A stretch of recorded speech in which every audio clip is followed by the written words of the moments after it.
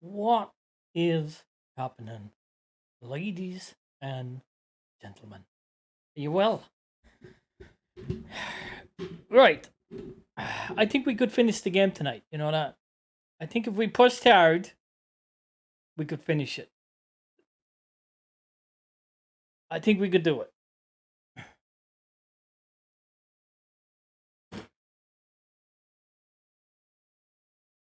I think I need to finish it before I lose interest. I don't want to lose interest, but the thought has occurred that I might be losing interest. But we need to finish it.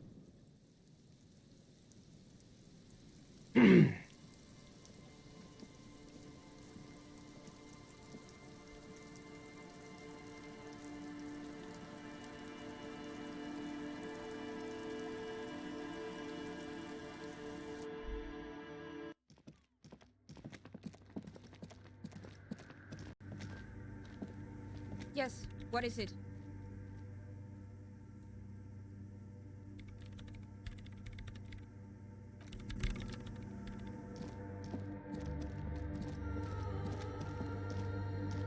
Right, it's 15:35. We have to meet the woman at the pier.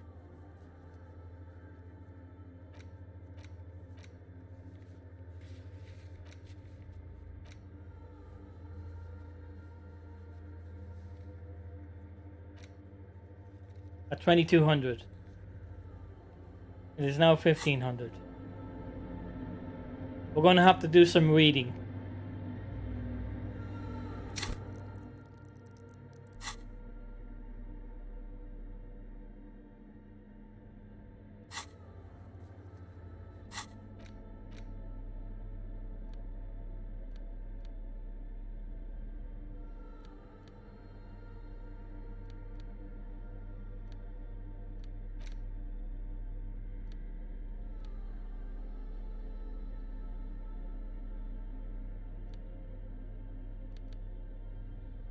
The edges of the pages are worn and you open the book. His arms, you flip to the copyright page.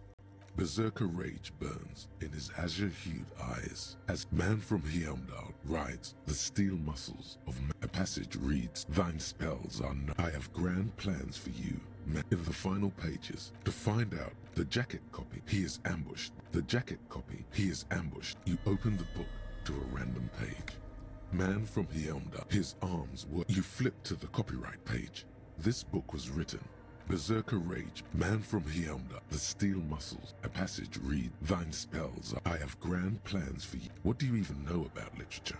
Have you ever read a book in your life? This is not just another book. It's man from Heimdall. And you open the book to his arms. You flip to the copyright page. Berserker rage burns in his azure-hued eye. Man from Heimdall rides on a gilded griffin.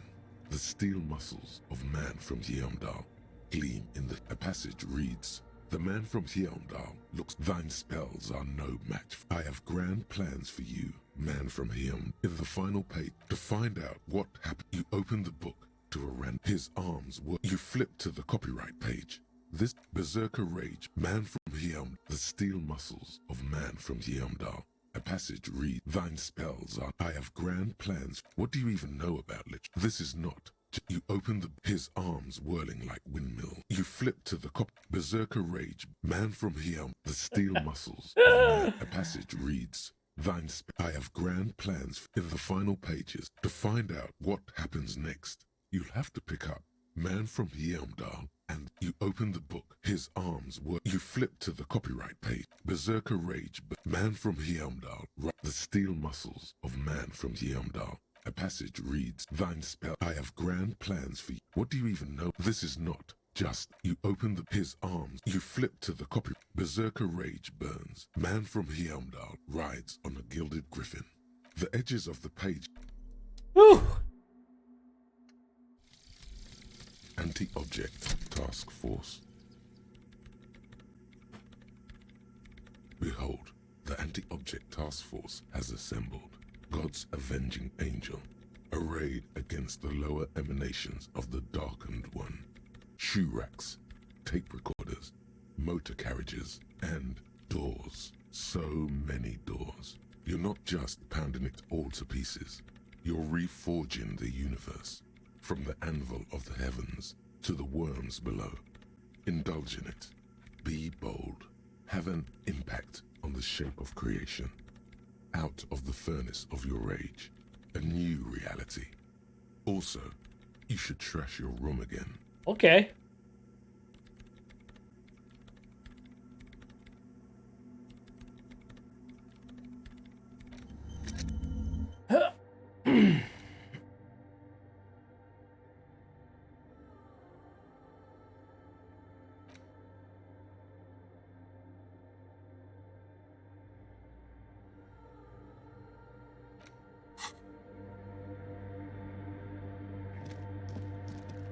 On overtime tonight, Kim. Overtime tonight, buddy boy. Don't think we're gonna stop until we beat the game. Or get a ending.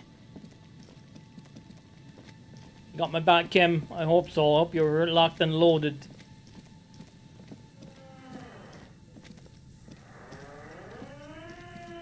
That the crazy woman. I take. Put your hands where I Oh, can see Jesus them. Christ.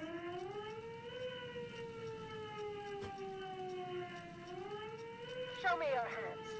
This is the pigs. Show me your hands. Right now! Show me your hands!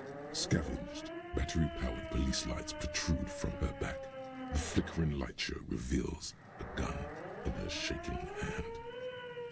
Her hand is trembling from some sort of neurodegenerative disease. Madame, please drop the firearm immediately. You shouldn't be here. Something's very wrong with her. She's completely out of control. The man appears to be pulling out an object from his pocket. Fear under threat! Fear under threat! Superseding event. Split-second decision. Get on the ground! Get on the goddamn ground! Get on the ground! I want you on the pavement right now! Subject yourself to a full body cavity search. Prohibited materials concealed in nostrils, ears, mouth, navel, urethra, foreskin, vagina, and rectum.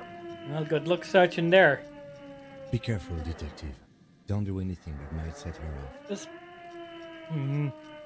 This is dangerous. You're 70% certain you always leave your gun loaded.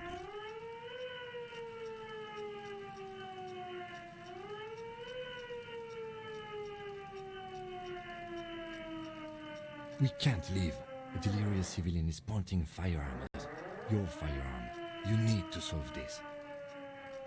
Oh, here we go. Fuck yeah! Here's how we do it.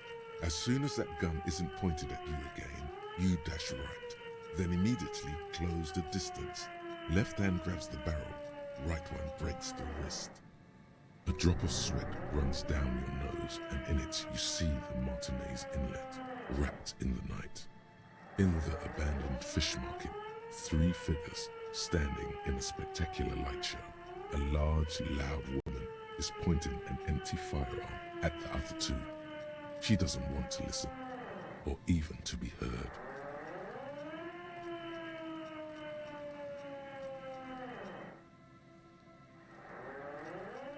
Huh? My God, I think you're right.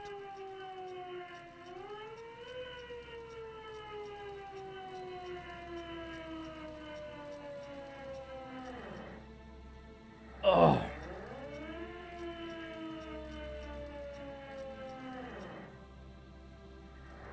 Suicide back home. Split-second decision. Eat lead, scumbag. In your peripheral vision, the lieutenant releases the half-squeezed trigger. God, I almost blew her head off. What is this?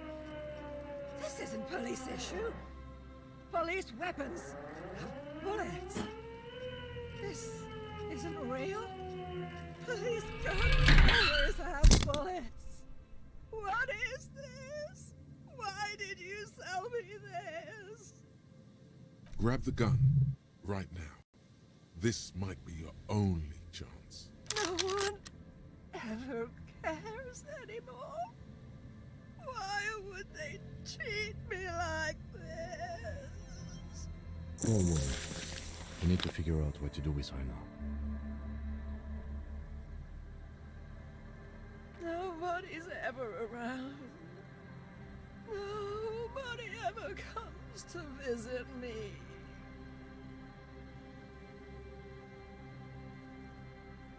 Her scratched skin is warm to the touch, but the person inside doesn't even know you're there.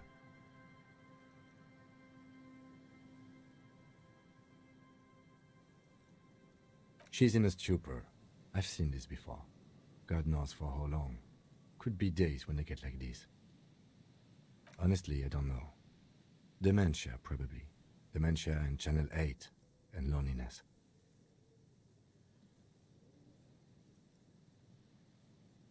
Yeah, looks like a bad case. But the question is what to do with her right now. I don't think there's any need for that. In her current state, and without a gun, she isn't really a threat to anyone. We could let Titus know.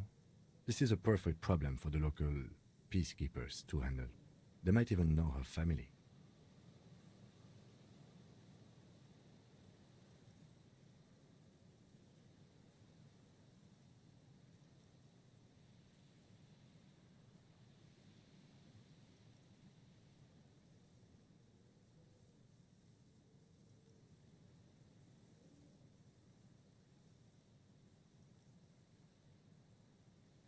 Then we can ask him once we get back to the whirling. But we have to hurry, cause it's late and they might have already gone home. But I think we're done here for now. Let's head out. This is done. Please, leave the radio on.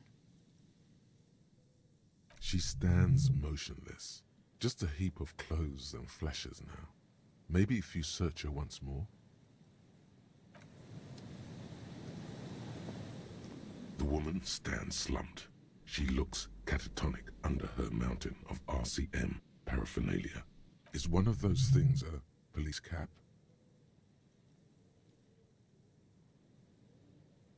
She doesn't even flinch as you reach out and disentangle the familiar-looking lieutenant's cap from her mountain of RCM paraphernalia. Oh, is that yours? It's hard to say. It's been so long since you wore yours.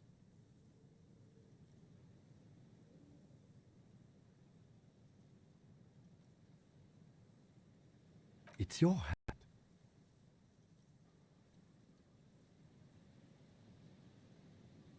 The old woman doesn't react to your touch.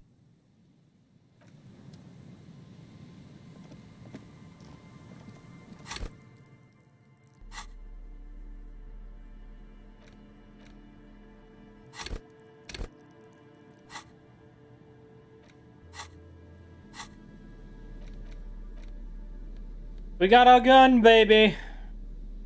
Looks like it's a 3-shot.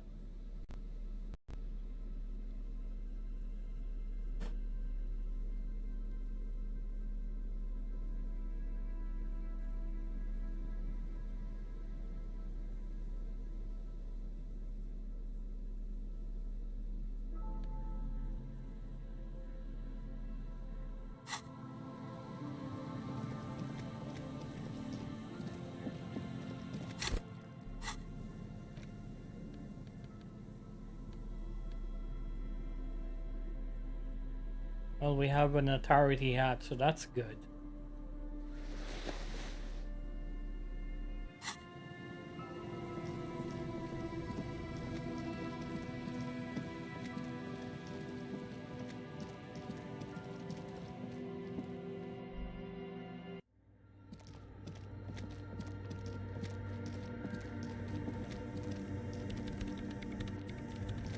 Yes, what is it?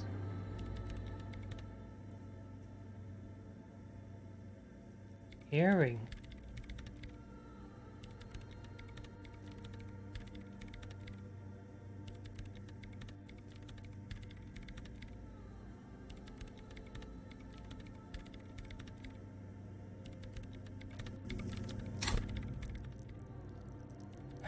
Perception. Can I put any more into perception?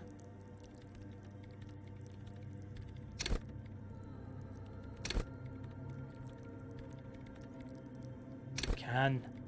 There we go.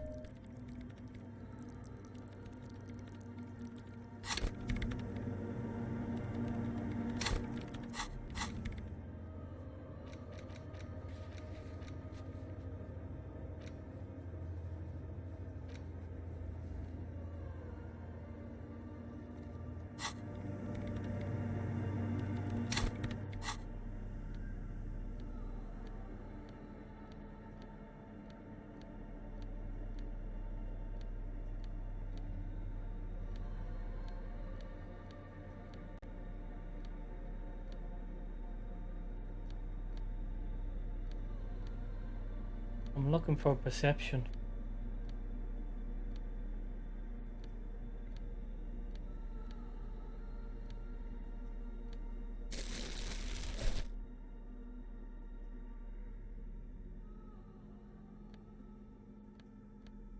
I had something else to get me perception as well, didn't I?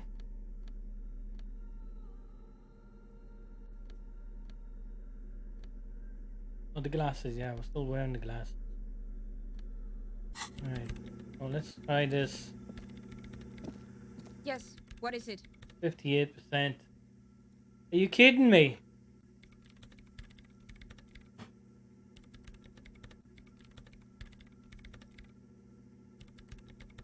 Are you kidding me? I'll leave it.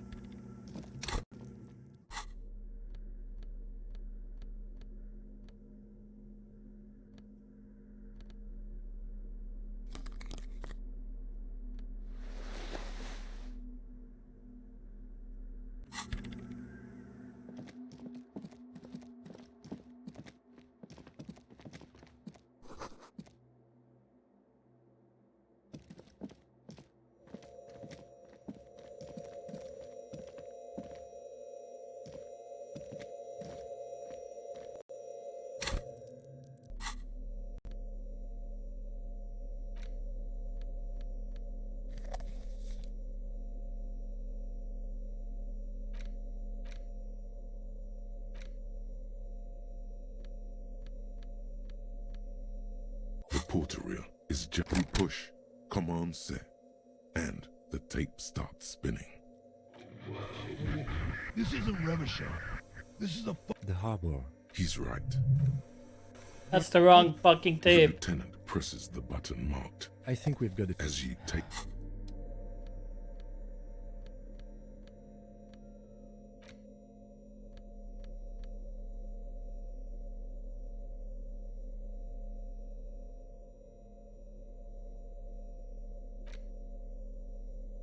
Oh shit.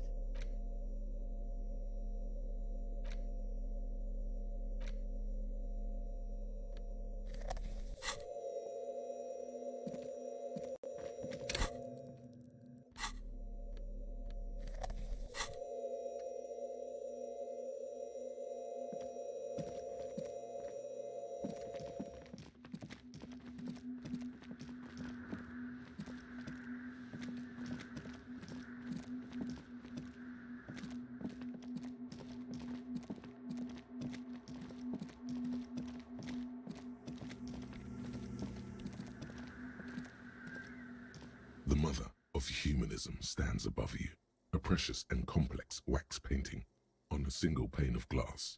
A crack runs across the length of her body, her face. Visual callus.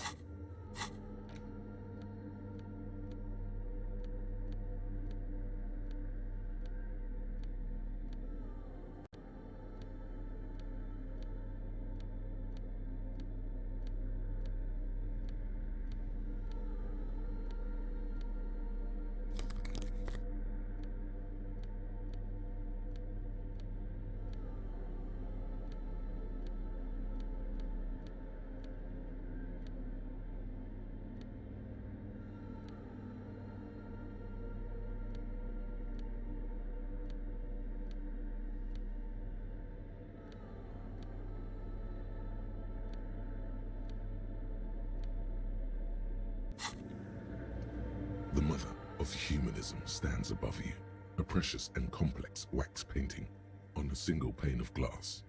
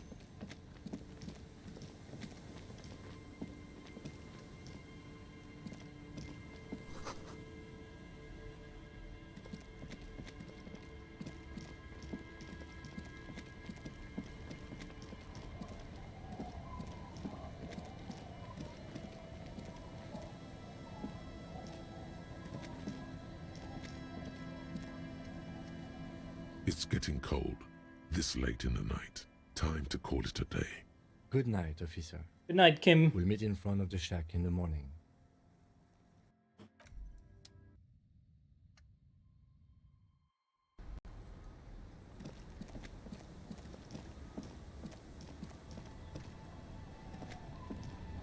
The waves are beginning to die down. Look at those little bastards. Simmer down. Simmer down, bastard. Suggestion.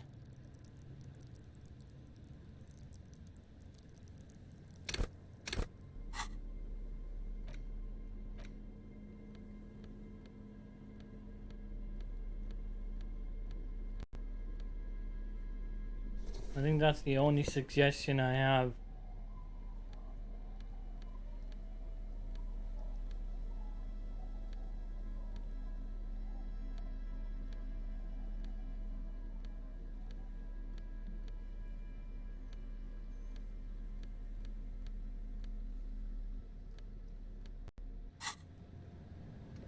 The waves are beginning to die down. Look at those little bastards. 42%. Simmer down. Simmer down, bastards.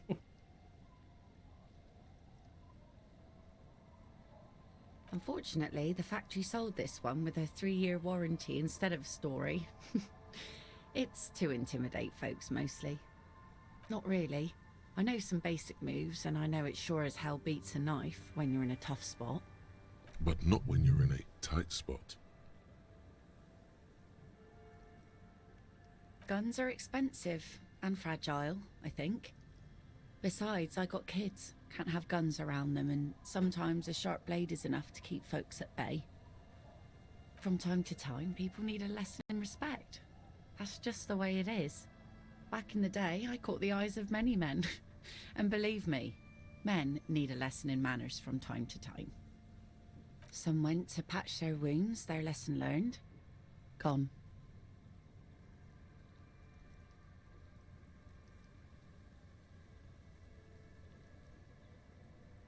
No. There's nothing to find. He's dead. Lost to the waves. He didn't respect the sea. Went out there, drunk like a skunk, and sure enough, one day the boat was found floating empty. The bloated corpse turned up 2 weeks later. Now, before you tell me how sorry you are for my loss, know that it was 4 years ago, and I've moved on. There's only so much mourning you can do for a drunk with sinewy muscles. She really likes those muscles, though. It's in the way she pronounces sinewy.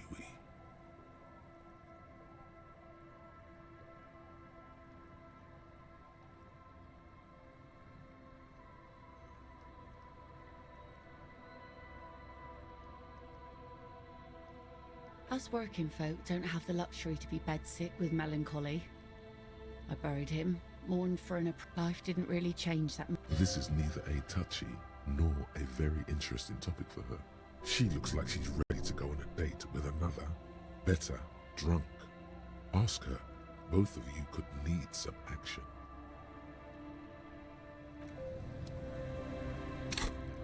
Stop advice in my head.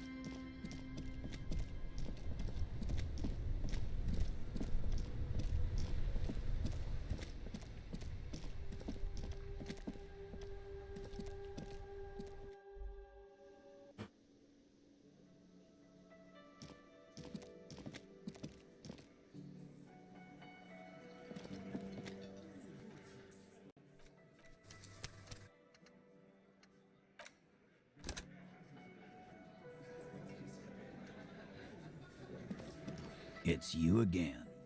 What is it?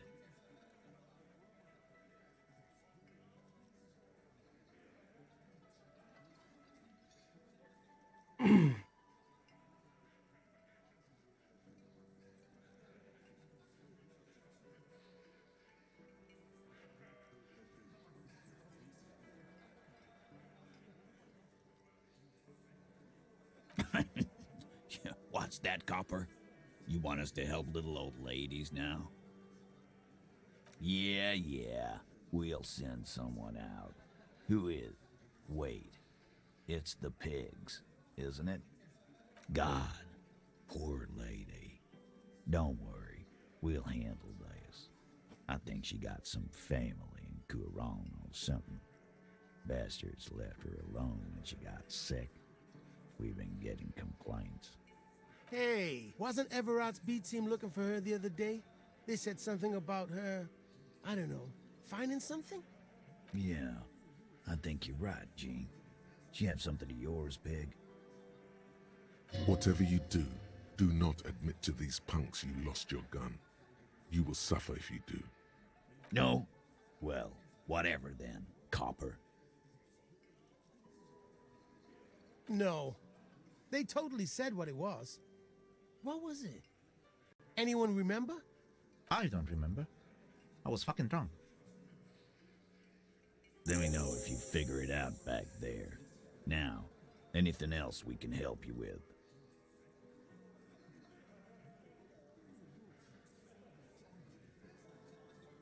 Auntie LaPlante, we always called her. Something LaPlante. Marianne, amigo.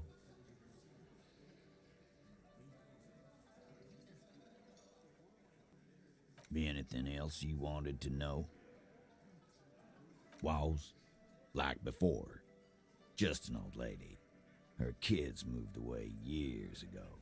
Never come to visit. Never took her calls. She gets out every now and then. She did right by lots of us when we were kids. Always was a little off, but still. Get wanted to be a cop, you mean? Well, shit. I don't actually know. Anyone know why she started acting like a pig? No fucking clue. It's gotta be the crazy. Who'd want to be a pig?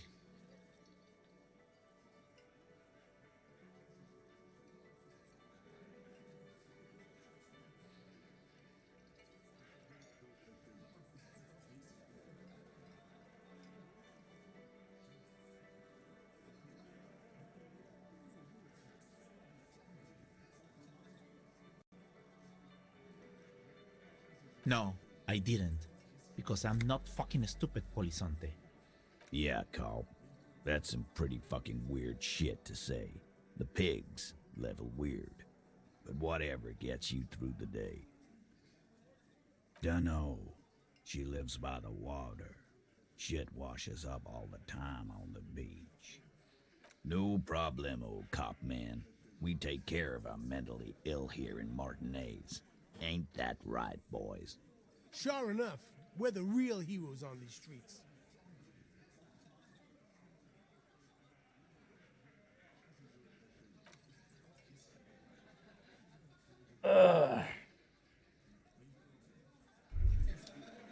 Tremble. The time is now. Taola.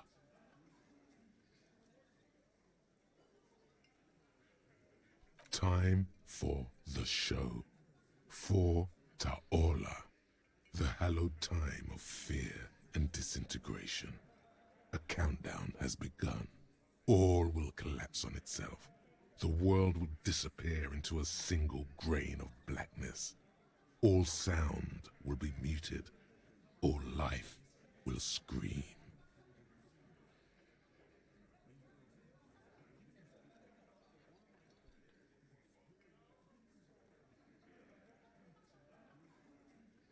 Monday morning, the moment you arrived in this reality, are the first crack in the sheer face of God.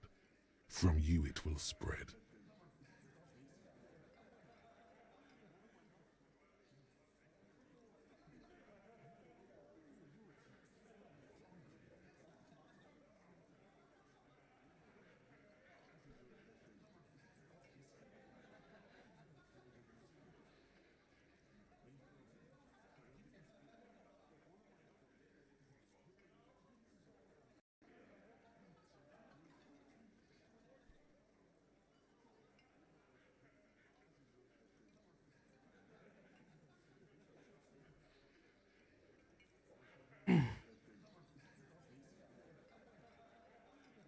Ulogu Theodos, Xino Zausin, Ipoli Osithian, Echondes Fronisin.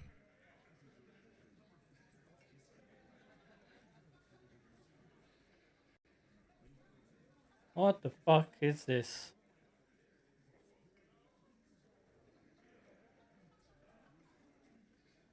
No, you cannot leave. The countdown has not yet reached 0.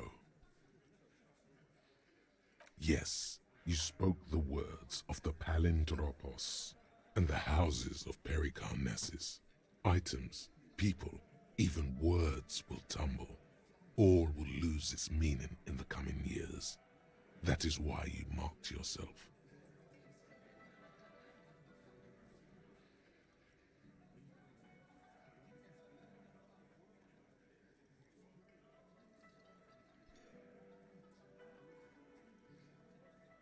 So you should be. The world island crumbles at your feet, and in the far plain, Palindropos. Perhaps, just a thought, this has something to do with the hangover. It's totally also a coping mechanism. Okay, yes, maybe it is just the hangover talking. Or some kind of joke you're playing on yourself instead of working on the case.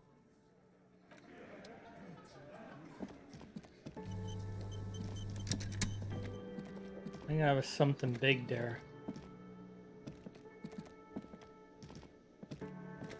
The stage is all set up for your performance. You feel a little dizzy. So, are you ready for your thing now? Let me know when I should turn on the karaoke carousel.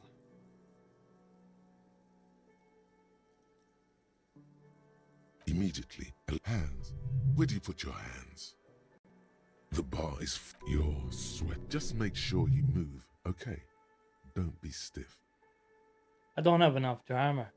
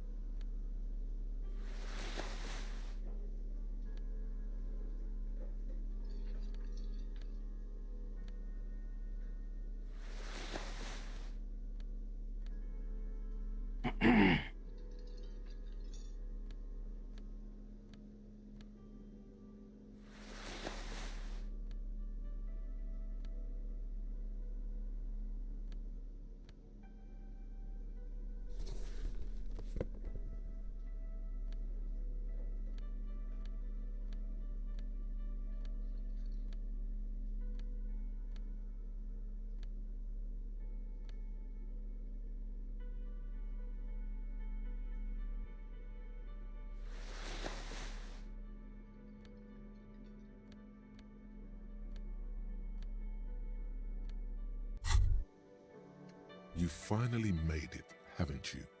People point fingers at you and whisper to each other when you pass by, wondering to themselves, where did that man get such a cool jacket?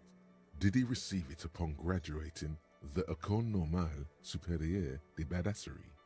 Is he dangerous? You are very dangerous, my friend. Dangerous and cool. In fact, no one dares to say a single thing about the jacket. But believe me, they are all very impressed.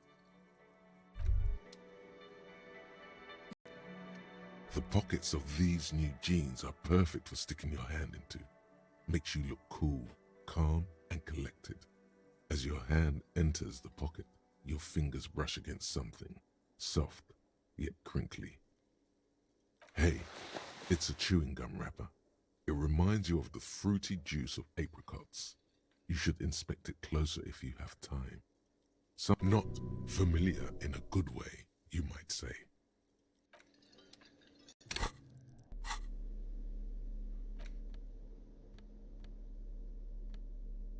There it is again. The scent of apricots with a touch of cinnamon. Smells like the end of some distant summer. The surface of another planet or some ancient temple. Bitter, citrus, sweet. It seems to grow stronger like a glow with every breath you take. Until a blossom of skin and flower petals erupts behind your closed eyes. Made of toffee, cream, and distance. You just had to take a dive. The sun sets into the sea, but the water does not boil. Instead, it turns to liquid gold. For a moment, the world's store of precious metals seems to increase dramatically, and there is a movement next to you. The shuffle of a small coat, warm like the evening. But when you turn toward it, there's nothing there. Why are you talking to a gum wrapper? Yes, from the height of antiquity, a long, long time ago, millennia ago, on an island of time you can never return to.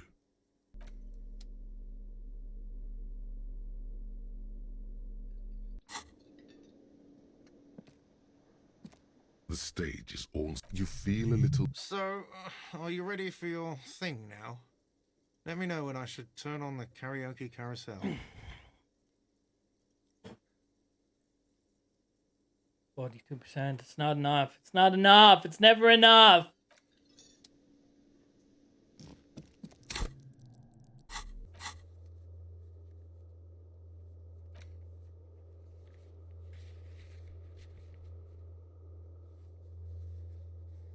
Shabba Hayes, how you doing, buddy?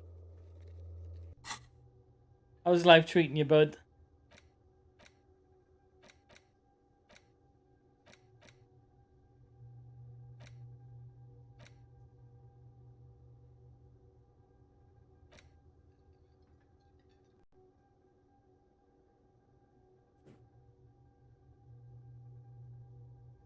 Oh, sorry to hear that, man.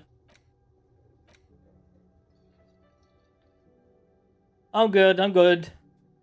You know what I find best for a cold is that day and night nurse. The tablets you can get at the pharmacy. We always have a packet of them just ready to go in case we get the flu. It's good stuff.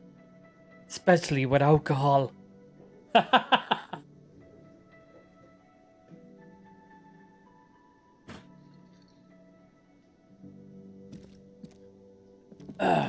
Yeah, day and night nurse. It's good. You take 3 tablets during the day and then you take 1 at night.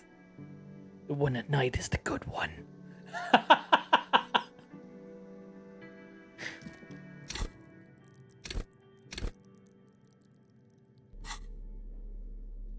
It's Disco Elysium. It's an adventure game kind of thing. It's a hardcore, old school point and click adventure like they made back in the 80s and 90s. Kind of like Monkey Island or something like that.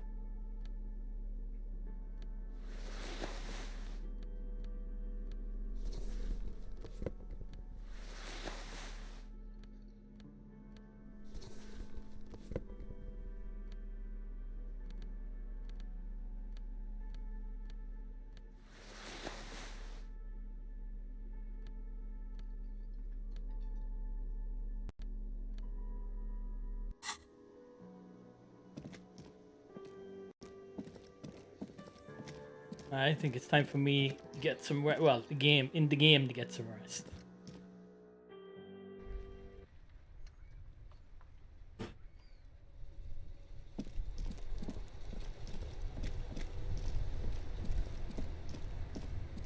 It's a really, really interesting story.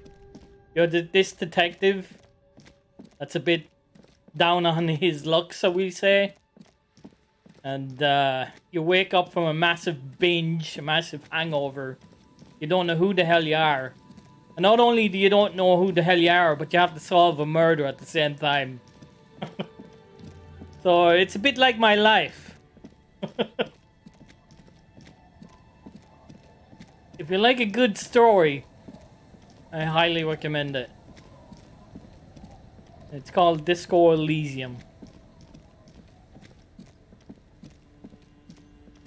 Oh, it is. It is. I'm madly in love with it. Don't tell anyone. It's getting cold. I think I'm going to It's end late it in the tonight. I night. think this is. Time to I call think. it a day. I think we're near the end. They said it's about 27 hours long. I'm hitting 30. I'm well in. I'm at 35 hours. So there can't be too much left unless I'm really, really slow. And that's always an option.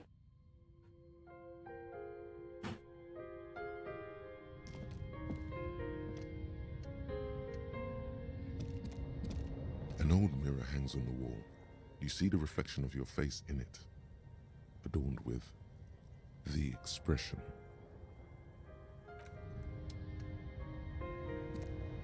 The bed is comforting, if a bit run down. Still, you've earned a rest. I have. The bed underneath you is soft, if lumpy.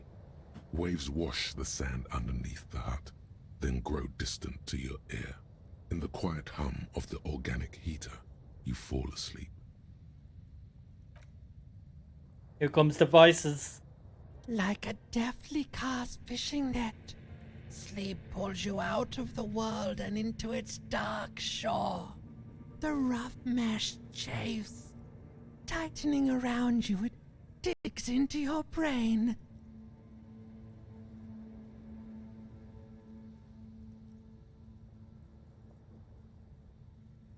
How have things been going for you out there? Helped anyone lately? Saved anyone lately? Murdered anyone lately? I have saved people, yes. And no, I haven't murdered anyone lately. Voices in my head. Because you know you are a murderer. A disco music listening psycho killer who offs poor people and then forgets about it.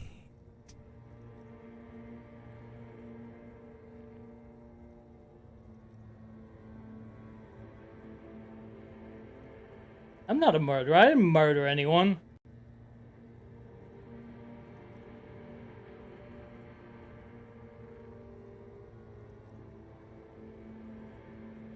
What is the voice talking about? I haven't murdered anybody in the game.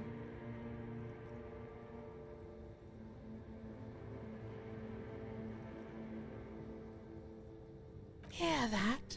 Iceman wants to sleep. He doesn't care about killing people. That's nothing to him. Black water under the bridge.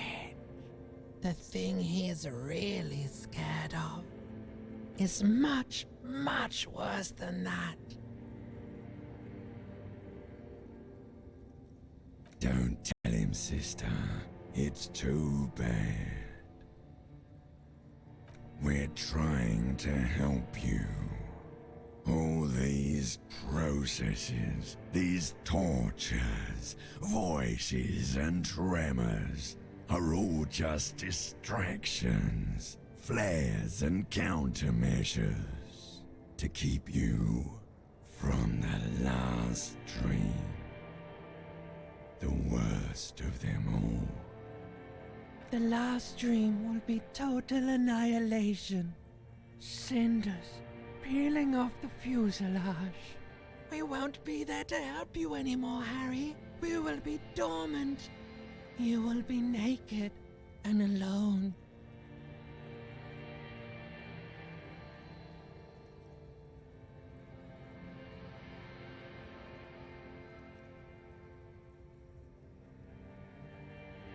In hell, an ancient sadness, brother.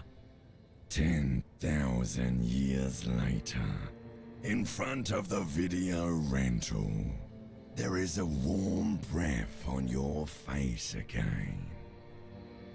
Everything is okay again.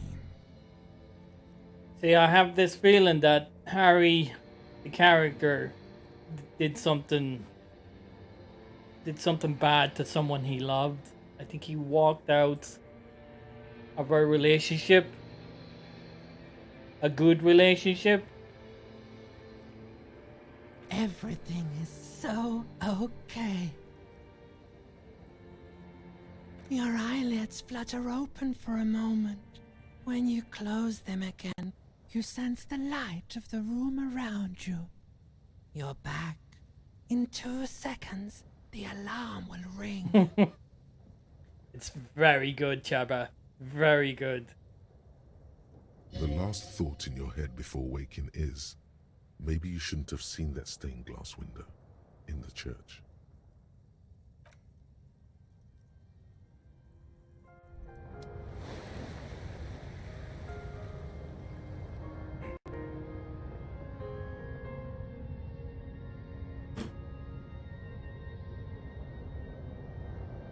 I would say it's more surreal than creepy. If you're into the surreal, you're in for a treat.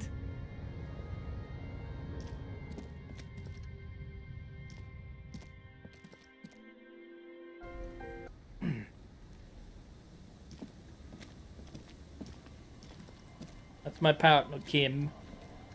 Another policeman.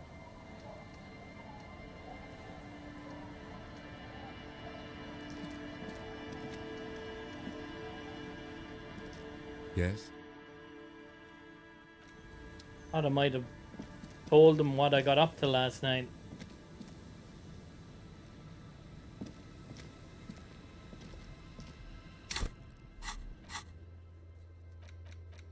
I think we'll have to go and convince the Howdy Boys. That's really all. Yeah, we're running out of stuff to do.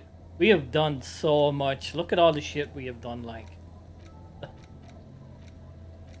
We have done a lot of investigation.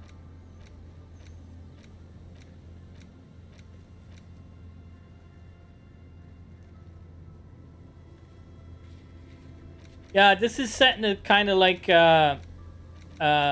steampunk kind of alternative universe kind of thing. Because they have cars and they have guns and stuff like that. But they're all steampunky kind of things. Guns are more like muskets.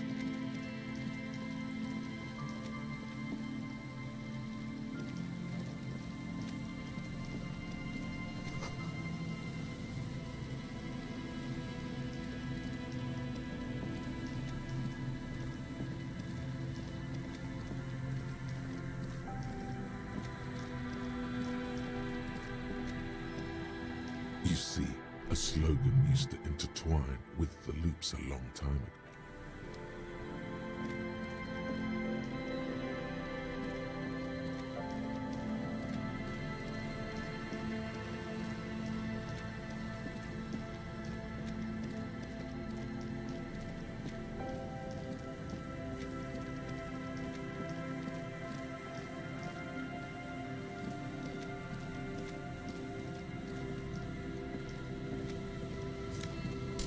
Oh, we're back finding money, Harry. That's nice.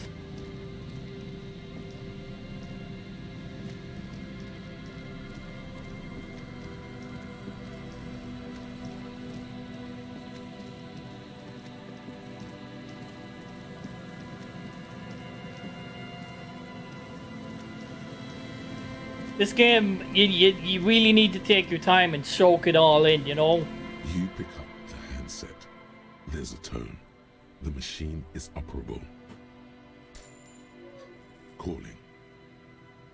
I'm tired. Sounds like he hasn't talked to anyone in quite a while. If I could go just 1 month without writing, no, 2 months, I could regenerate my brain. Fucking liberalism. Oh, you could pick it up again, man.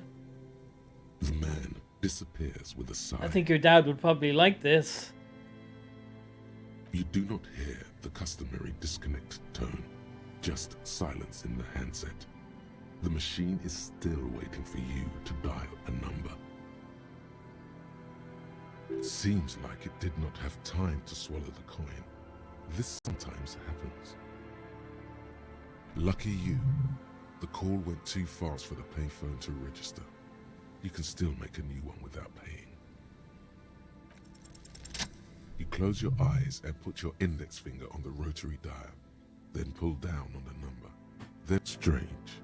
This is not how you started before.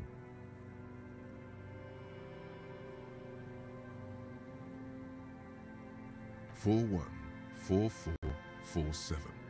The rotary dial feels cold from the sea air. 1117361. Your fingers keep moving like a spider. Every time the ring rotates back with a little ring of metal, like a bell tolling. Yes, 451-67451. You are going deeper now, into some unknown place, far away from this island of matter and its telecommunication networks. 451. You have dialed God knows how many numbers. The headset has been waiting silently to relay a signal. Surely nothing can come of this, you think. But it does. A connection. An ultra-long distance call. Your air fills with a crackle, the wash of a strange ocean full of white noise. A little bird starts ringing in there, not like the local calling tone before. No, a small ring in a cage of distortion, far away. A distant network of phones. Let me tell you about this phone.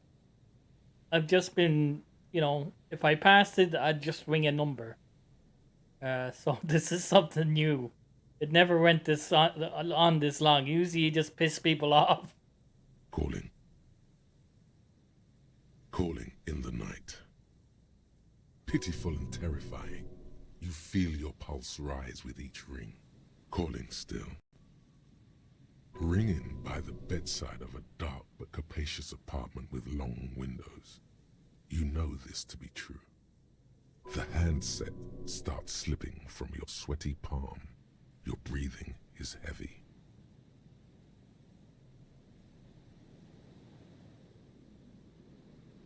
You just do, and you know it is going to hurt.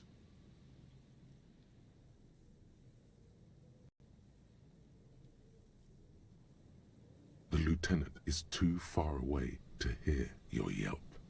The sea wind blows. Oh, we're going on a trip here. This game wants me to keep the phone ringing. Calling. Calling. Calling. Calling. Calling still. Then the ocean breaks. Out of the depths, a woman's voice emerges. Small. The dearest thing you've ever heard. Uh-oh. Hello?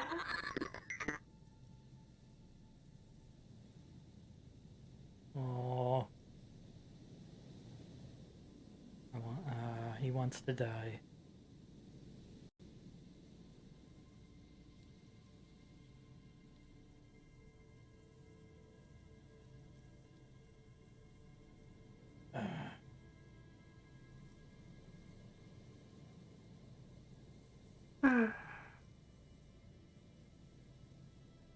Who is this?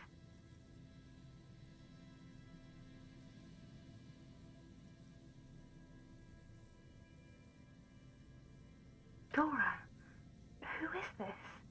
The connection is bad. In the distorted distance, you hear someone turning next to her. Bed springs rattle.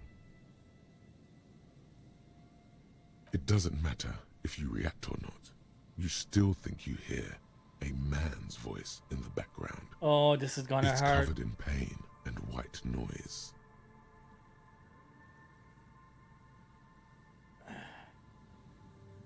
No. It's you, isn't it?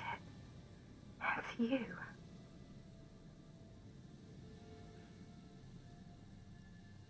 What?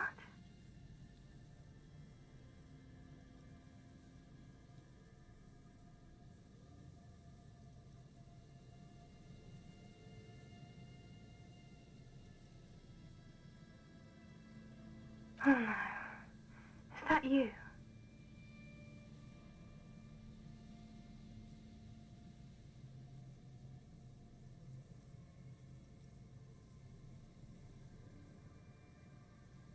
You're not a Kingsman, Harry. You're drunk.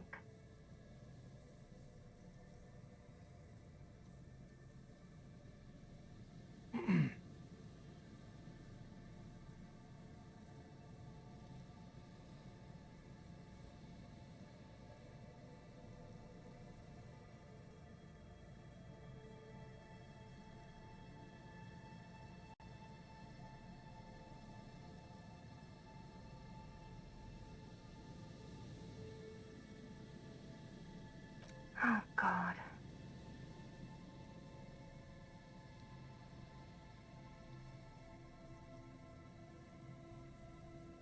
Do you know what time it is? It's so late here. It's 4 o'clock, Harry. I need to wake up in 2 hours.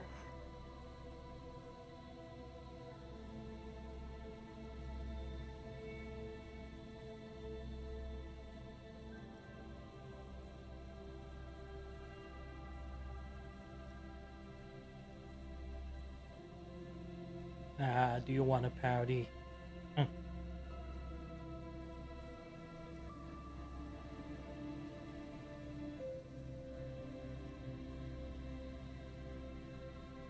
I'm in my rover, sleeping.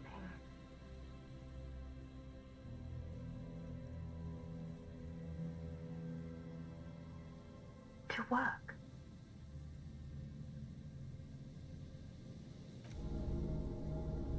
No response, only a sigh. The connection crackles like burning paper.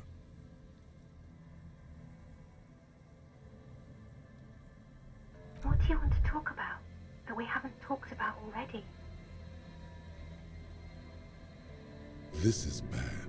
You feel your right hand on the handset cramping up with pain. God, I really did a number on this girl, didn't I?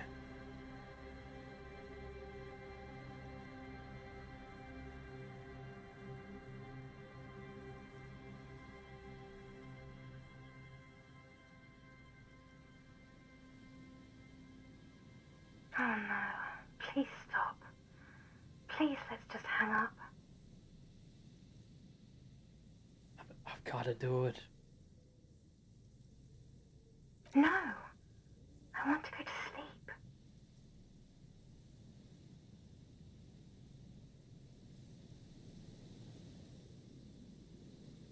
Your hand isn't moving. The headset hisses in your ear with evil sadness.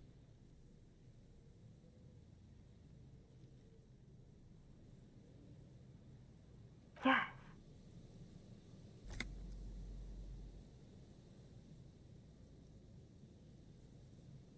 She does not answer anymore. None of it matters anymore.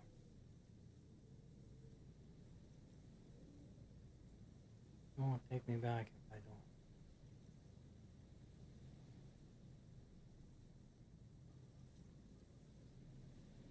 I don't know how she's going to help you. Sounds like she's miles away. None of it matters anymore. Doesn't matter case, doesn't matter.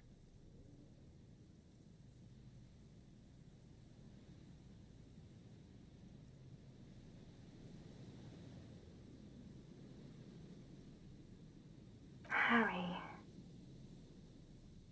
Disconnect tone. The machine ran out of money.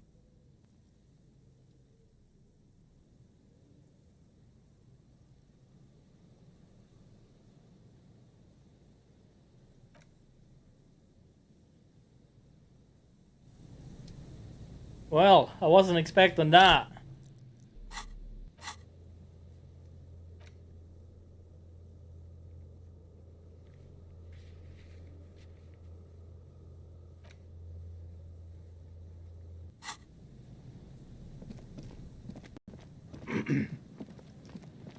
A phone call hurt us.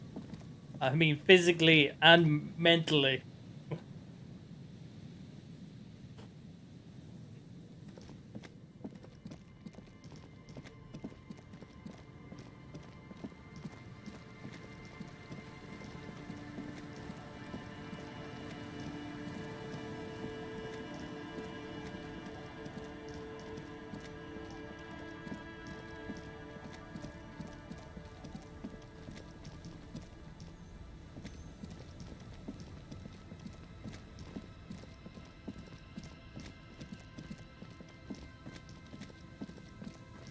I don't think Harry is going to survive this. I have a bad feeling.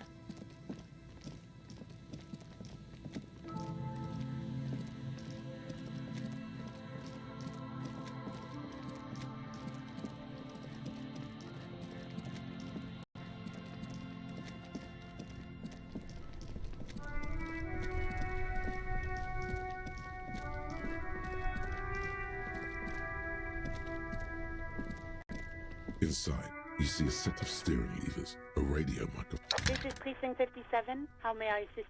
Just a moment, officer. 10-4, come in, officer. Over. 10-4, sir. Roger that, and very glad to hear it. I will make relevant changes to the report.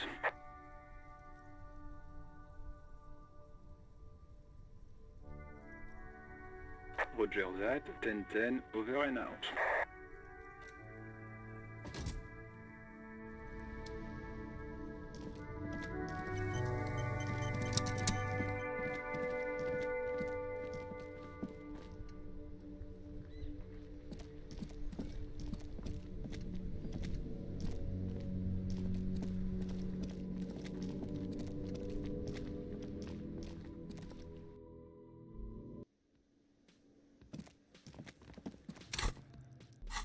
I think it's time to get this party on the road.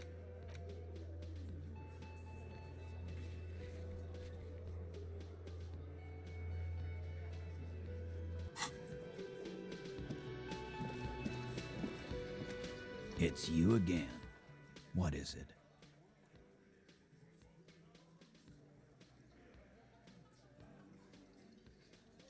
Rhetoric. I don't see if I have any clause in rhetoric. I don't think I do. We haven't put any points into that. Logic, grammar, logic, rhetoric, reaction speed.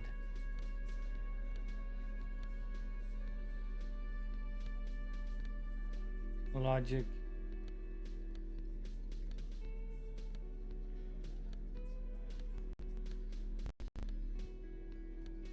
Encyclopedia.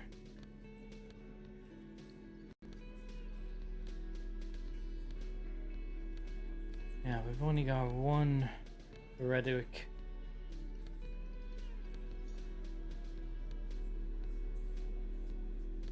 It's really not going to help us, I don't think.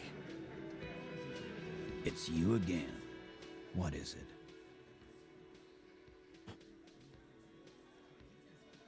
Again.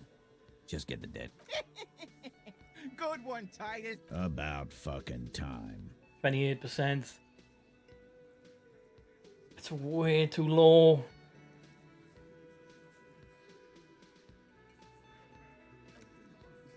I don't know, maybe if we...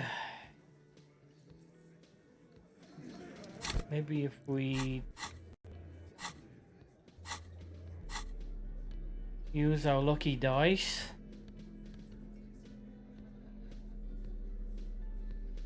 No, we can't. They're passive benefits.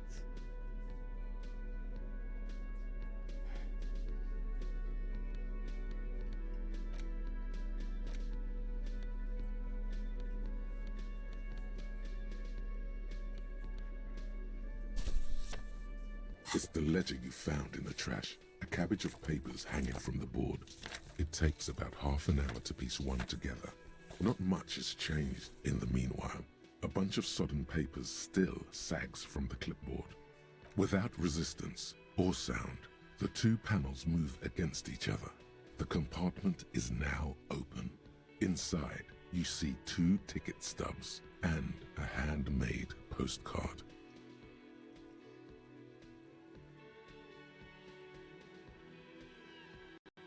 The words just crossed your mind somehow. Who do you think? You.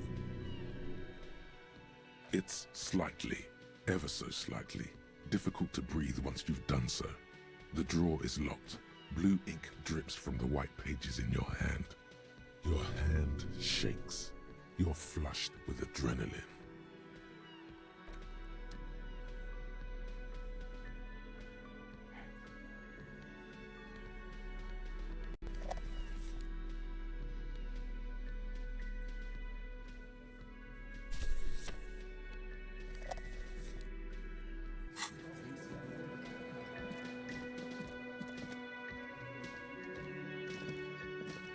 We could talk to the lady at the boat.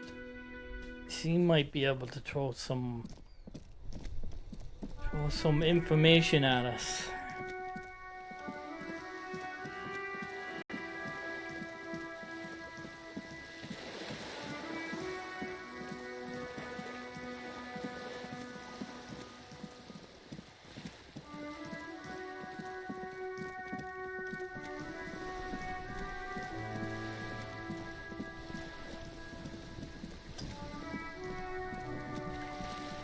You're back. Good. What can I help you with? No, there's nothing there. Of course. Of course. How else can I help?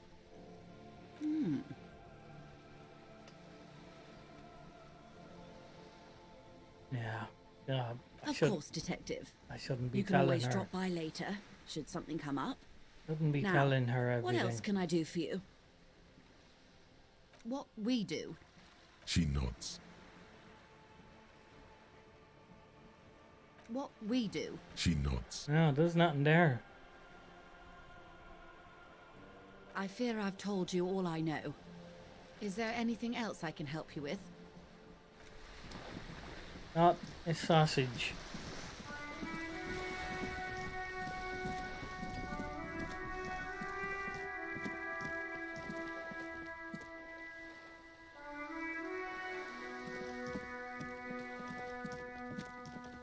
That smoke is new. Or maybe I just haven't... No, that smoke is definitely new.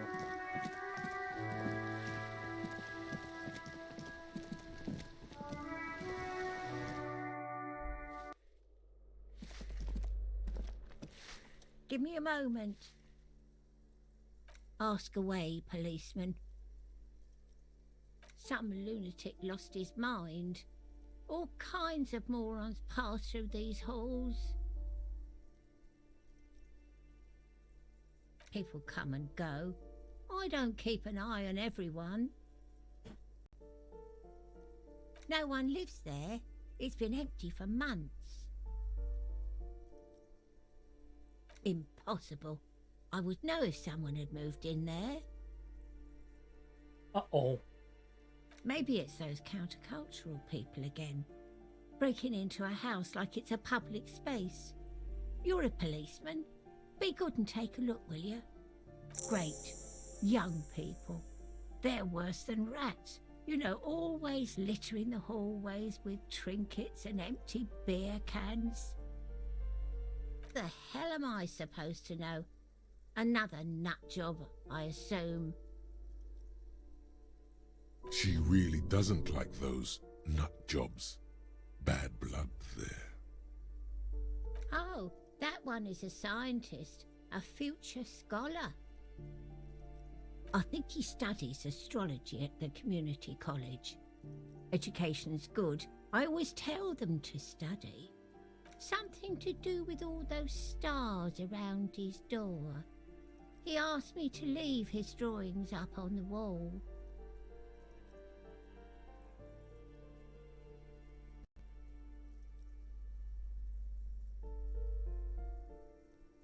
The symbol of what now?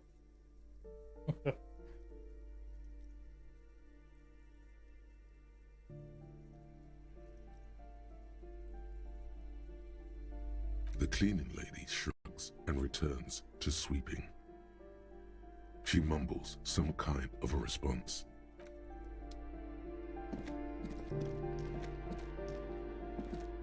You hear someone walking around inside, rearranging the furniture. The number on the panel says 10. Excuse me? Of course not. Scare them. Suspected of some big crime. There's no sweet talking your way in there. Be official.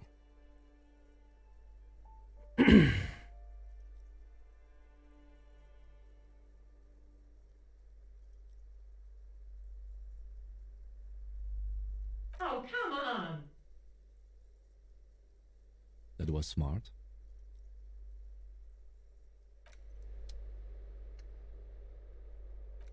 Well, this is new.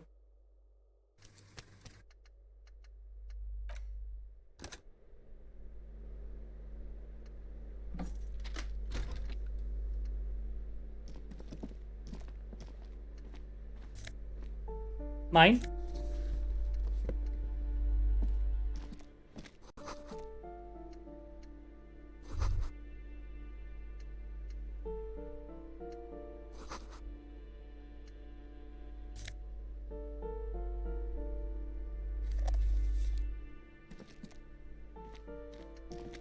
Satisfied? My name is Marielle Charpentier, and I'm an agent with Martinez Realty Associates. I am not breaking in, as I have every right to be here. The keys, see? Boy, there are a lot of different keys there. More than 20 at least. Do you want to see my ID as well? You can't legally ask for it, but why not? Want to see my residence permit too? It feels flimsy in hand, with the words Revachol Zone of Control written under a nondescript municipal logo. There's a picture of her with shorter hair inside, along with all her personal details.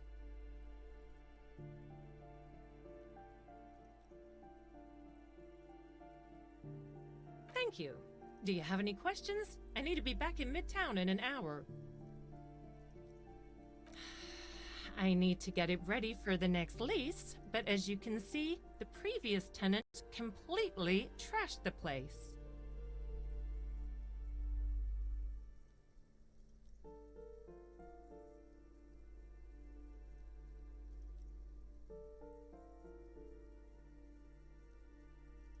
It was some kind of a moribund old man who used to be a business owner. You'd think they'd make rent. Oh, I think I know him. A sudden serious look crosses her face. This story didn't have a happy ending. But that was months ago. Anyway, was there anything you wanted, or is that it? I'm in a hurry. Oh, that's another huge mess. The former tenant owes us 3 months of rent. 3. We closed the apartment and planned on auctioning off the valuables, but... And again, I have no idea how stupid mistakes like this can even happen. But Ron, when he came to close the door, didn't close the neighboring door. And there's a hole in the wall. So preppy. She's probably on some low-grade performance enhancers, like Peptide or Pericanine. A hole in the wall. Can you believe it? And then the tenant ran off with his stuff. He's gone. The money's gone. Just like that. Don't ask me what happened with the wall. I have no idea how we're going to find the time or resources to fix it. Both apartments are now unrentable. Both. Of course. Wall? Master Investigator, you just can't keep yourself away from locked and hidden places, can you?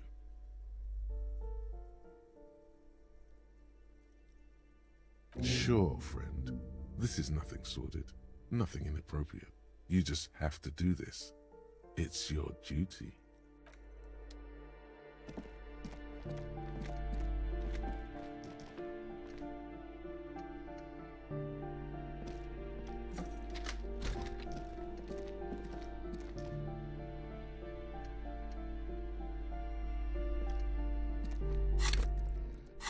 I need to get my torch out.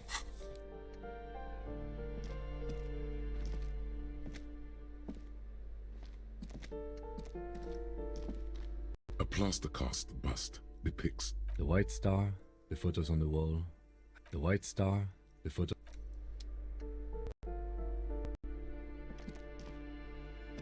What hole in the fucking wall is she talking about? I don't see any hole in the wall.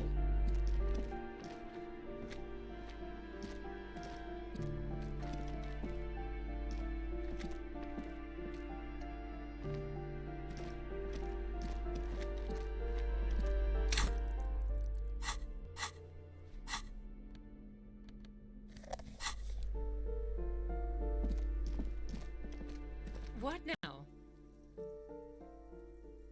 Oh, that's an... And again, I have... so preppy. A hole in the wall. Can you believe it? And well, it does not disappear from my hands. No, I don't let it. These apartments are perfectly fine. They have gorgeous architecture, a million real view of the bay, good ventilation, neighbors, life, spark, and they are affordable. I'll tell you, Martinez has a future. Don't ask me what happened with the wall. Both apartments are now, of course. Maybe that's the wrong apartment. Maybe it's the one at the very end.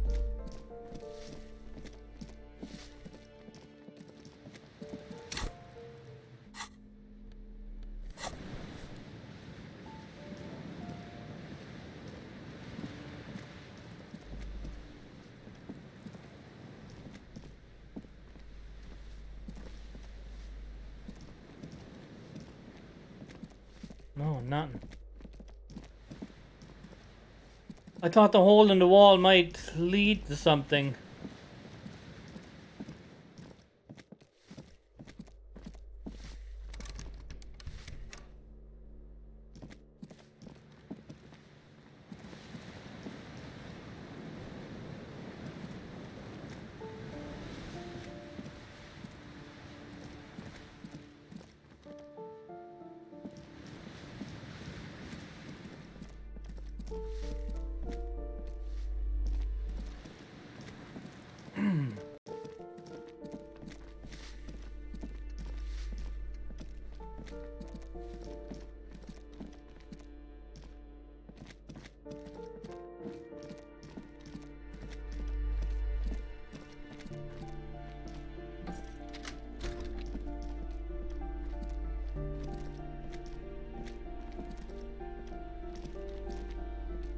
Looks like we can go in that room. Look at that. Look at the green lighting up.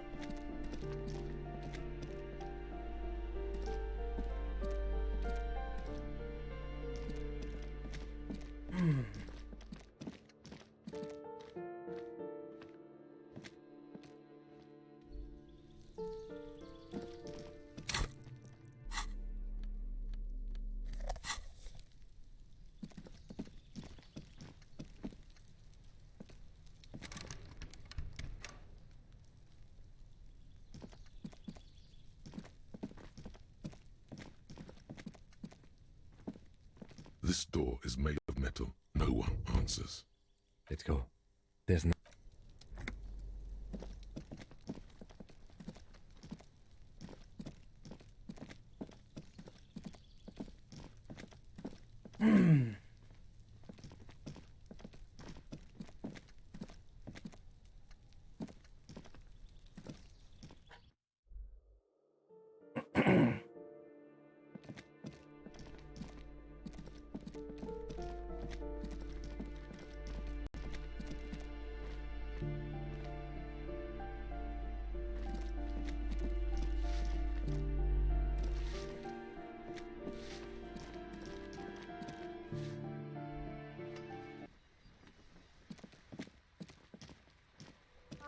Hello again, officers. Have you come to admire my mural?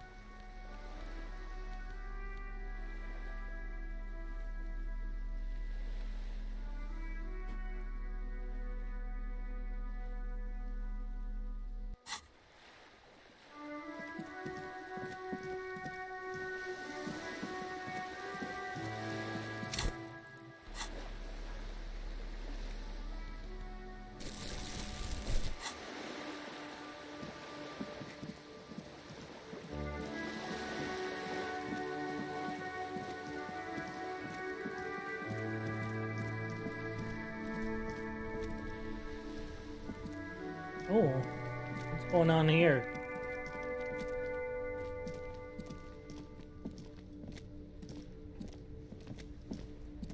Officer, care to play a game with the lonely old man? Actually, never mind. Wouldn't be the same. The prick is gone. I can barely believe it. But he's really gone. He is trying to retain his jolly facade, but the underlying sadness casts a deep shadow over his wrinkled face. Hell, most likely. Oh, he was died. An absolute Kent.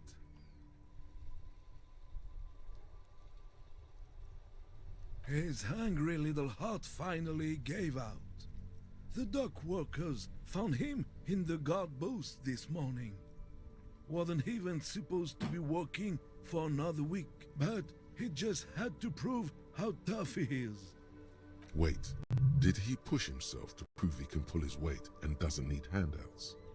Guess he was about to head home, cause when the dock workers found him, he was wearing civilian clothes and not the Kuketu uniform I saw him in all the time. Sometimes I thought he was wearing it just to piss me off. Now the joke's on him, cause he's gonna be buried without it. That means the uniform could still be in the guard booth. Something to keep in mind if you really plan to give yourself to Revachol.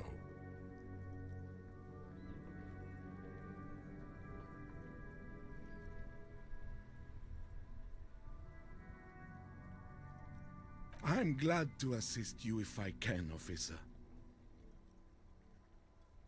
I repeat, an absolute Kent. Even his old army buddies didn't want him around. He was like an old viper. The only people who could stand to be around him were Jenny and me. She saw something in him when we were just kids and she never lost sight of it. And I thought if the most beautiful being in the world can love him, then there must be something worth holding on to.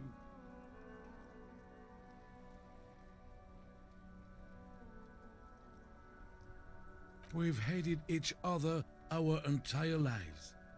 So much, in fact, that... Yes, I loved that angry prick. He didn't deserve it, but I did. You know what his last words to me were?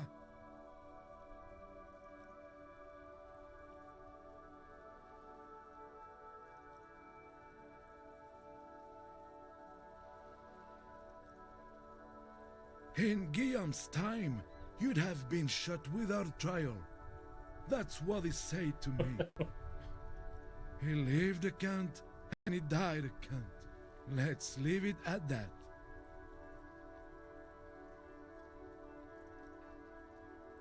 Let me see. This was 60 years ago. We all went to that parade. Young René looked so happy, and Jenny... I'm sorry, officer. I just... Thank you. Thank you for this little memorabilia. It really means the world to me. That was nice. A small thing for us, but invaluable to him. He probably didn't even know René had the photo.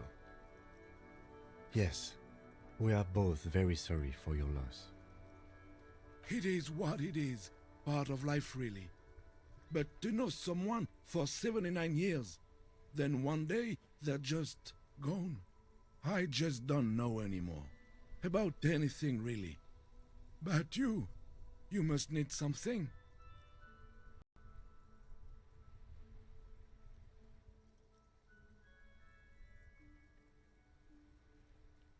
René wasn't really what you'd call a botanist, officer. And believe me, he didn't like Insulindian lilies. Of course he didn't. Flowers are for pansies. Stop wasting time with them. That's their old name, dating back to the time of kings and crests, and all that other stuff he loved so much. There were many reasons, but mostly it was the communals. They called them the belts of revolution. I guess in the end, the Insulindian lilies were just another piece of the whole Insulinde. The royalists had to surrender to the Mazovian insurgents. It doesn't really matter anymore. Yes? What about René? Yes. It is what it is. I just don't know anymore. Officer, I just can't do this right now. The Union, it just doesn't matter anymore.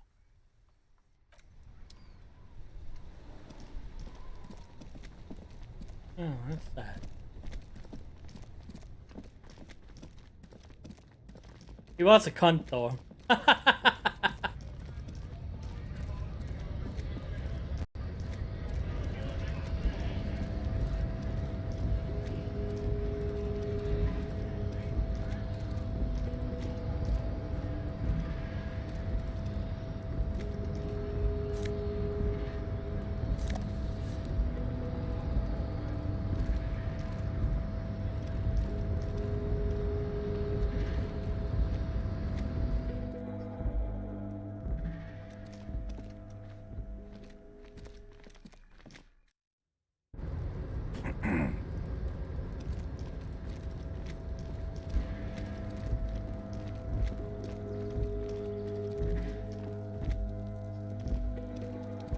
This is the night watch.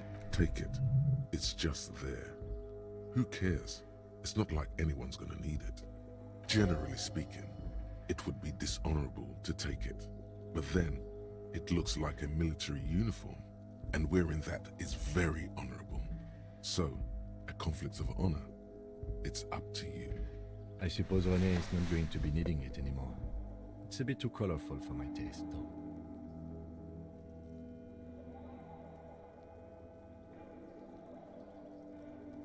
Fantastic. Try not to wear it with other similarly colorful clothes, okay? The chair is not as austere as the rest of the booth. A thin grey pillow is attached to the seat, secured to the stiles by black. The drawers are empty, save for old timesheets and receipts. One small box, however, does hold some cheap painkillers. They are slightly out of date. You stand and exit the...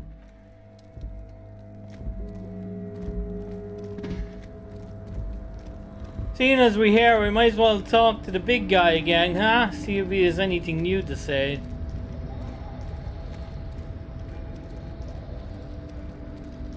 You're back before the cargo container. It's...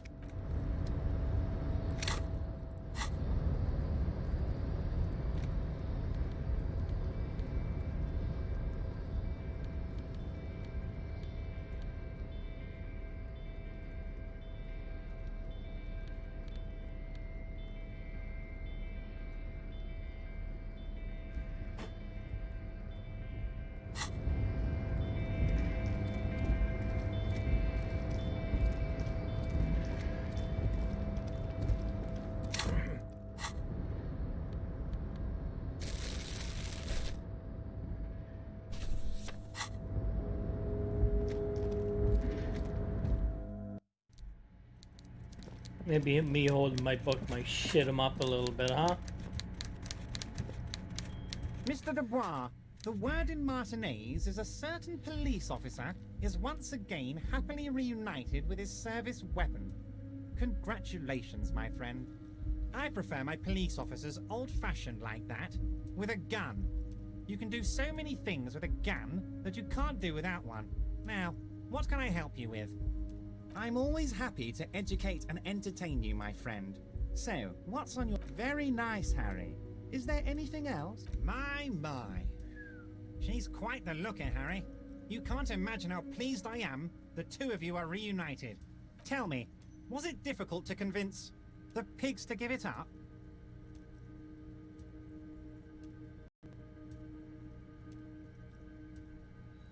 I knew you could handle it.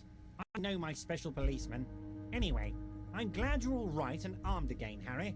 Now, what can Everard Clare do for you?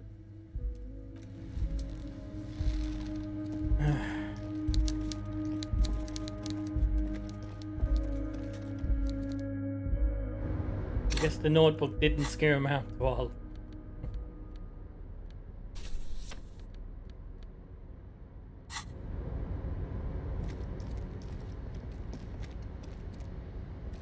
Yes?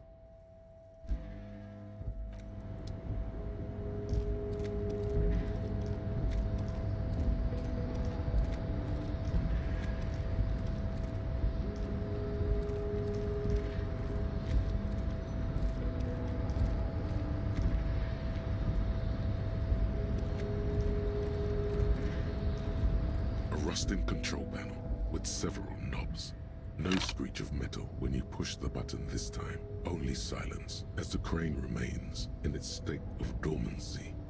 The crane does not return to its original position. It does not move at all.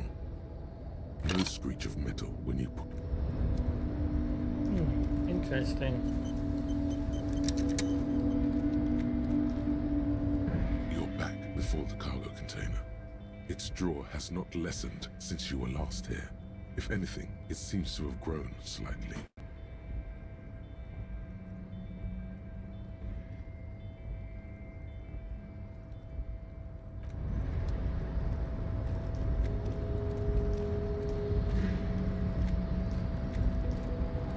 Interesting. Very interesting.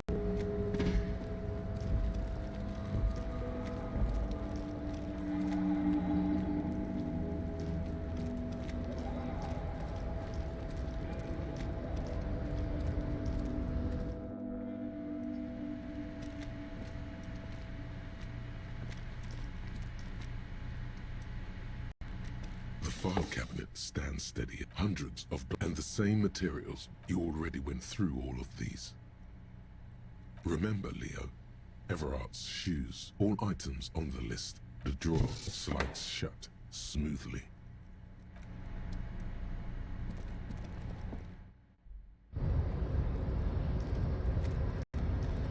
This fucking guy again.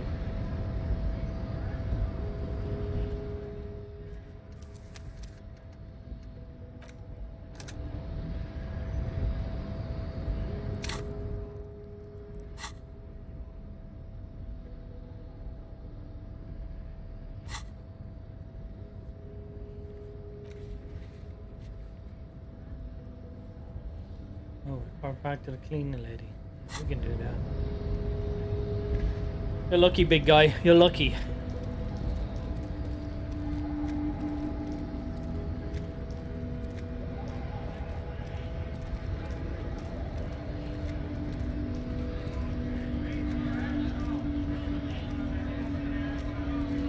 Right to work!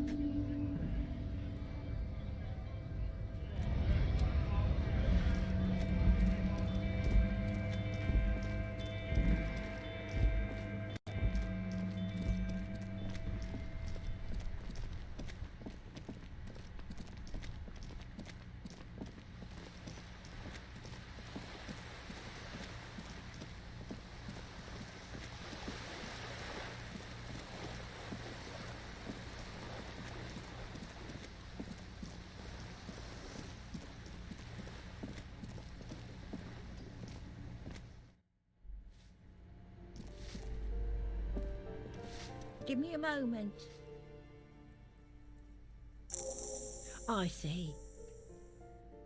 I hope some good people are finally going to move in. This place needs them.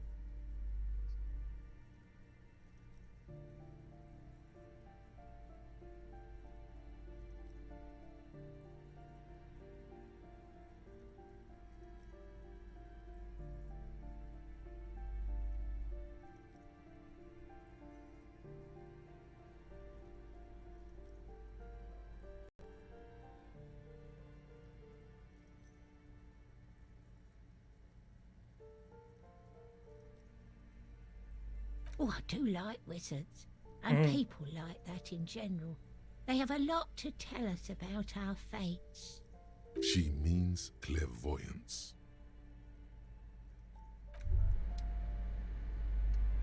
Wow, you work hard.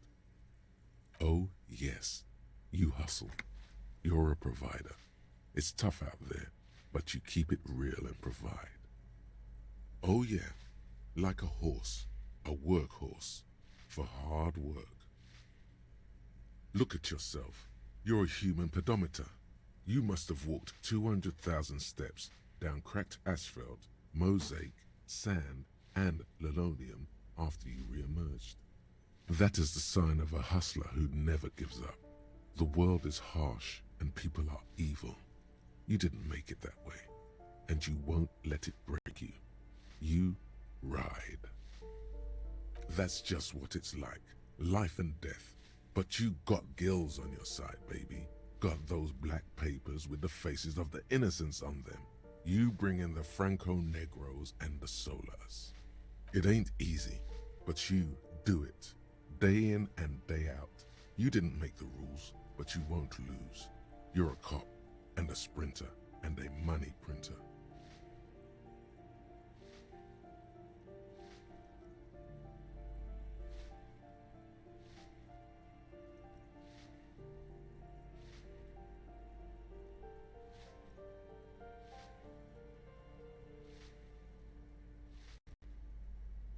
Wasn't easy getting that giant novelty check from Everard.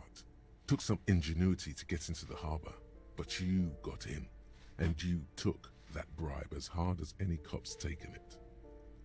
Yeah, you're in the sales business. Shake 'em for shit and then pawn it off. Law officer style. Sure. And has it been easy? Is life easy? Have you not gone into cardiac arrest? Are you not about to have an anxiety attack or shoot yourself in the mouth? But you still hustle 24/7, ride or die. Now, ask yourself, are you rich?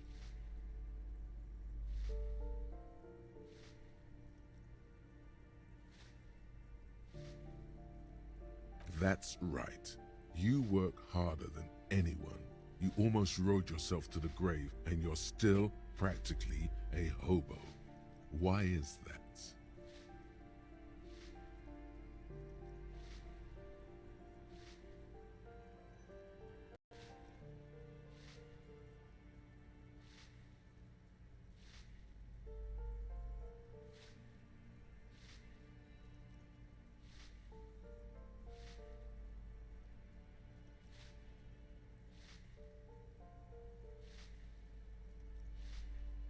Because of the taxes.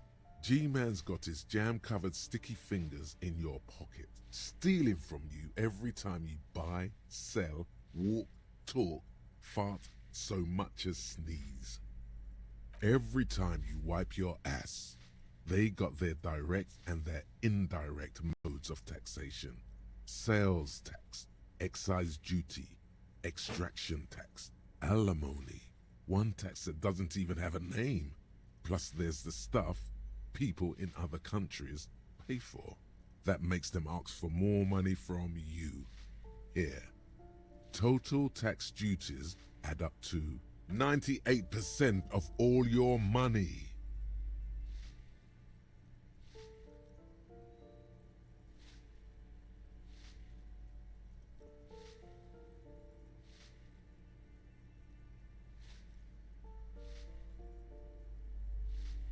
What are you not sure about? They're milking your nipples till they bleed. Can't you see? Aren't you sick and tired of having bloody nipples?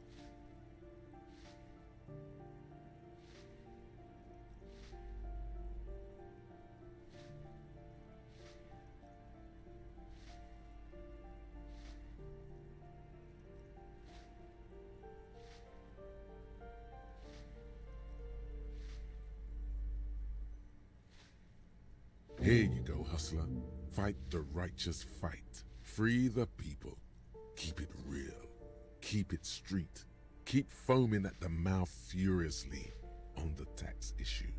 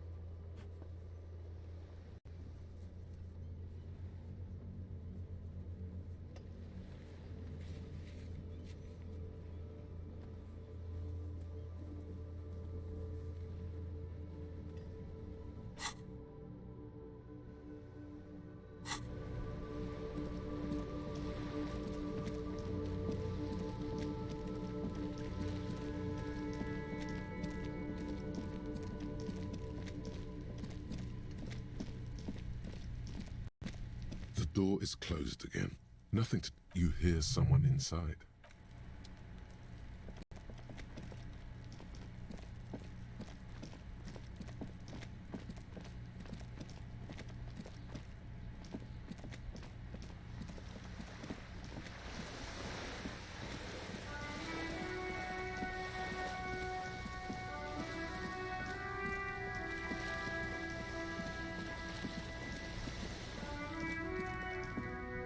Hello again, sir.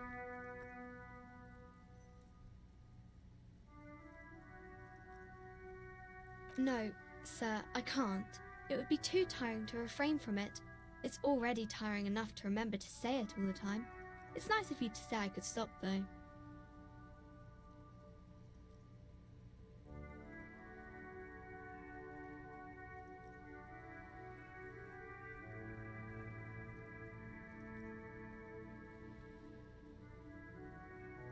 That's a friendly enough face, most of the time.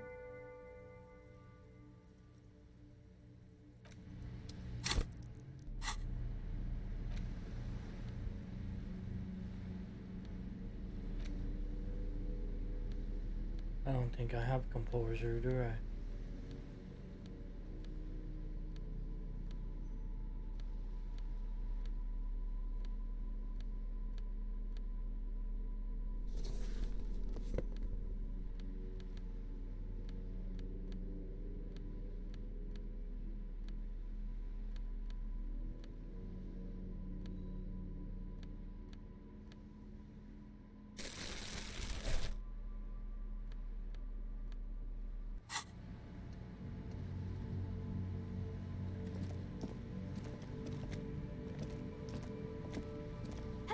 sir.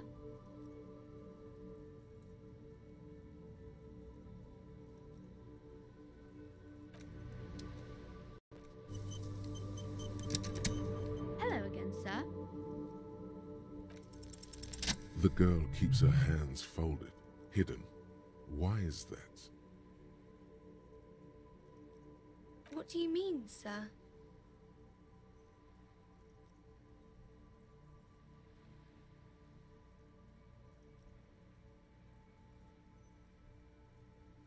She looks around anxiously. Her hands remain folded in front of her. She doesn't want to show them. The lieutenant stands by, looking at the two of you with little interest. She brings out her reddened hands, her nails frayed, nearly chewed down to the flesh. And you knew this from me keeping my hands folded?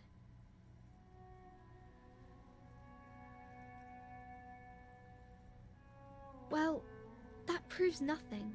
Anyone could do an easy deduction like that. She actually is impressed. This is more like a defensive reflex.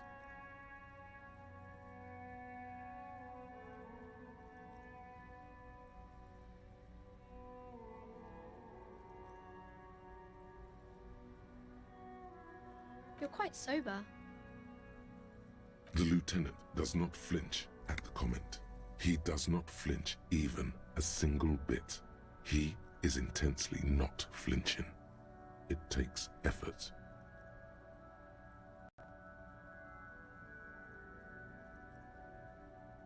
I'm sorry, sir. I hope things get better soon. There she stands, swaying on her feet, assaulted by the early spring breeze. She smiles at you. The whole situation suddenly feels familiar, somehow.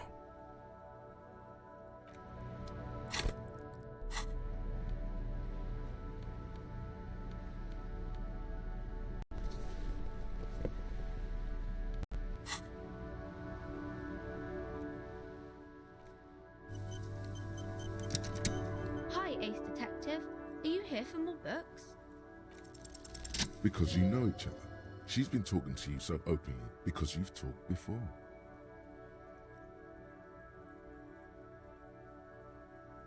Yes, I stand in this spot all the time. You've been running around all week without your shirt on, sir, apologising to everyone. I don't really understand what you've done wrong. Of course, you've stopped by a few times. You certainly look better than the last time I saw you.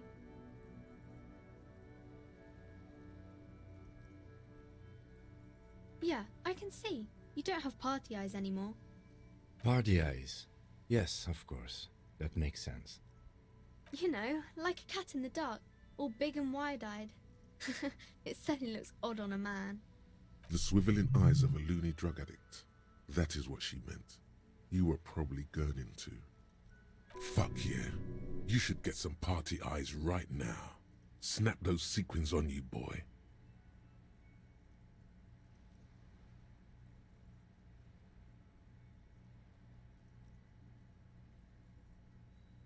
Oh, baby, that's not what you have to worry about. Worry about the important thing.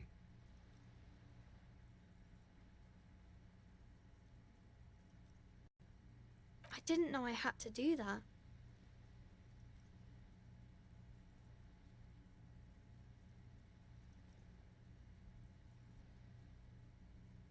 I'm glad I could help you, sir.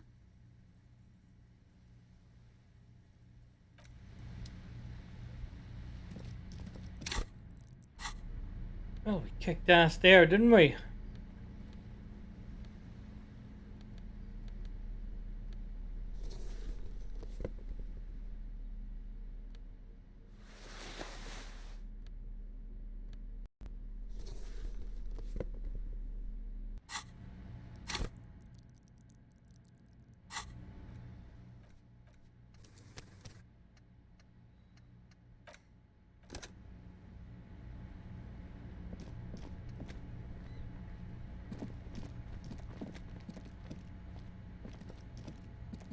old call box with a matrix of push buttons lists all the companies in the East Delta Commerce Center. I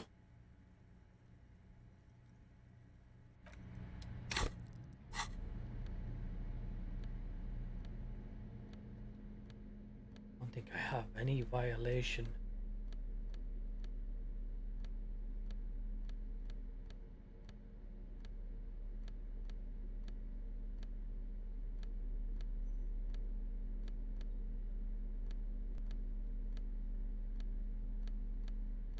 Nope.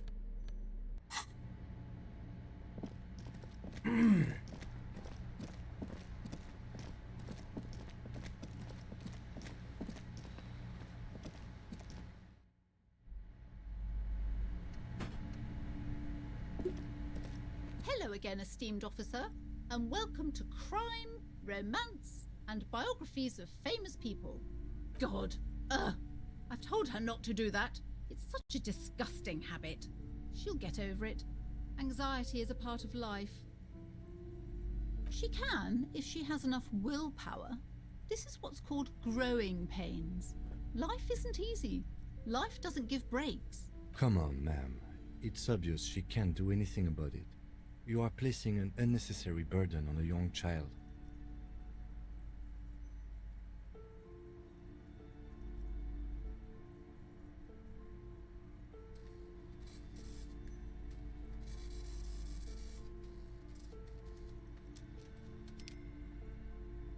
She stands stiff and severe, silently fuming.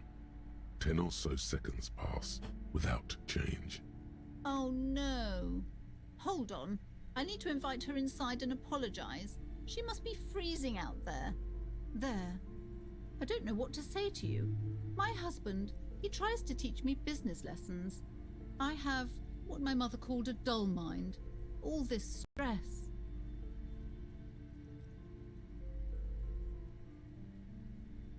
Yes, my husband is a successful entrepreneur east of the river.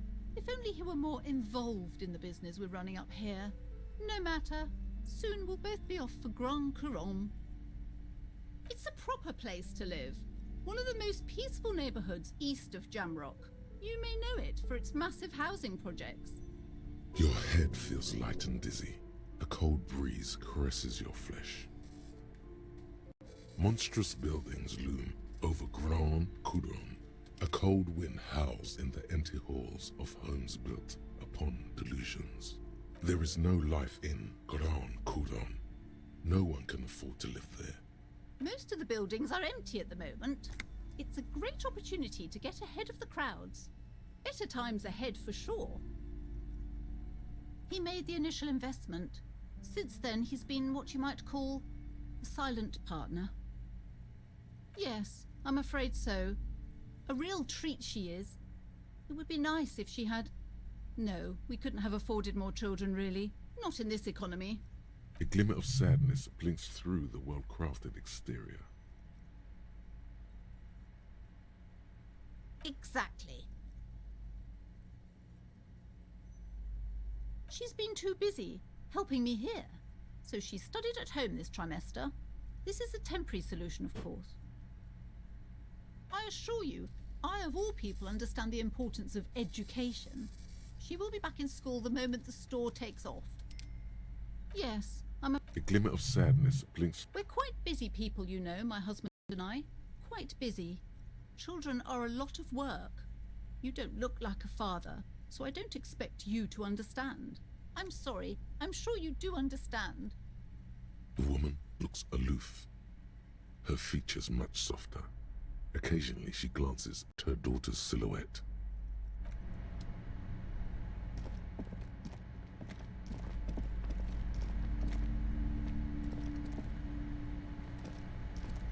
I'm sorry, sir. I can't talk right now. I'm very busy with my homework. I have so much homework now. Out of the rain and into the gutter. Math. It's really difficult. Like, really. They say you need it to get rich. Better than standing outside in the cold, I guess. Oh, I found something while you were away. I thought this would fit you. Like, thanks for helping out. Not me. The city, I mean. Like a detective does.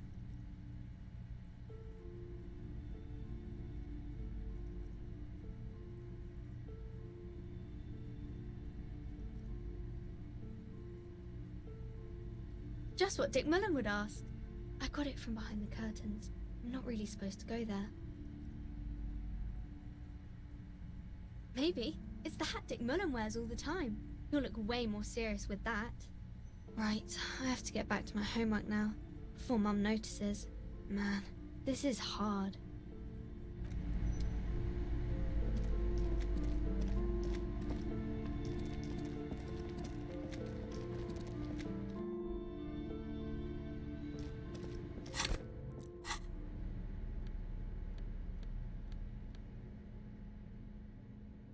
Oh, encyclopedia.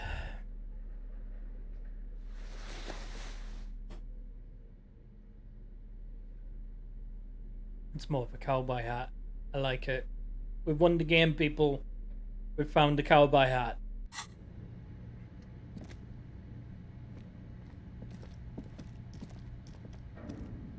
The barbell waits patiently on the floor, like a dog for its master.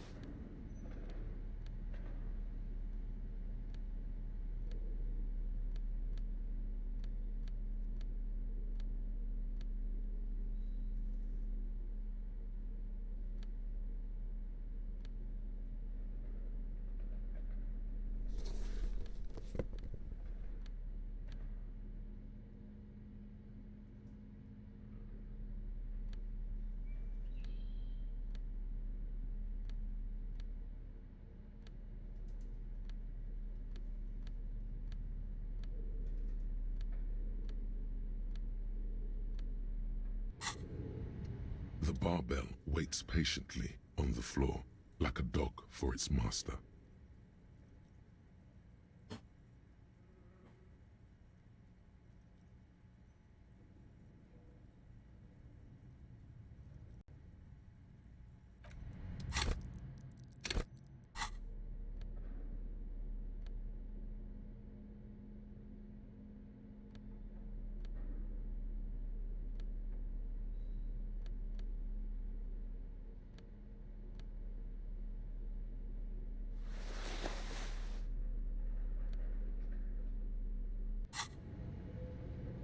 The barbell waits patiently on the floor, like a dog for its master.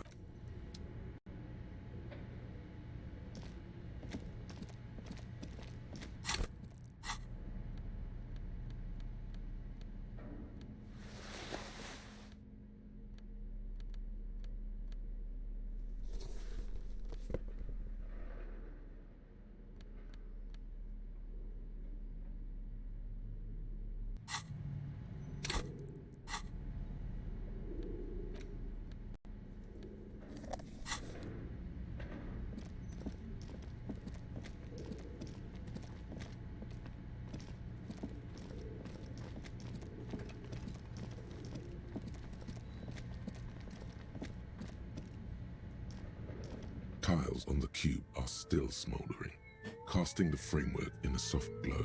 Like a smooth draw, the filament slides into place.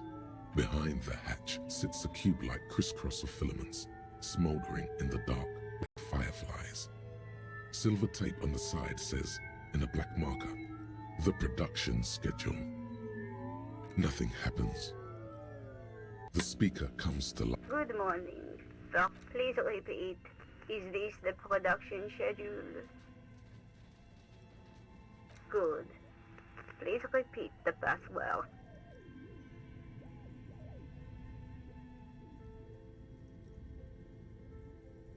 Good. I've unlocked the production schedule. After ending the call, please press print to access the filament. Really? She just used the same password? Maybe those radio computer guys aren't that paranoid after all. Fortress accident. Is there anything else I can do for you today? Thank you, and goodbye. Tiles on the cube are still smoldering, casting the framework in a soft glow. Fluorescent play and print keys shine on the keyboard. With a quiet determination, the printer starts printing, a piece of paper unfolding like a handheld fan.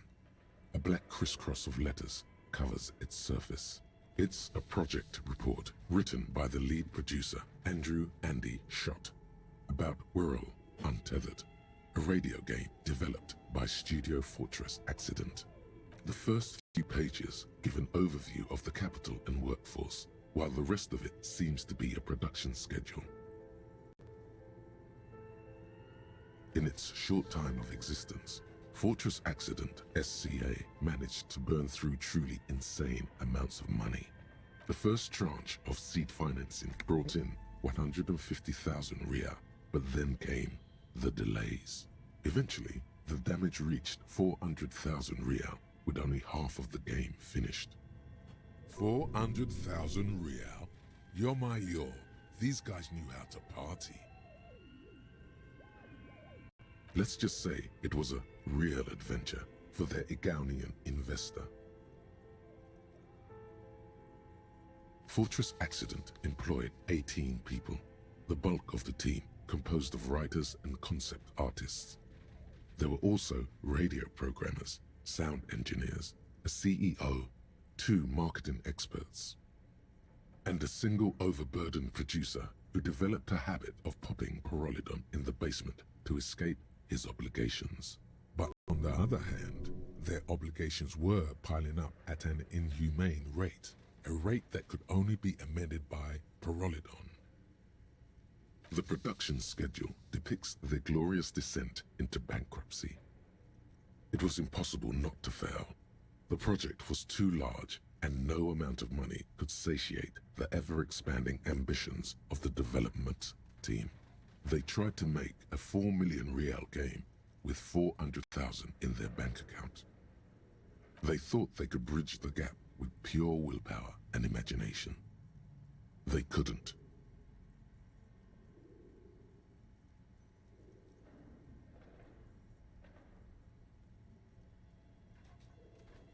No, even then, success remained within an ever-narrowing margin of possibility that, despite everything, never entirely disappeared.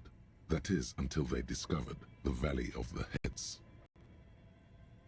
At the 11th hour, the lead designer, Jimsk-born Sulisław Jalisa, decided that what Whirl Untethered needed was a secret mystical location at the extreme edge of the map. The church. This place was to be the Valley of the Heads, where the heads of all the headless constructs could be found. The player would have been able to choose a head for their headless party member, and each head would have been voiced on air by a professional actor. The world had never seen their kind before, and might never again. So many. The last count, there were approximately 10,000 heads for 10,000 headless men, all of which could be endlessly recombined. Do you really want to know? There seems to be a calculation here, but it may take a while.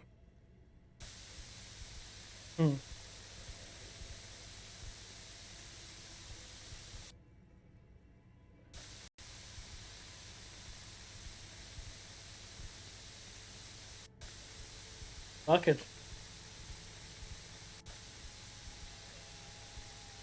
The lieutenant taps his foot impatiently, his arms folded tight against his chest. Yeah, whatever. He's dying for a cigarette.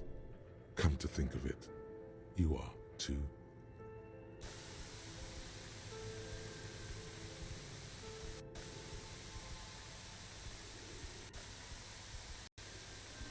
What if you broke the radio computer? What if it's never going to stop?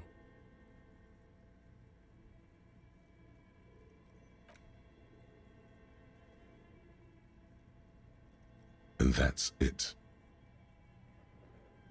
Well, yeah, that and the catastrophic data loss.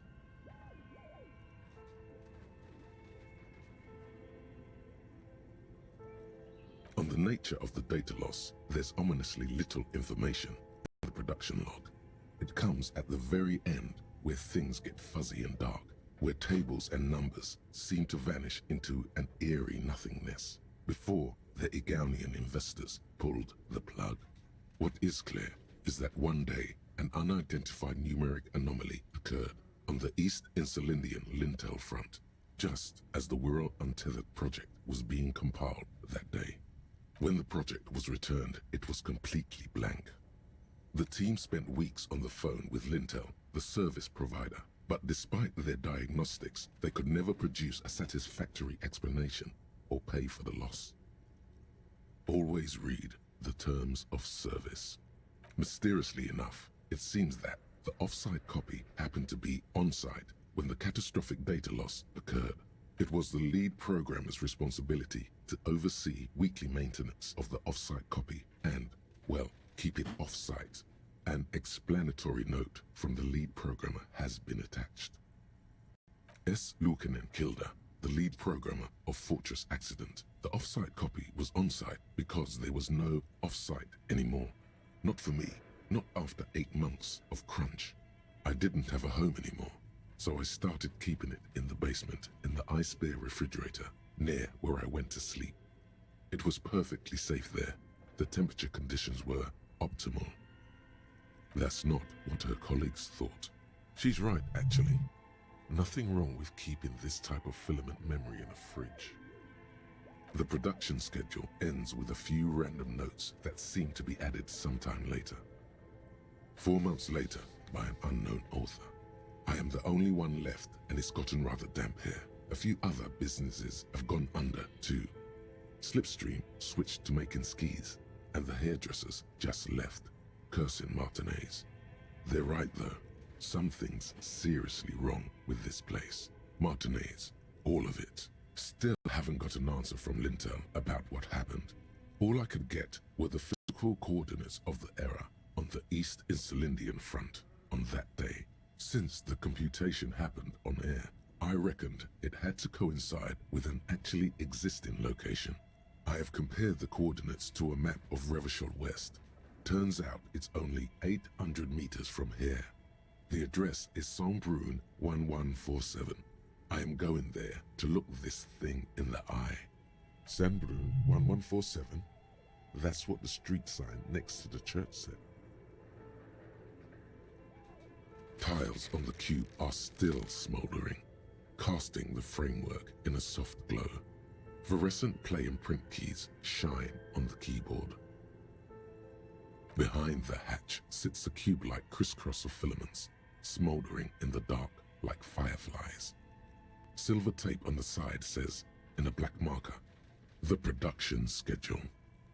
With a quiet determination, the printer starts printing, a piece of paper unfolding like a handheld fan.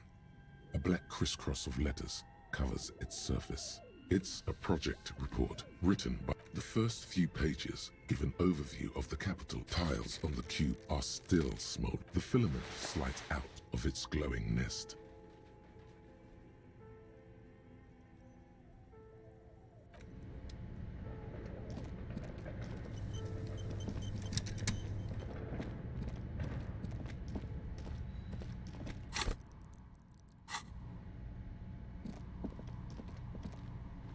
Oh, it's you again.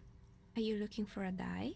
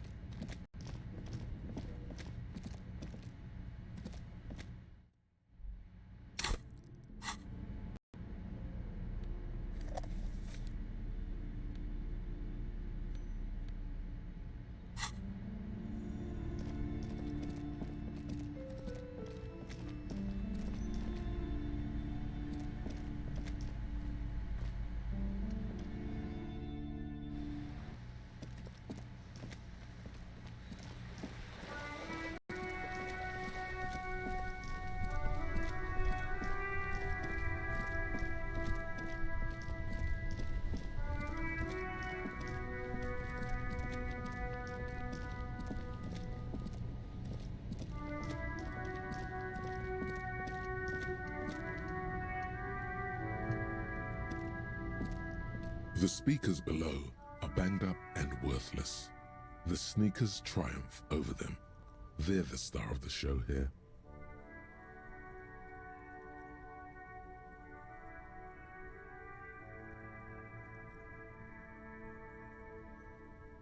No way, officer! These aren't for sale. They're bad speakers. Low-fi socialist junk. Well, if you want them... But see, they are the pedestal for my sneakers. If I let go of the speakers, where will the sneakers go? I can't leave premium lifestyle sneakers on the ground. If, on the other hand, you wanted to buy the sneakers too, I could maybe throw in the speakers for little extra. 50 cents?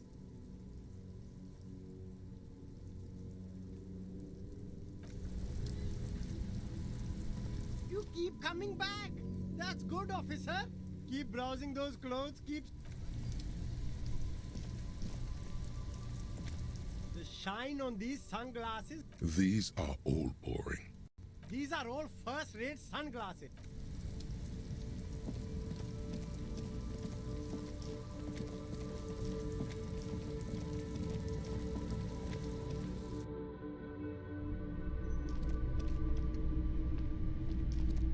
Hello, hello. Let me know if I can help you with anything. Sure, let me have a look. I'm not purchasing any more clothing at the moment. Anything else you're thinking of selling?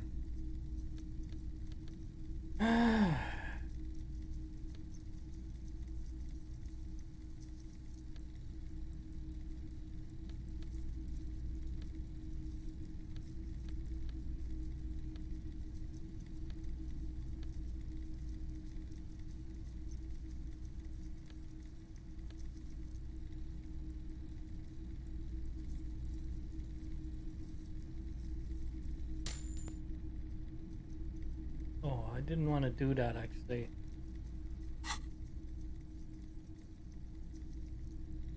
Another time, perhaps.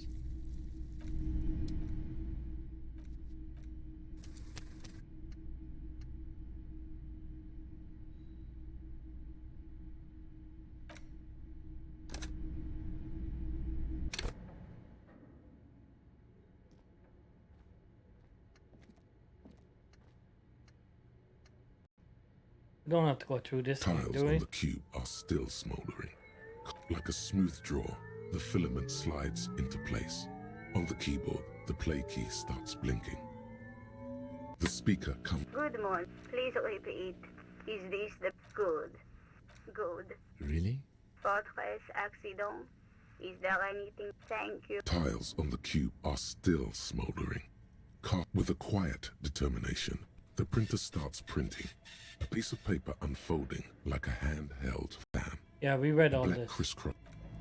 We read all this. It's fine. Tiles on the cube are. The filament slides out of its glowing nest. Tiles on the cube are still smoldering, casting the framework in a soft glow.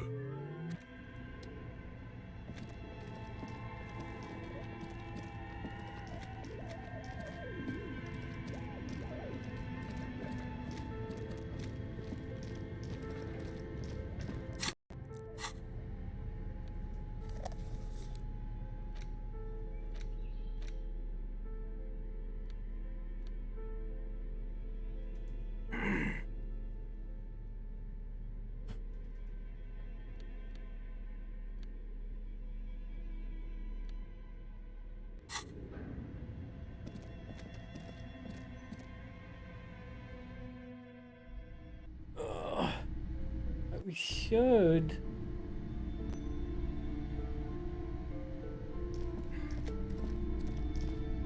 We might have done something with the church. Might have got some more information that might help us.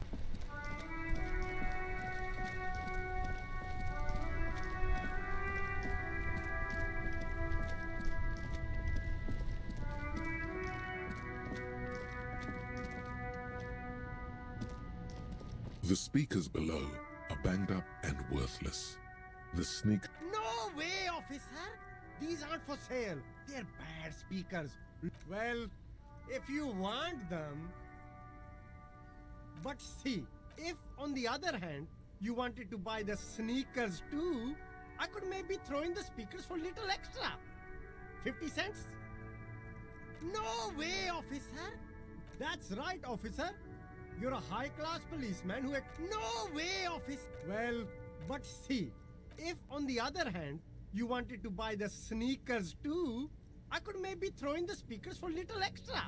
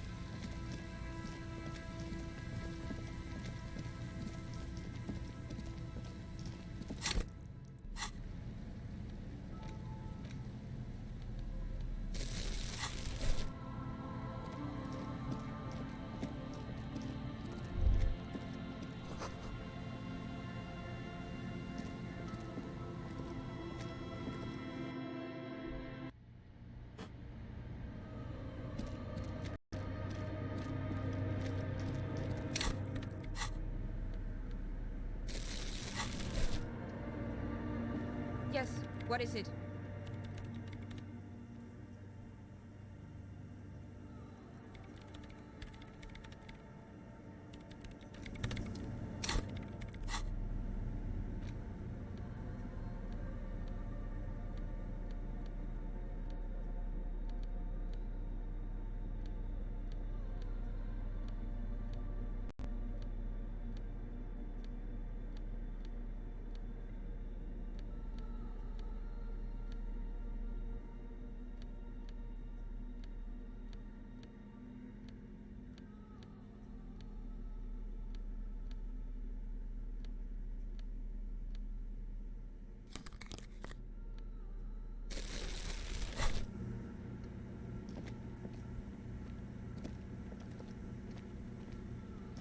Yes, what is it?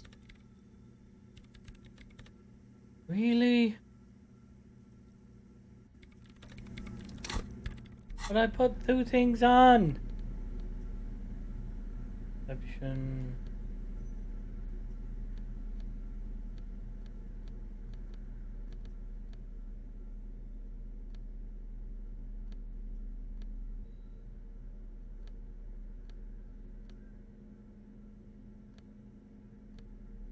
Fucking boots of perception as well. That's not getting anything here, am I?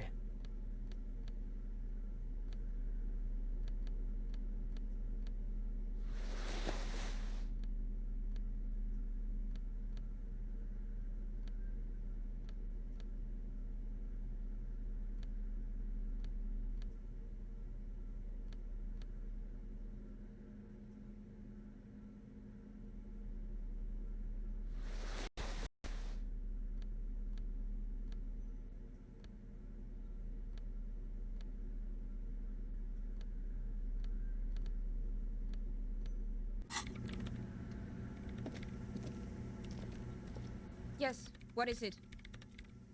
258. I mean, Jesus.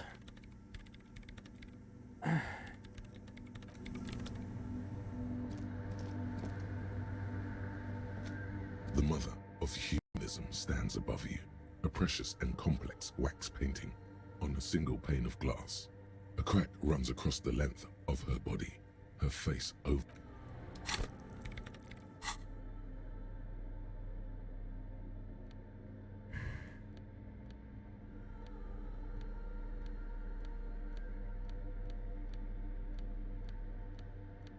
I don't have visual anything, do I?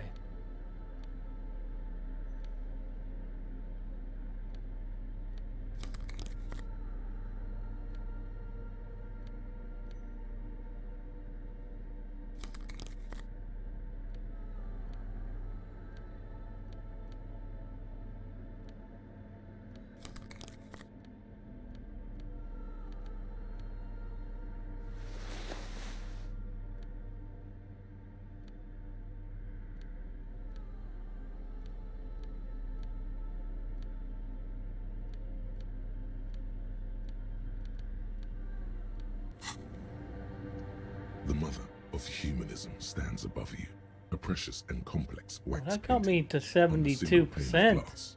A crack runs across the length of her body. Interesting. Her face oval and sad.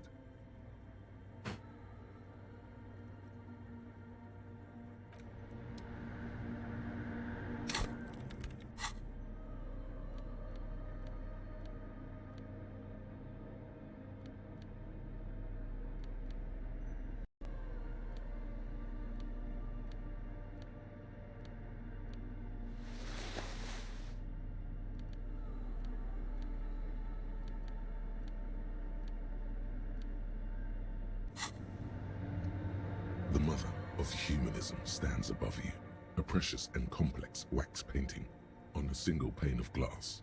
A crack runs across the length of her body, her face oval and sad.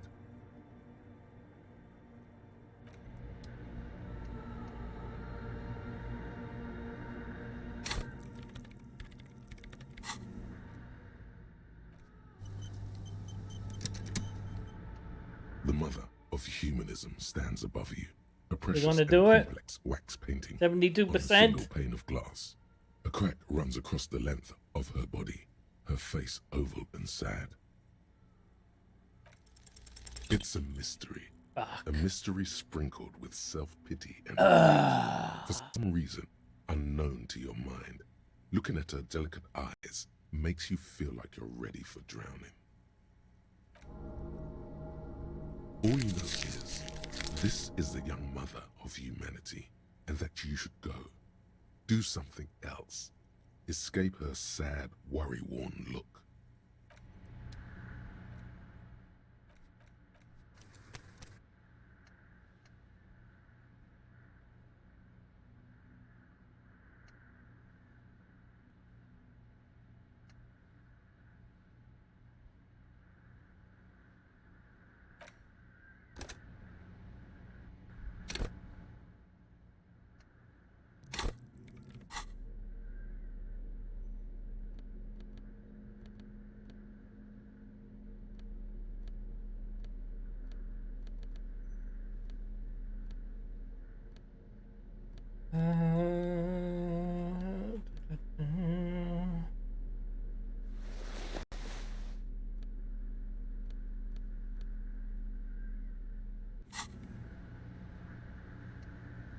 The mother of humanism stands above you, a precious and complex wax painting.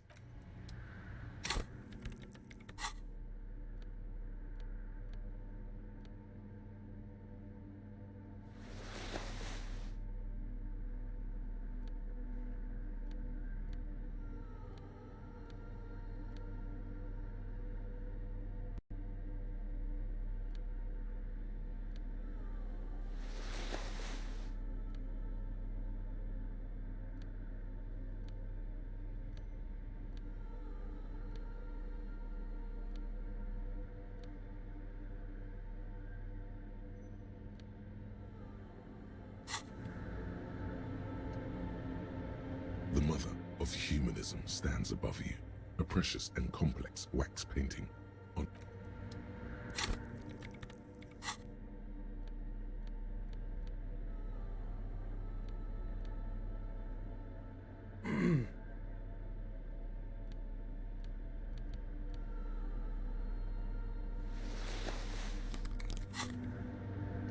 The mother of humanism stands above you, a precious and complex wax painting on a single pane of glass. So it is, yeah, it is. Conceptualization. Or encyclopedia.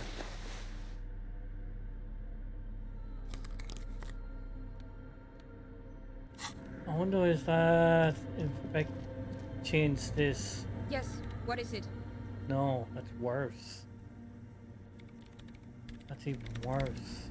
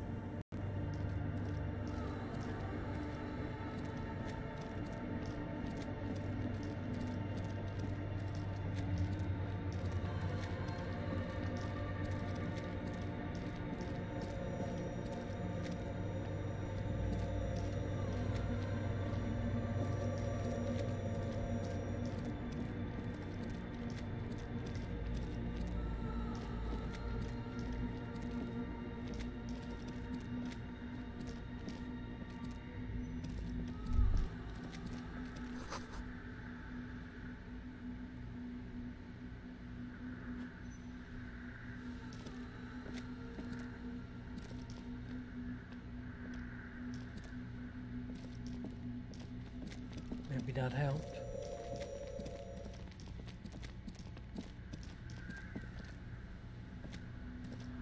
The mother of humanism stands above you, a precious and complex wax painting on a single pane of glass. A crack runs across the length of her body, her face oval and sad. I saw a missing sound with letters. We did. Any more of them around?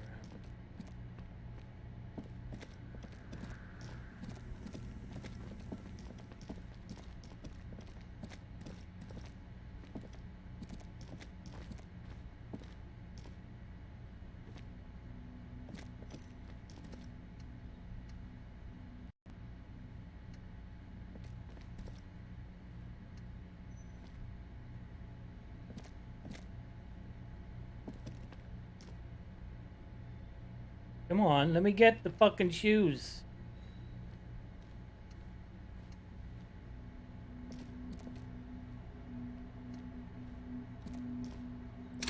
I need the light, do I?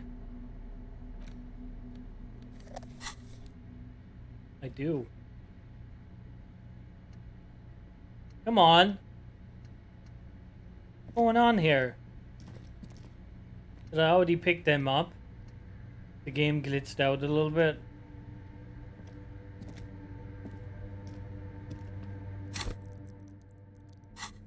I already picked up them shoes, didn't I? Yeah, there they are.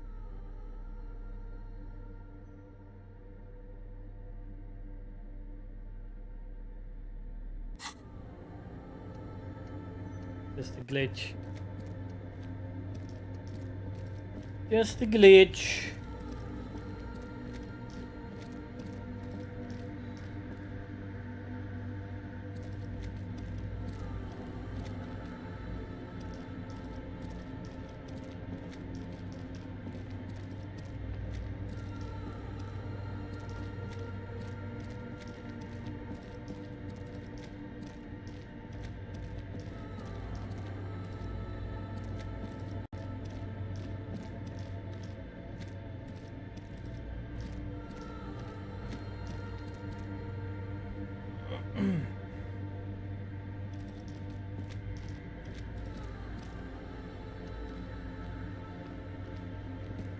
The mother of humanism stands above you, a precious.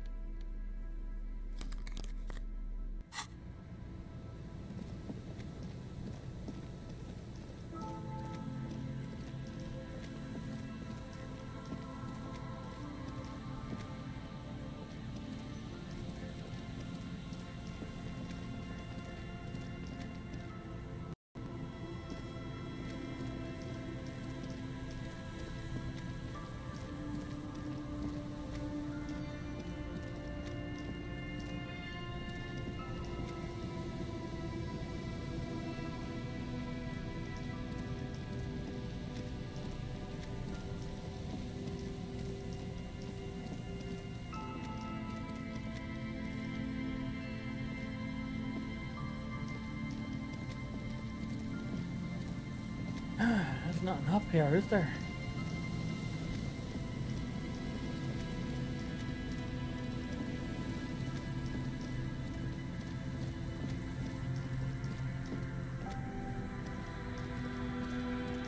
Hello. Isn't this a fine morning?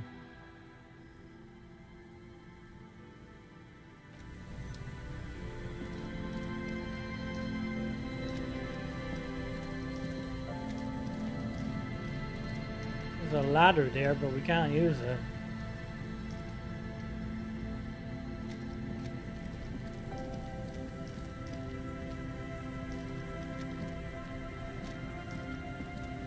Hello. Isn't this a fine morning? I do have some money, yes, but that's not what's really important here. He's not gonna give you money. What are you doing? Clearly you were just profiling.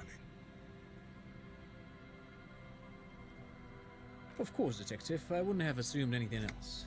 Matter of fact, I don't know if you're familiar with this, but the Vespertine Department of Justice has published a rather interesting paper on the criminal profiling in former socialist states. Have you read it? If not, then you definitely should. If not for tips and tricks, then just for theoretical curiosity. Anyway, that's just a little something that sprang to mind. You were saying? Forget it. They don't sell those kind of books at crime, romance, and biographies of famous people. Sure. What's on your mind?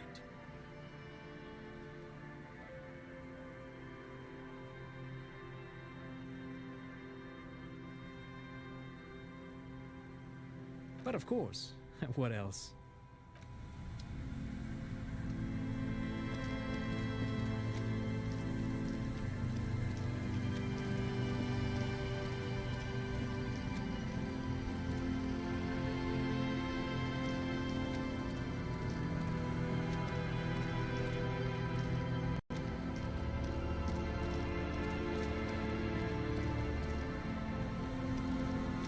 A few locusts trudge along.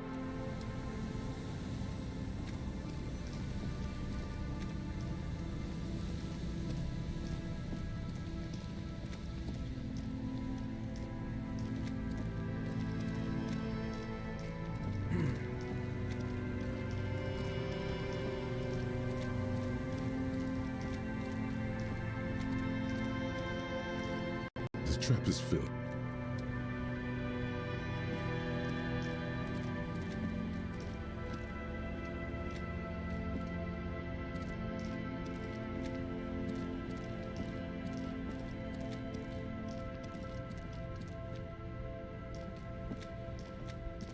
A scattering of bullet holes is spread across the cracked wall, reaching from one corner to the other.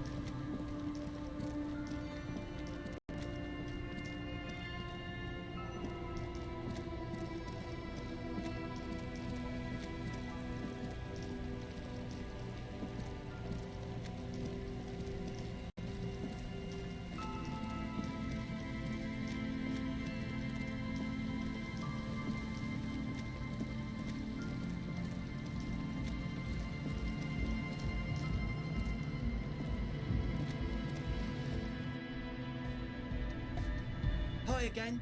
So, how are things going? Goodbye, officer. Huh? I see you're here again. Offside, man. Did I mention getting us into the church with her? The hardcore aesthetic is esoteric. Back to the heavyweight jam. Hardcore! Hardcore! Hardcore to the mega! Here comes the night!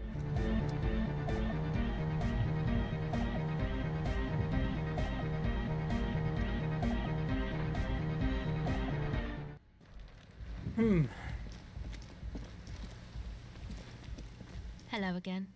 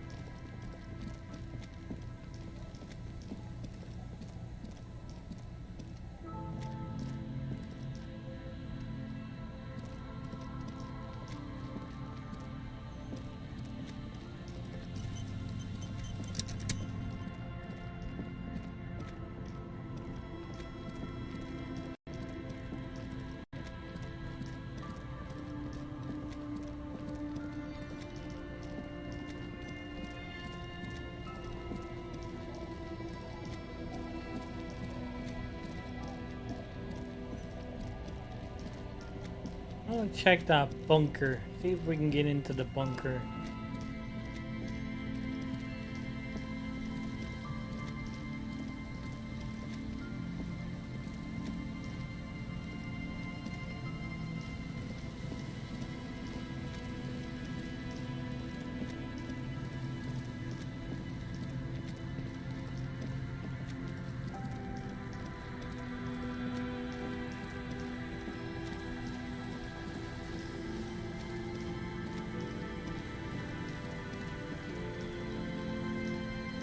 An old door, worn by elements, guards the depot. The wind has blown a sand dune in front of it. The door hasn't been opened in a long while. You see a handle.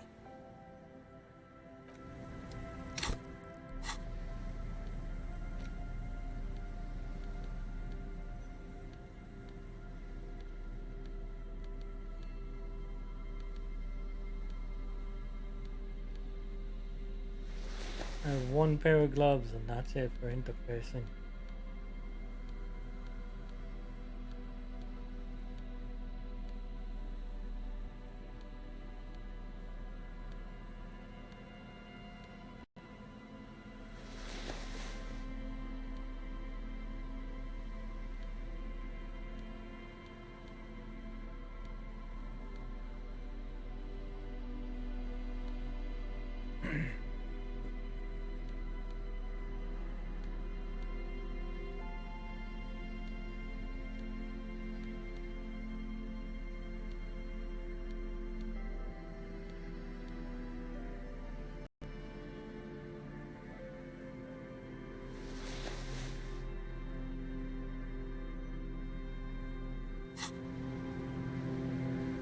Let's see if that helped any.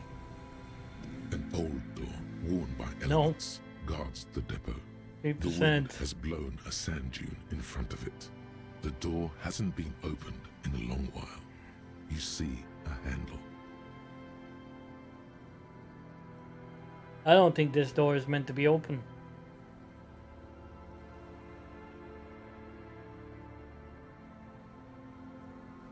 Fuck it. You rattle the handle a bit, Yeah. then push on the door with all your weight. It does not budge. Not only is it locked, it's also jammed shut. We don't get in there. Why not? Frankly, you're just going to have to accept the fact that you can't get in through every single door.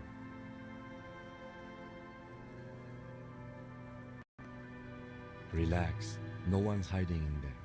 If we can't open it, others can't either, and thus they can't get in.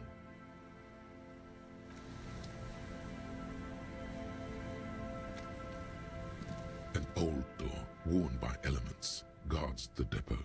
It's military, a service depot of some sort. The washerwoman mentioned a depot up the coast. She said it was for moving ammo and cargo across the bay. This might be it.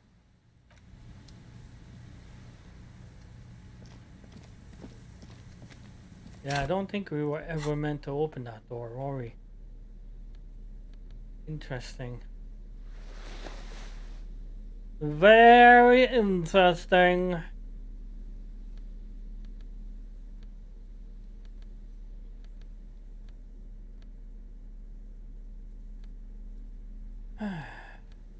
What am I looking for? Don't know.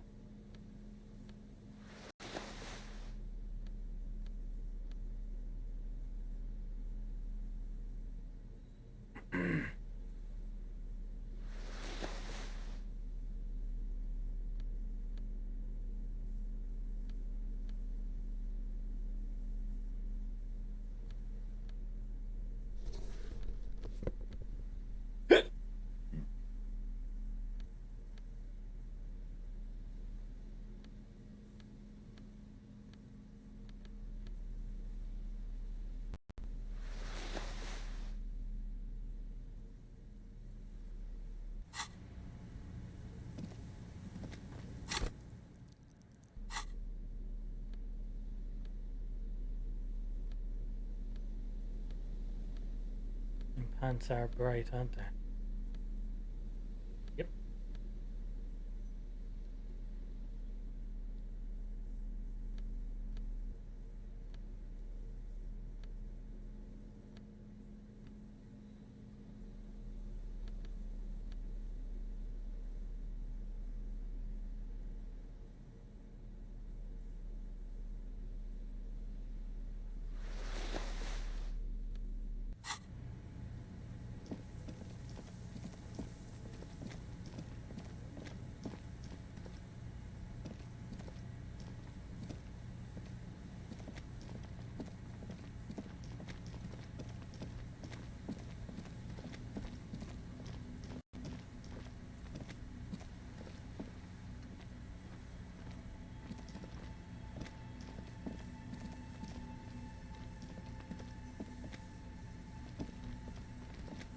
I can't climb that, can I? No.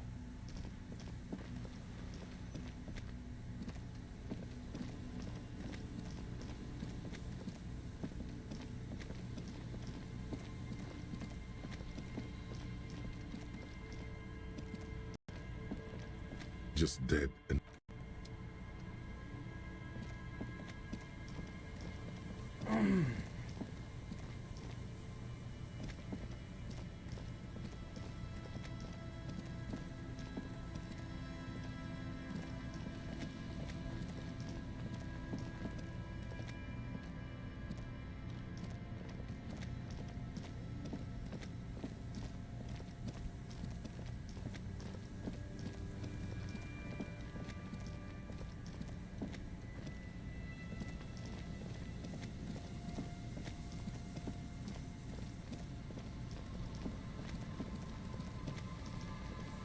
some doors aren't meant to be open, huh?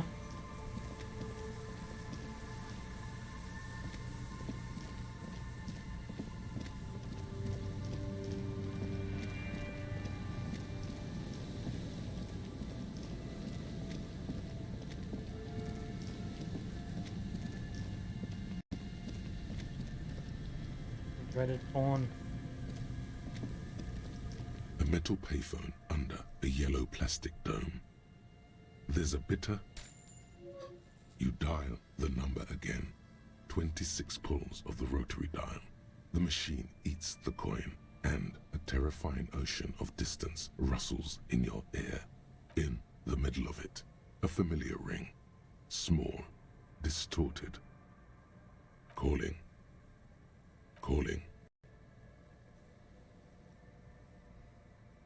Calling. Calling. Calling. There's no one home. Calling. Calling. It looks like she doesn't want to pick it up, Harry. Stop scaring her. Come on, you know why. The headset lands in the cradle with a clank.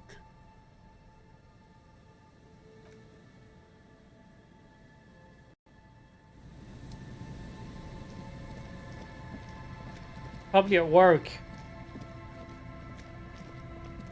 She said she was going to work.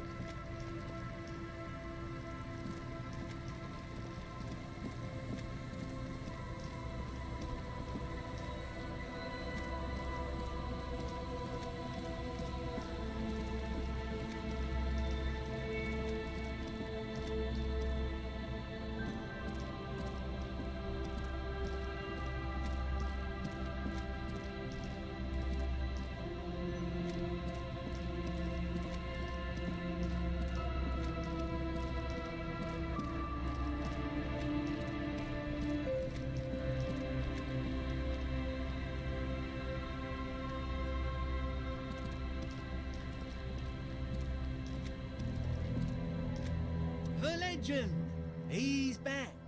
And firstly, I got smokes and piss and a little speed to spice bottoms up, Captain.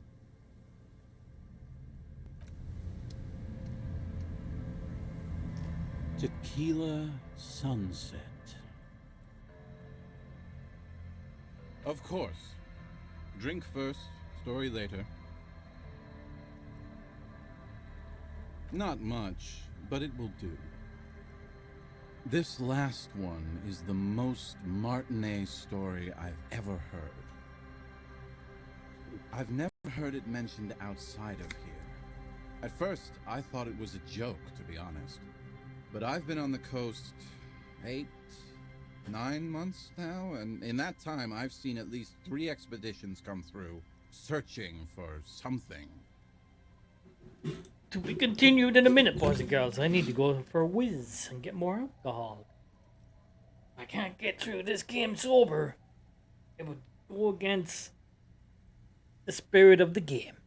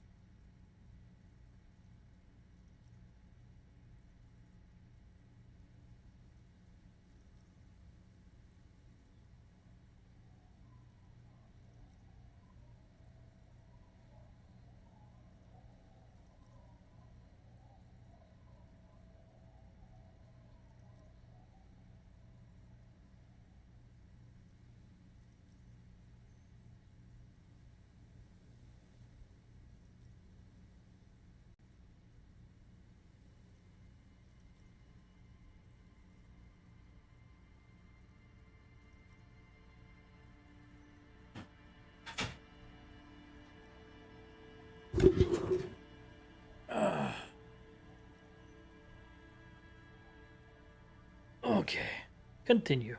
A shovel hits the sand somewhere behind the reeds, near an abandoned construction yard. The young men look over their shoulders suspiciously. The sound of their digging seems loud in the sudden silence.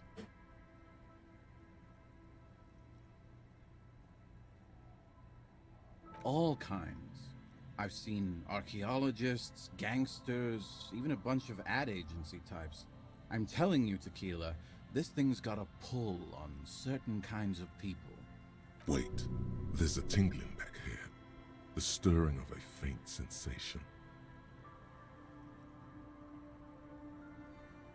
You know, obsessive types. People with predilections.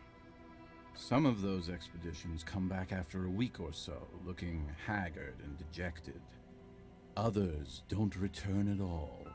The first time I saw one of these expeditions, I thought they were fucking with me. There was no way it could be true.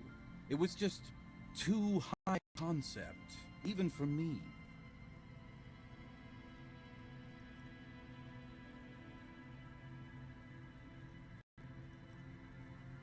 There's no way. It can't be.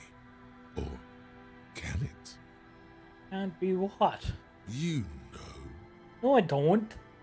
I'm not even sure I should be telling you this story, to be perfectly honest. You're in a fragile state, and it might be too much for you to handle. Okay, fine, I'll tell you. But I'm warning you, it's pretty out there. Our story begins at a legendary design studio, right here in Martinez. There was this designer. His exact name is lost to history, but in life, I guarantee he was a it's legend. him. He's Made talking it about big himself. In Aranya, where he did some real pioneering work on grotesque and sans serif typography. A fucking genius, man. That is, if he even existed. Who knows? It's an urban legend, after all. He existed, all right. You feel it deep within your basal ganglia. He was as real as you are. I'm talking about... Anyway, sometime later he started his own personal studio here in Martinez. And that's when he started working on some really wild stuff. I'm talking some glass-smooth, forward-looking design language, the kind of thing that would totally overthrow the old regime, design-wise. But then, something turned. You see, it's widely known that nose candy and pioneer graphic design work go hand in hand. You know Tequila, nose candy, the white railroad, party powder.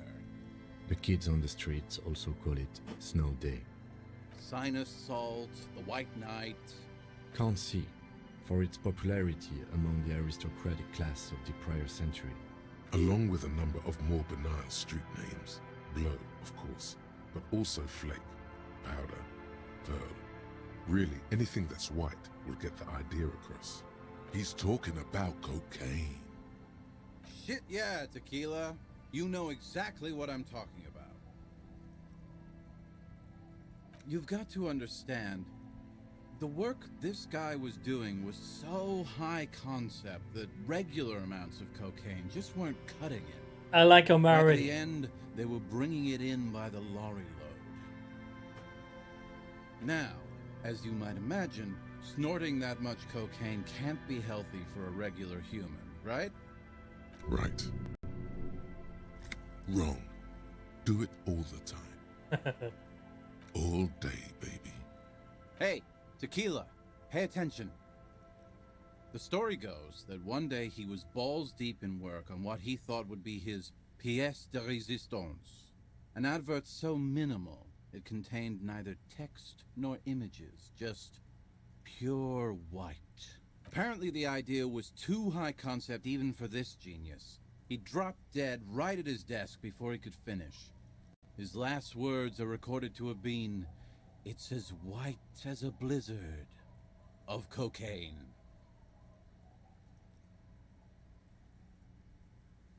But the story doesn't end there. Supposedly, when they performed the autopsy, the coroner discovered nearly a quarter kilo of coke jammed into his nasal cavity. That's right. 250 grams of blow had accumulated in there over the years. We're talking high-grade Saramaritsian pure. Not that cut-rate shit your grandma does. There are those who believe the designer was buried with this quarter key of nose candy still lodged in his sinuses. That's what those expeditions are looking for. The cocaine skull. The cocaine skull. No. Wow. Here's the kicker. This designer, this lead designer of a world-famous design studio, was born in Martinez. A local boy, Martin Martinez. That's why he brought his studio here, back to where it all began. And that's why they buried him here, too. Perhaps right under Ab's pipe there. Or probably further down the coast, or in some yard in Martinez proper. A hidden mausoleum, no one knows exactly. No, my grandma always told me his grave lay somewhere on the islets on the bay. This is ludicrous and physically impossible. Sinuses can contain that amount of anything. My only question is, where does one get a shovel?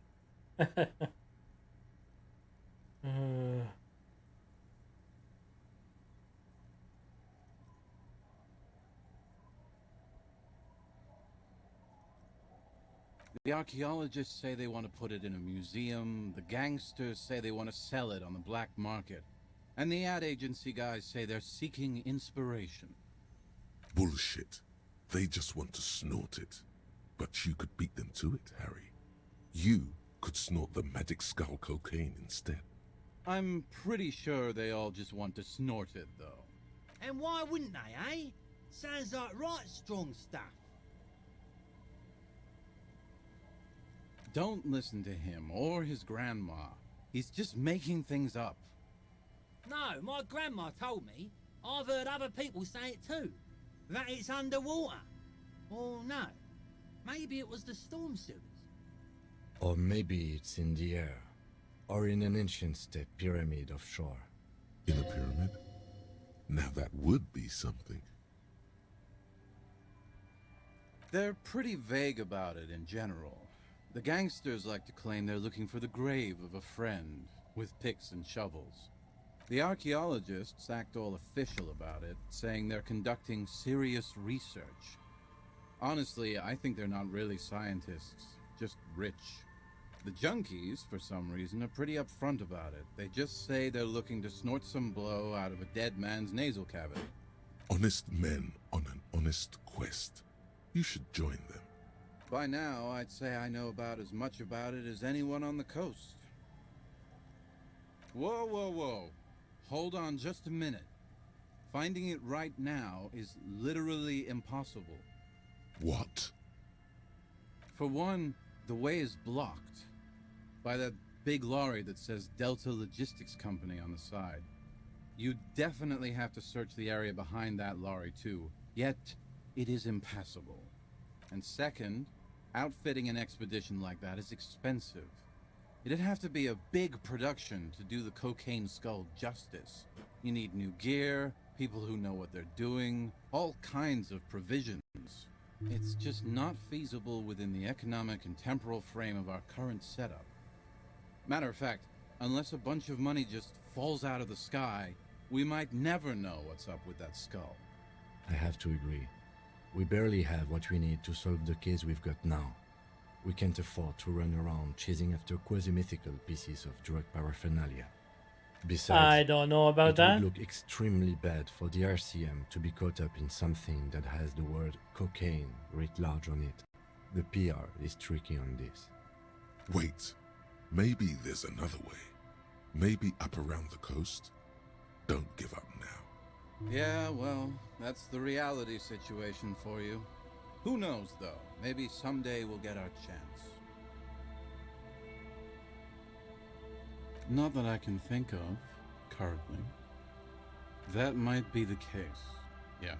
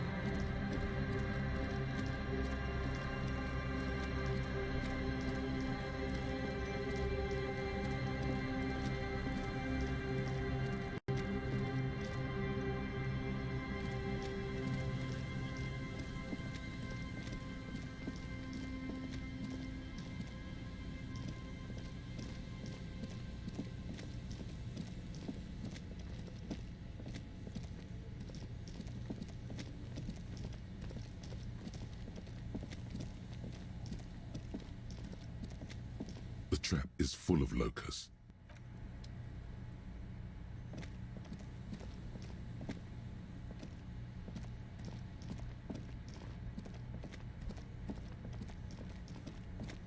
I just don't know what to do with myself.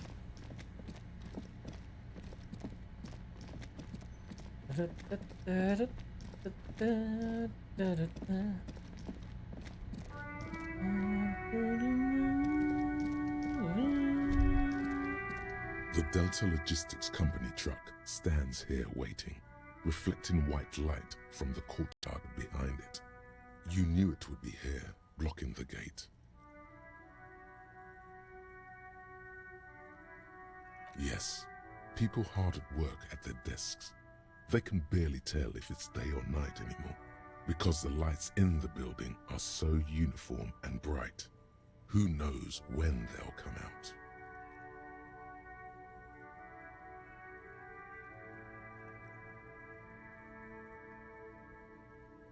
Irony. They're yuppies masquerading as Mazovians. Or was it Mazovians masquerading as yuppies? Even they get confused sometimes, out here in poverty-stricken Martinez. Because this is a place of mystery.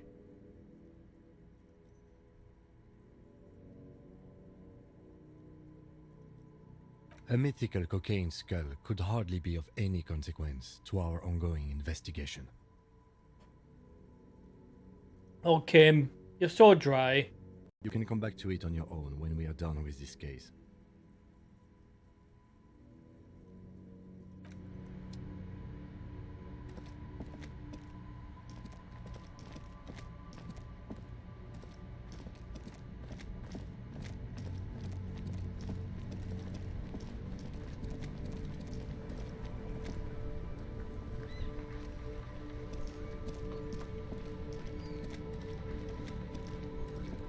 Still here. Stuck in this damn jam, my man. What's up?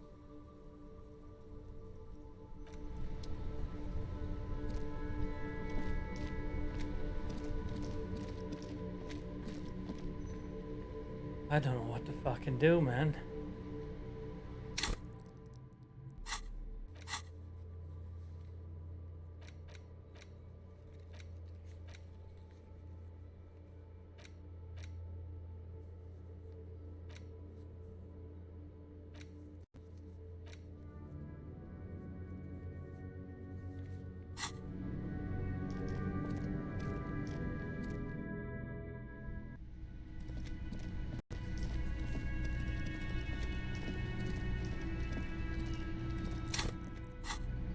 I wonder. I think I've already done this.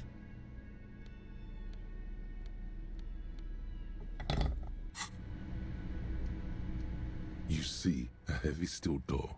The door does not, but the old cobalt paint. I guess not.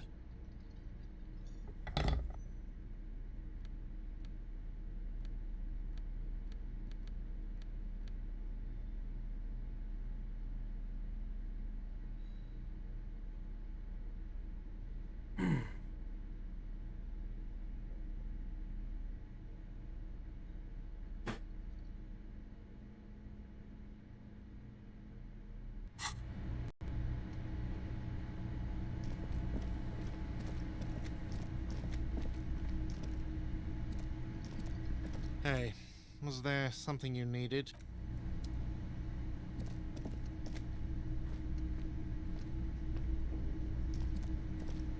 Again? I can't believe this shit.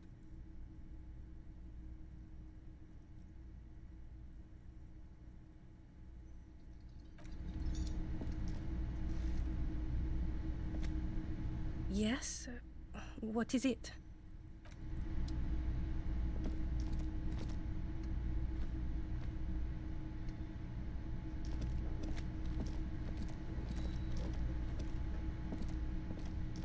The stage is... You feel a little... So, are you ready for your thing now? Let me know when I should turn on the camera. I can see that.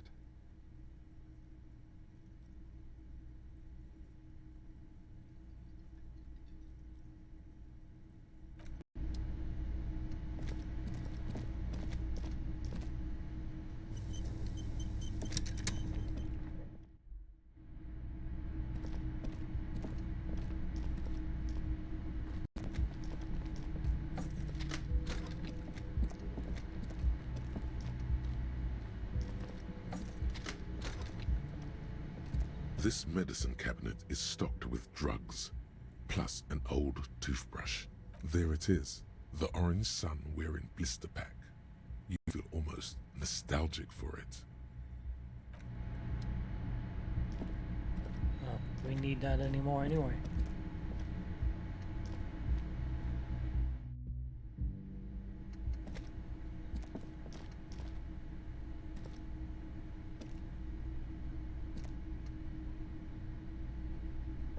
Oh, for the love of God, would you get out the fucking door?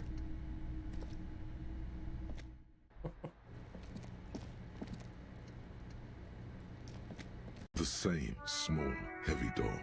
No lock in sight.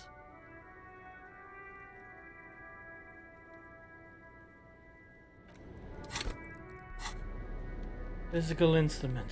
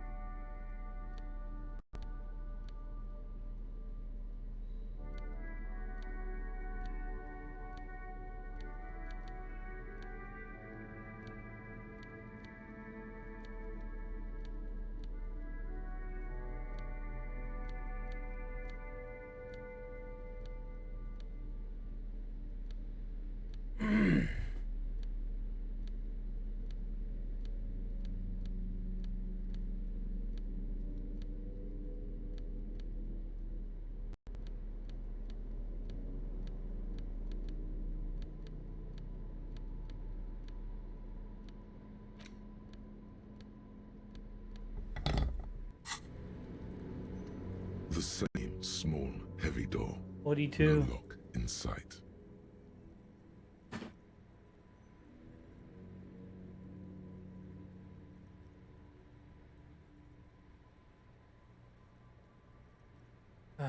What are the chances getting out of 42? If I ain't getting them at 72, I definitely ain't gonna get them at 42.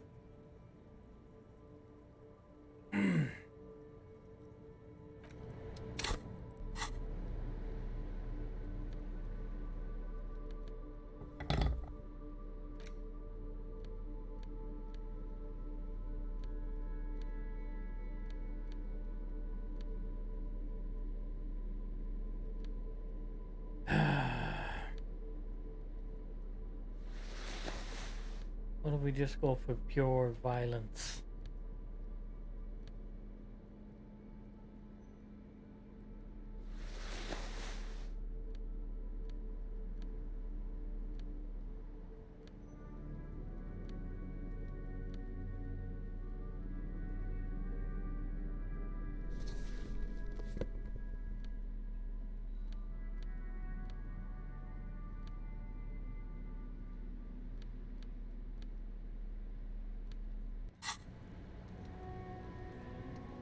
The same small, heavy door. No lock in sight.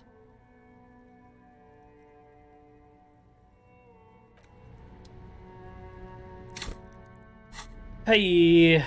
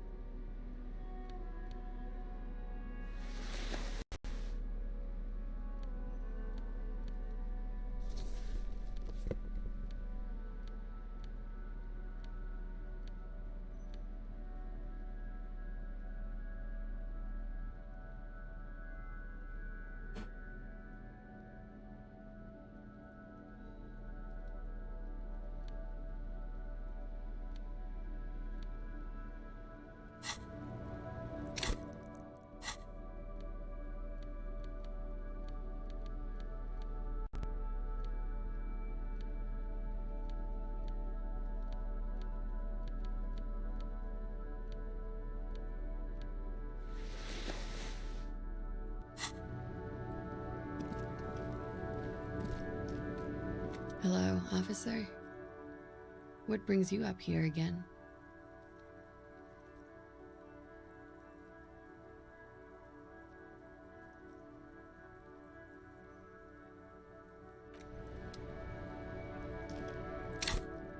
Nothing, I guess. Ain't gonna get that at 3%.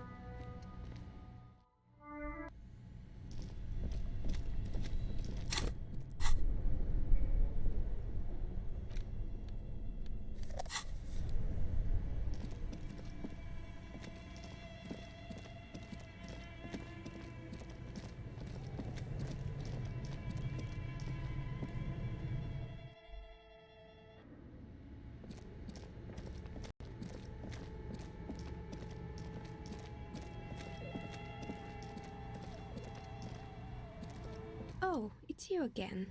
Are you looking for a die? 72%. I've never had much luck with 72%.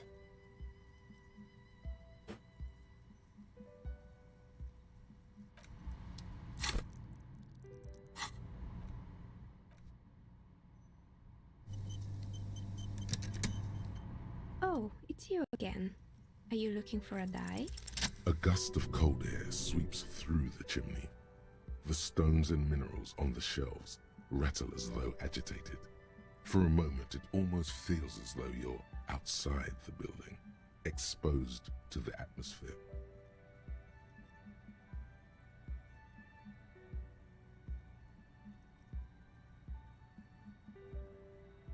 Didn't we already talk about this?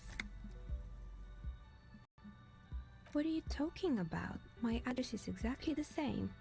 Rue de Saint-Guilain 10. No, the old coal plant that used to be here was subsumed into the new venture. Its ruins swallowed up, yet it has a different address in the heart of the city. This doesn't make any sense. Are you saying my business was spared because of a technicality? Where is this coming from?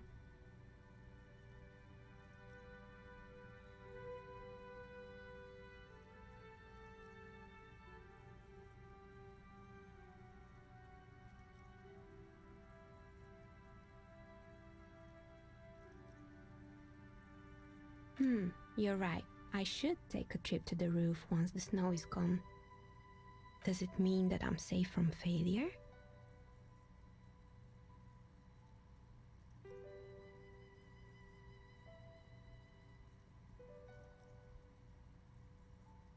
She starts laughing, her fingers trying to rub away the exhaustion from her face. Do you know what this is?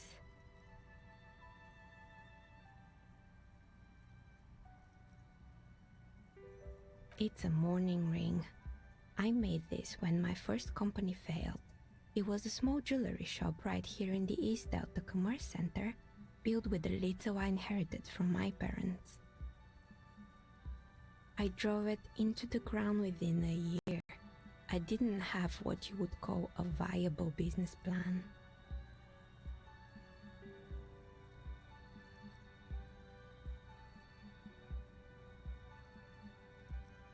It wasn't just the jewelry shop either. I always thought that it was just the world that you were supposed to try again and again until you finally succeed. And now you're telling me what? That it was all because I didn't run my little shops and ventures from a dump inside an abandoned chimney?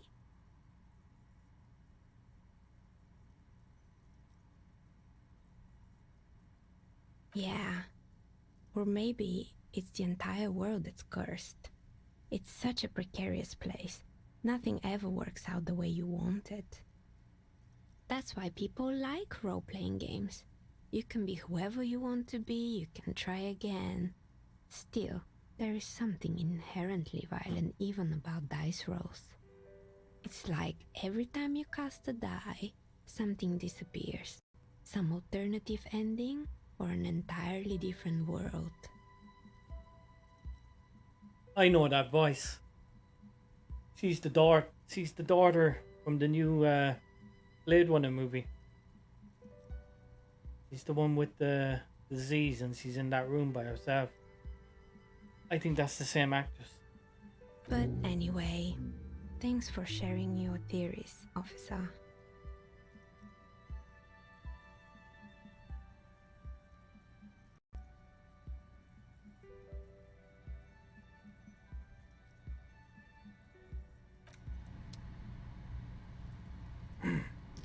I don't think that went well at all.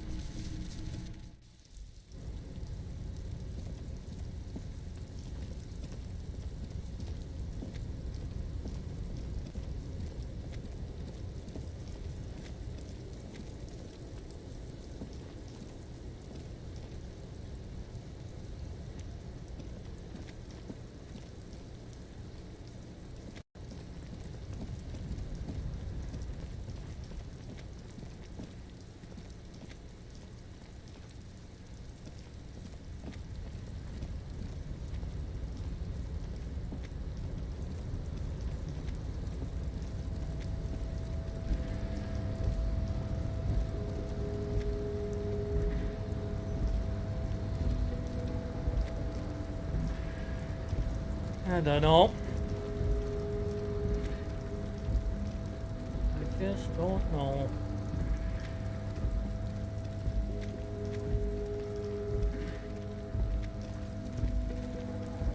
I just don't know what to do with myself. Ba-dum bum ba-dum bum bum ba-dum bum. Going through movies, all it makes me blue.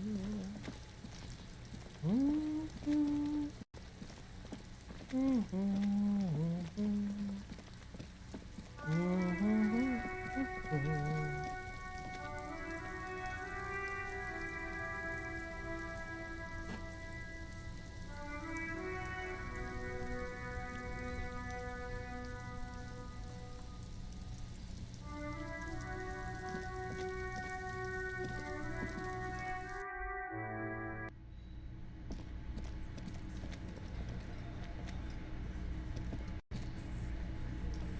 It's you again.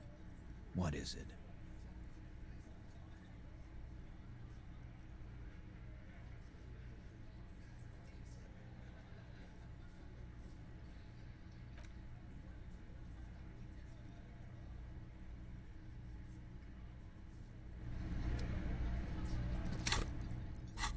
Rhetoric, rhetoric, rhetoric. What do we got?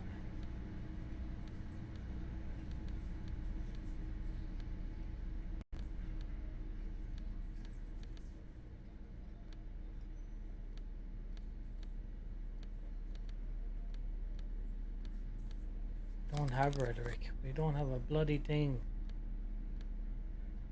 that says rhetoric. Exception.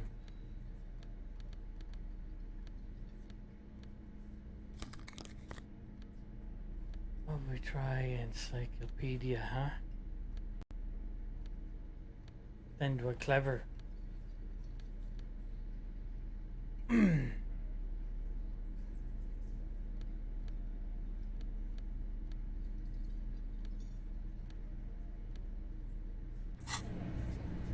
I don't think that's gonna make much difference. It's you again. What is it?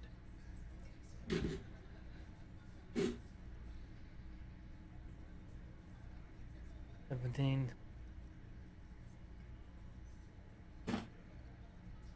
Again. Good one, Titus.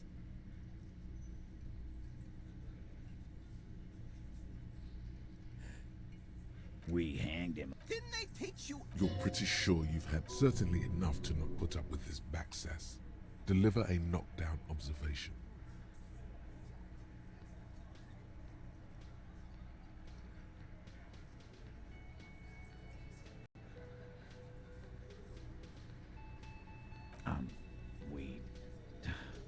Look, I'm not gonna play 20 questions with you, capo. I'll say it again. We killed him. Yeah, I knocked him out. Came up behind him and clapped him in the back of the head.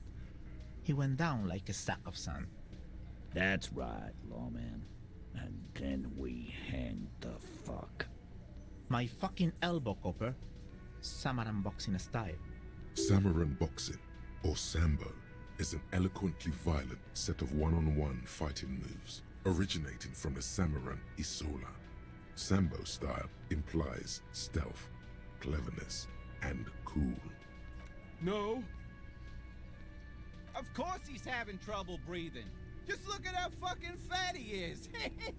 Fuck off, Shanky. Angus is a powerful guy. All muscle. Keep your eye on this powerful guy. Sooner or later, he's going to break like a piece of twig. And fuck you too, Copper. Picking on Angus like this. We're done with this schoolyard shit.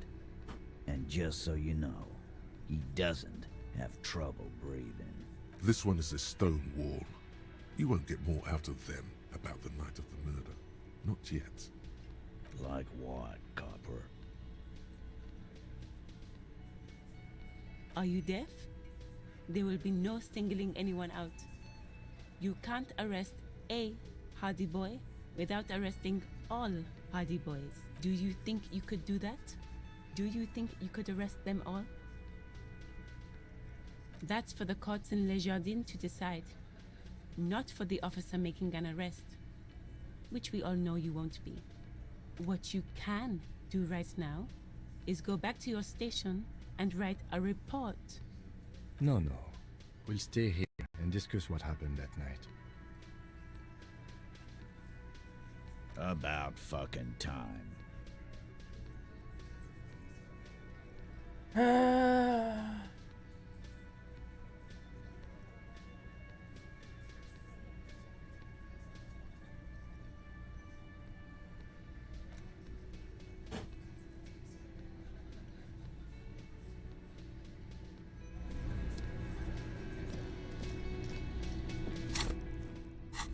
I don't have any rhetoric, do I? And one piece of clothes.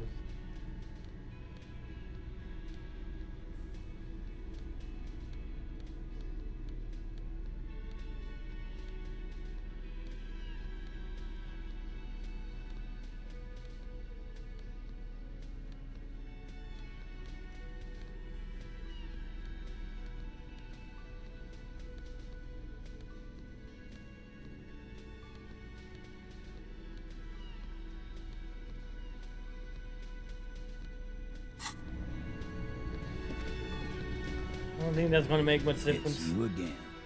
What is it?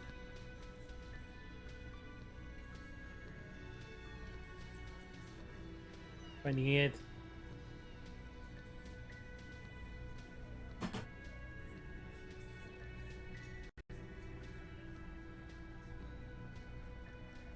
Again. Good one, Titus. Are you deaf? Do you think you could do that? Do you think you could arrest them all? Who do you fucking think does?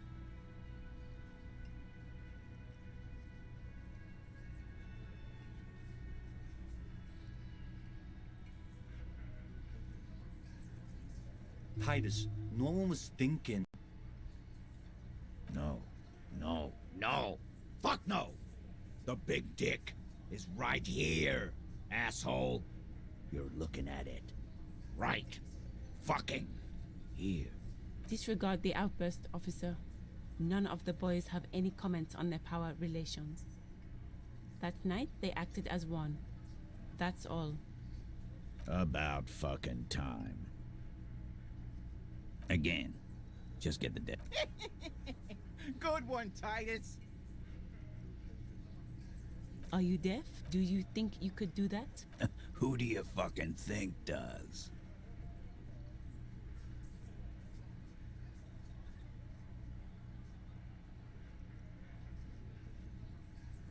That's right, asshole.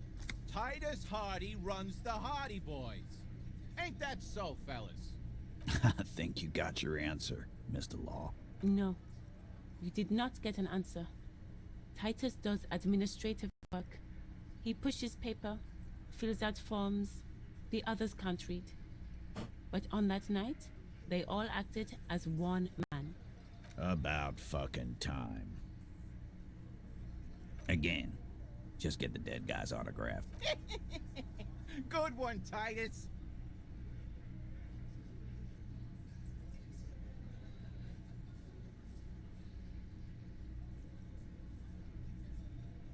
How many people have you sent to the Chaise électrique. Or send them to Reunion to rot. For 20 years. For life.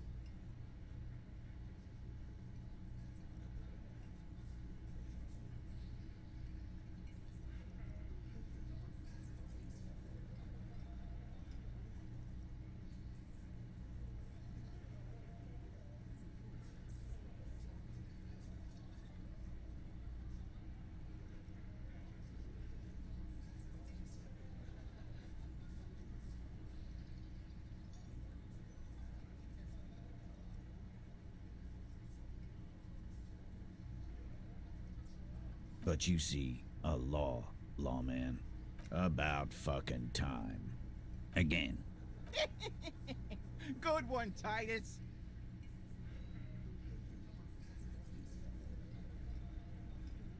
Are you deaf? Do you think you could do that? That's for the court what you can. No. We'll stay here and discuss what happened that night. Are you deaf? Do you think you could do that? Who do you fucking think does?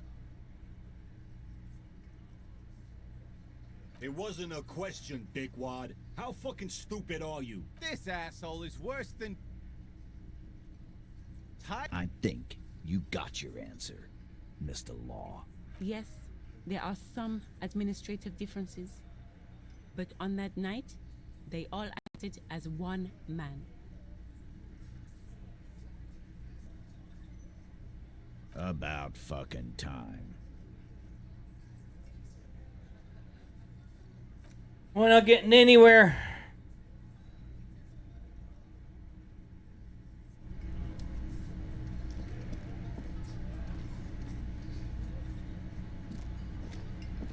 Behind the dockworkers, a ceiling height window. The hawthorn branches scrape the glass like bony fingers.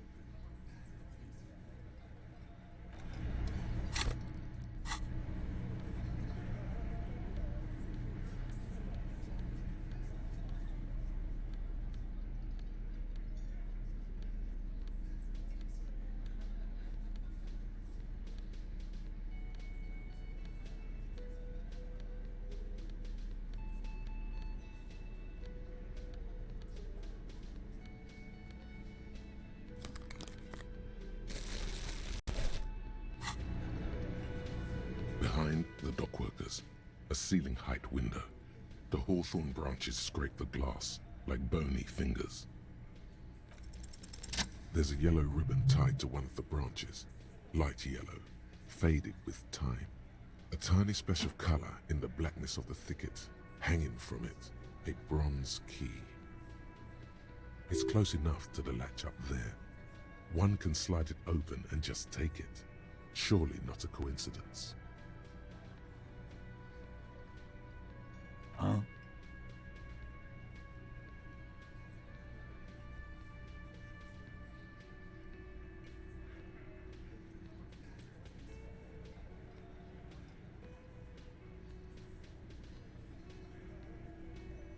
I don't know about that. I'm comfortable here. Don't think any sliding would really help right now. Sorry, fucko. Looks like you're gonna have to go bush diving. Good fucking luck with that. The hawthorn's got a bitch of a bite. I'm gonna enjoy the sight of you in the bushes out there. With a loud thud, the old man stands up, pushes the window open, grabs the key from the hawthorn branch and slides it across the table to you. The key is brass. Workshop spare is etched into its bow. The old man closes the window and sits back down in silence. Come on, man. We were just having some fun. Where's the harm in... I'm tired of listening to your shit.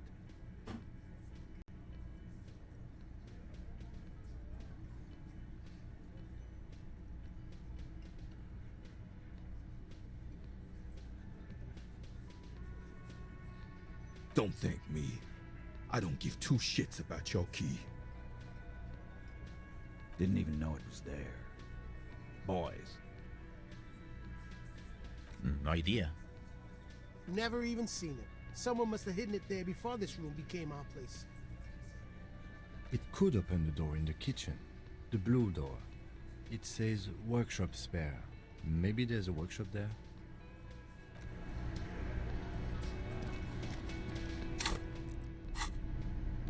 Never know where this game is going to take you. You just never fucking know.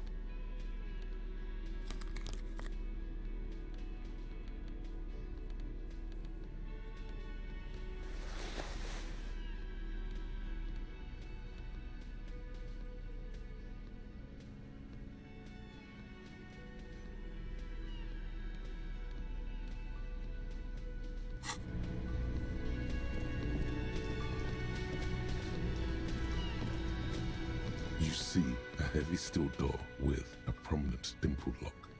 The key fits the dimple lock. It takes a bit of effort to turn it after all these years, but then the lock clicks. The darkness before you smells like engine grease and cut wood.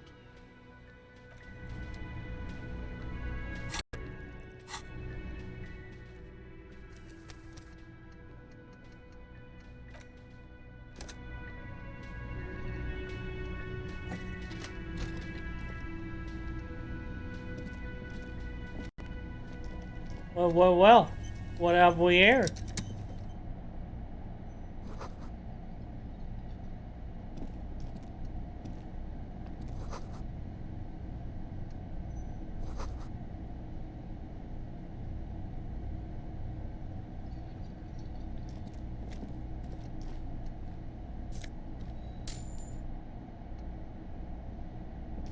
Over there, in the corner. Not just any pinball machine. This is the pinnacle of pinball. Cornelius Gordy and the Mountain Goats. It's lit. You can't wait to get your hands on it.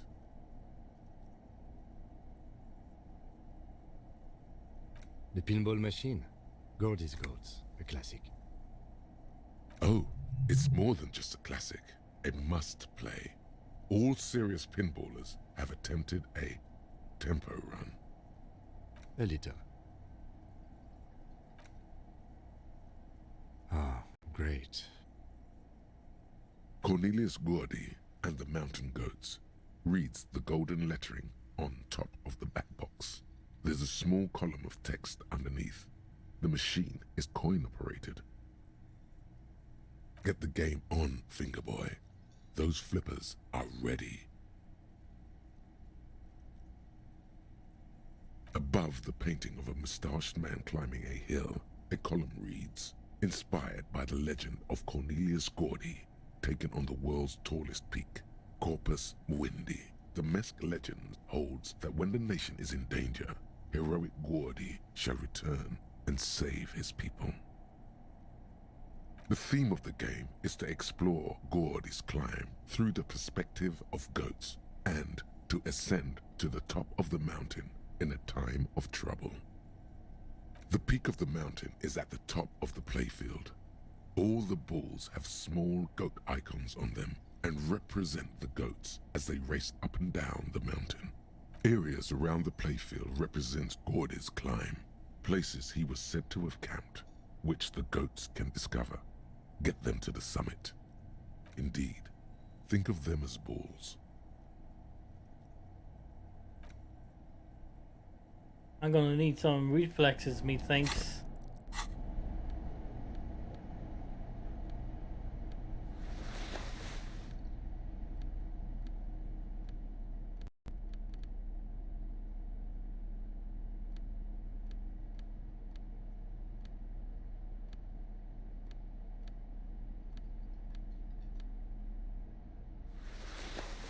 A little bit of reaction speed.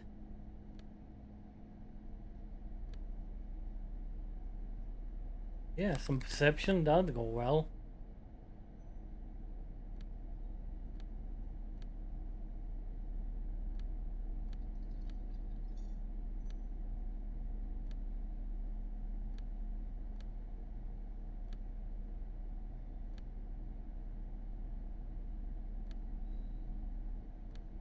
I think that's it, really, isn't it? More reaction speed. Over there, in the corner. Not just any pinball machine. This is the pinnacle of pinball. Ah, great. Cornelius, get the game on, Fingerboy. Those flippers are ready. It takes a while to get into a rhythm. Pretty soon, you're able to keep 3 goat-faced balls in play with relative ease. Go, go, Fingerboy. I feel sorry for the gods. If they only knew the kind of guy old Cornelius really was.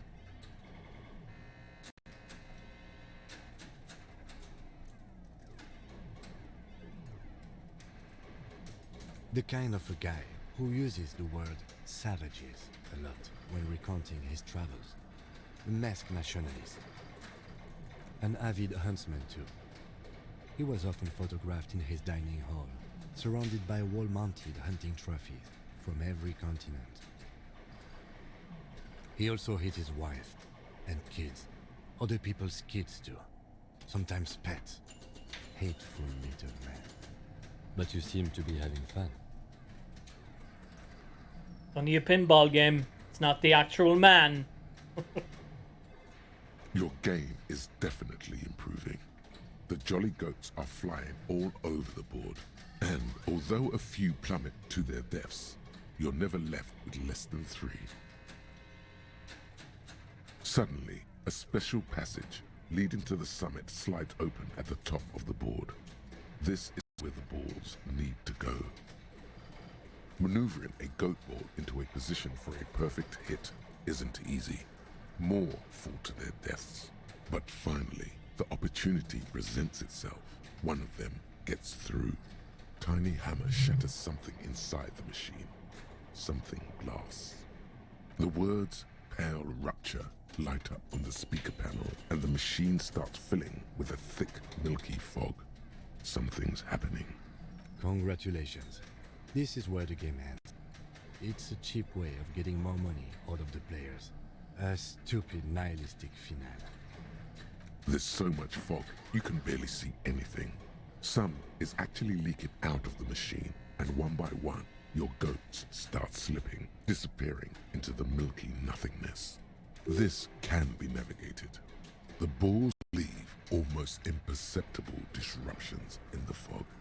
Use them to calculate where they hit next. You're down to your last goat, going mostly by sound. Eyes are useless at this point, but that goat is something special. 5 times you snatch him back from the jaws of death. I am. I've seen it before. Played it too. You will eventually make a mistake and then it's all over.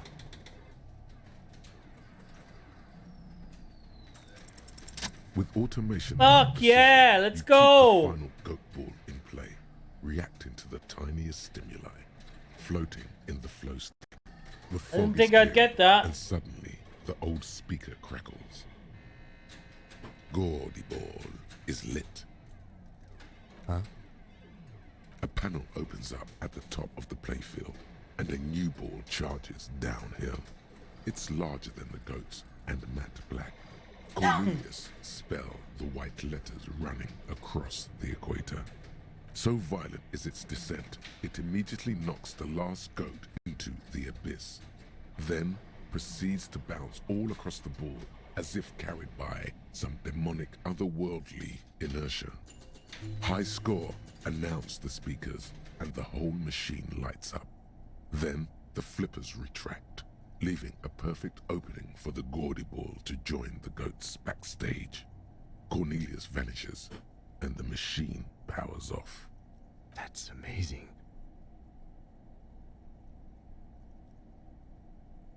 You didn't just win. No one I know has ever beaten Gordy's goats. That is a monumental achievement, Detective. Goddamn right it is.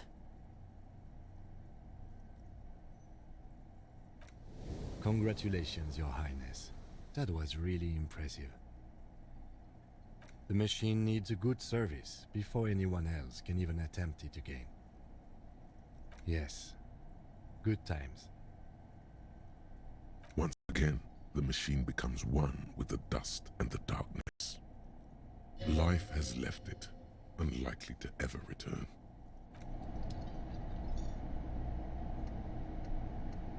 The machine is...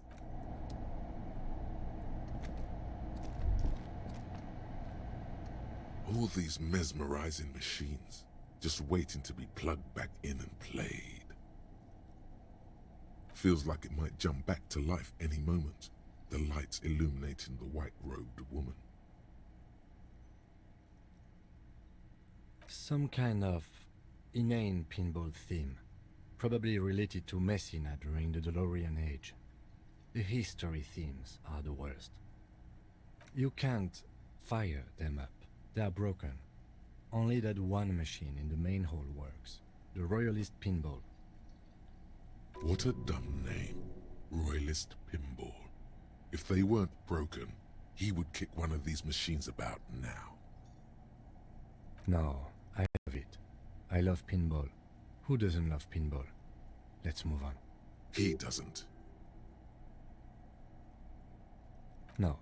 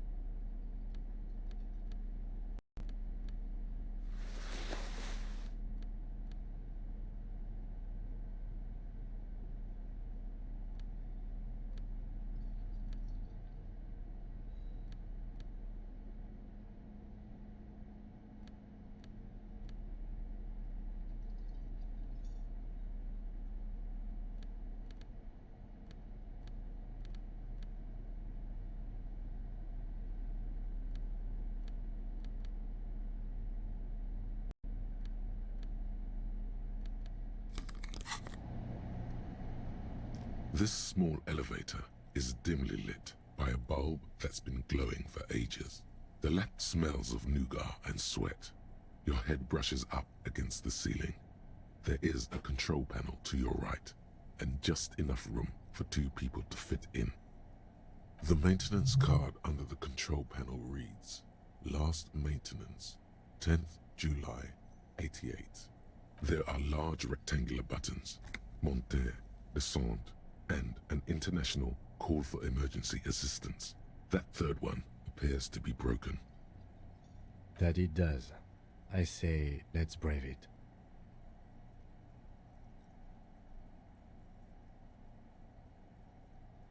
At the end of the last century. Look on the bright side. If it fails, we will only sustain minor injuries. I'm talking 3, maybe 4 months in the hospital. Maximum 5.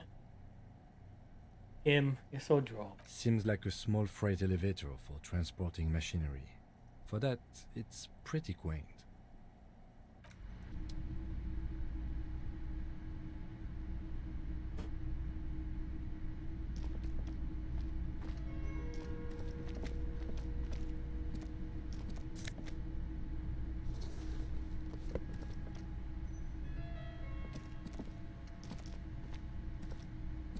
Clearly see footprints in the downy carpet of dust covering the workshop floor.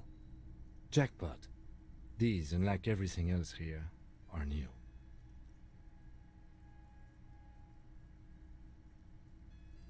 "3 weeks maximum from the dust coverage. It could easily have been 1 week too.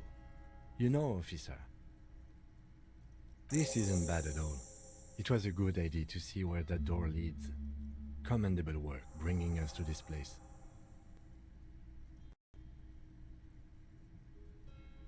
It means someone snuck through what seems like a secret route, behind Classius' room, in the recent weeks. This may prove to be significant. Large prints, most likely made by boots. The size is hard to determine. Sole could be bigger than vamp. The soles have left a pattern, uniform, horizontal lines. One person has been here. They've gone back and forth. The tips point both ways.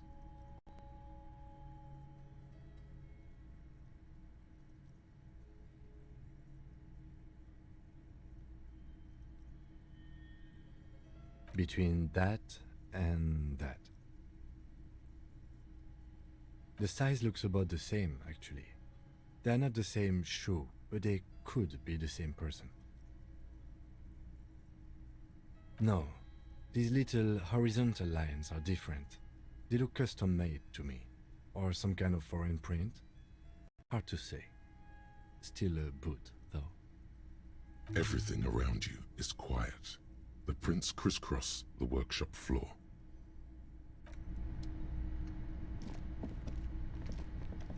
This is the inside of the barred door you've seen before. Okay.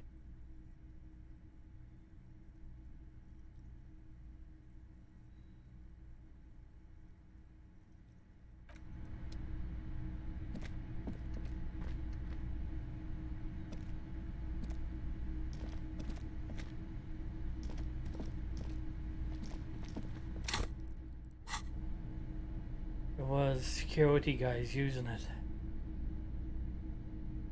Guaranteed.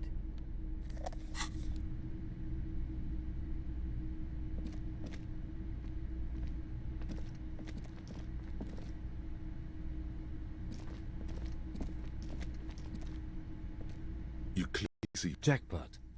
These, unlike every...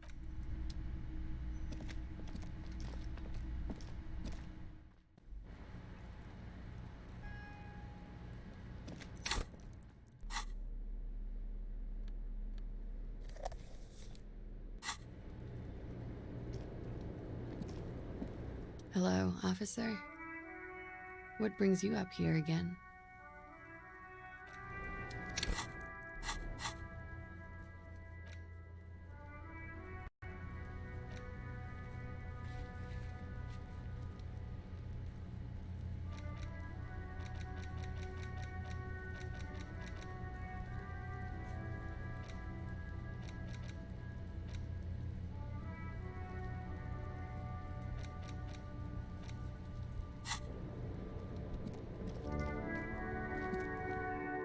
Has to be something more in here than just fucking footprints.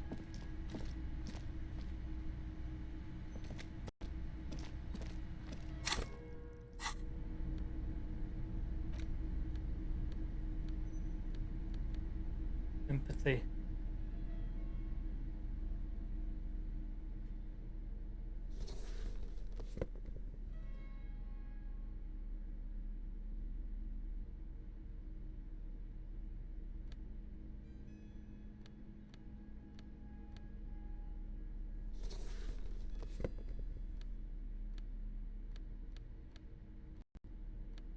I don't think I have any more empathy.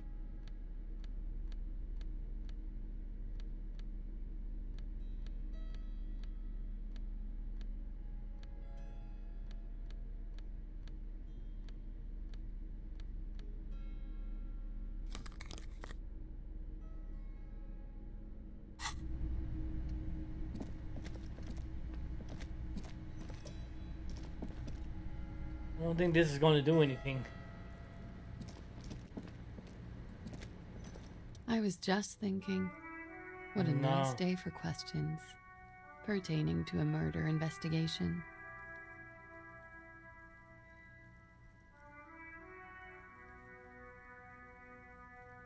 Not going to happen.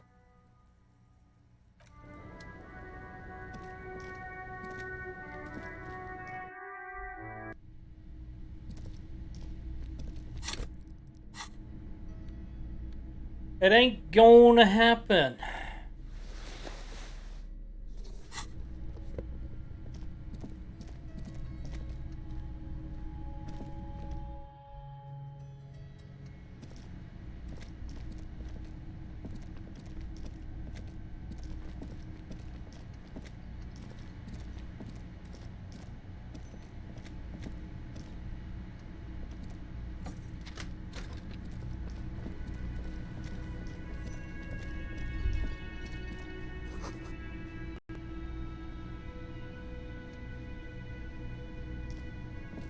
Hey, was there something you needed?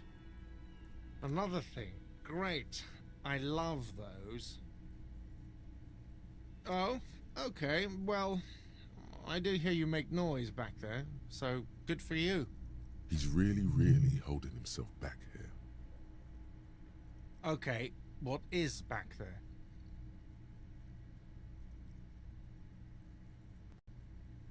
Ha! I knew it. I've always wondered where those machines by the door came from. And they told me there was some kind of pinball thing here too. I knew it. Were there any back there? In working order, I mean.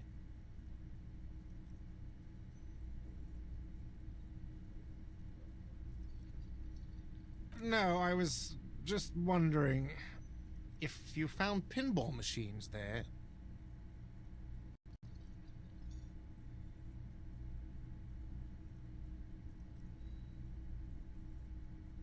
No, but we could diversify the entertainment options, seeing as you've opened the door back there. The machine we have in the corner now is broken. It wouldn't hurt to get a little life in here, other than the hellish karaoke machine. That one's always causing trouble. Yes?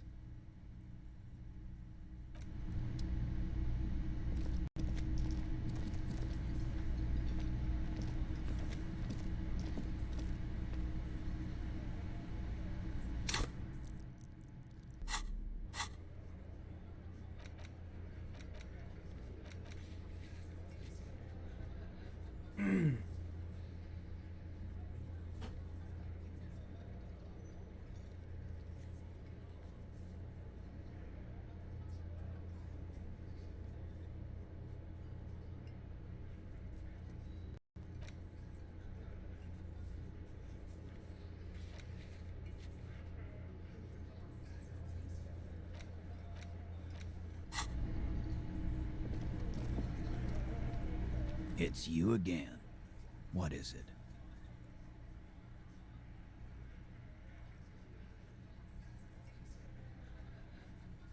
Rhetoric. Rhetoric.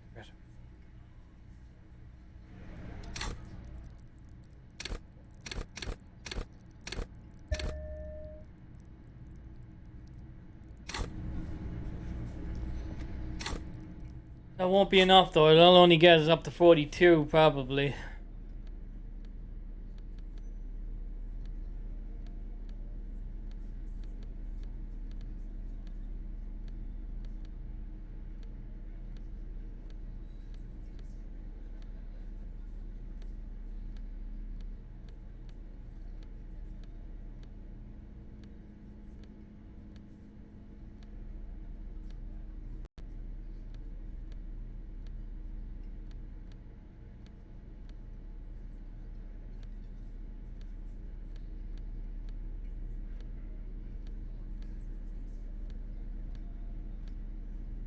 Yeah.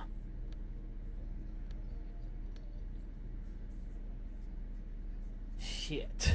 We don't even have anything that gives us rhetoric. Nothing. Nothing.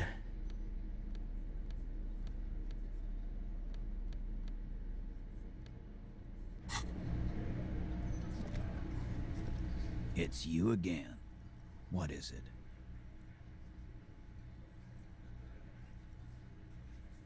Again. Good. About fucking time. 42.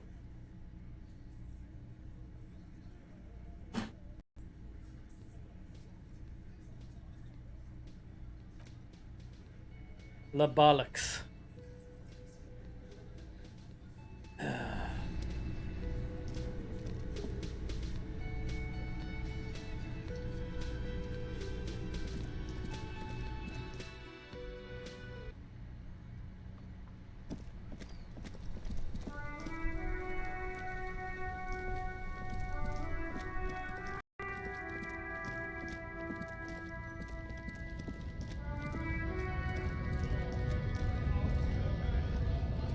Right to work!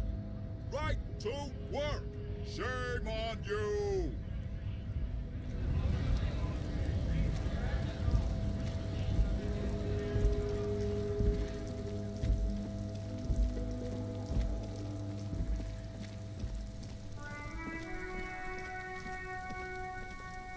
Inside, you see a set of steering levers, a radio microphone. This is Precinct 57. How may I assist you? Just a second, officer.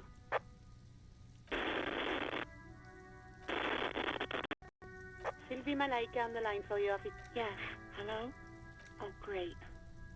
What else do you need, detective?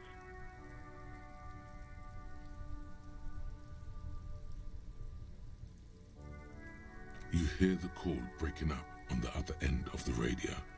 Anything else I can help you with, officer? 57, over and out.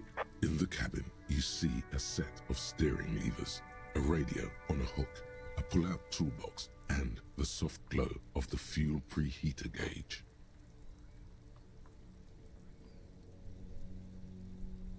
A metallic drawer, the pull-out toolbox slides back into its...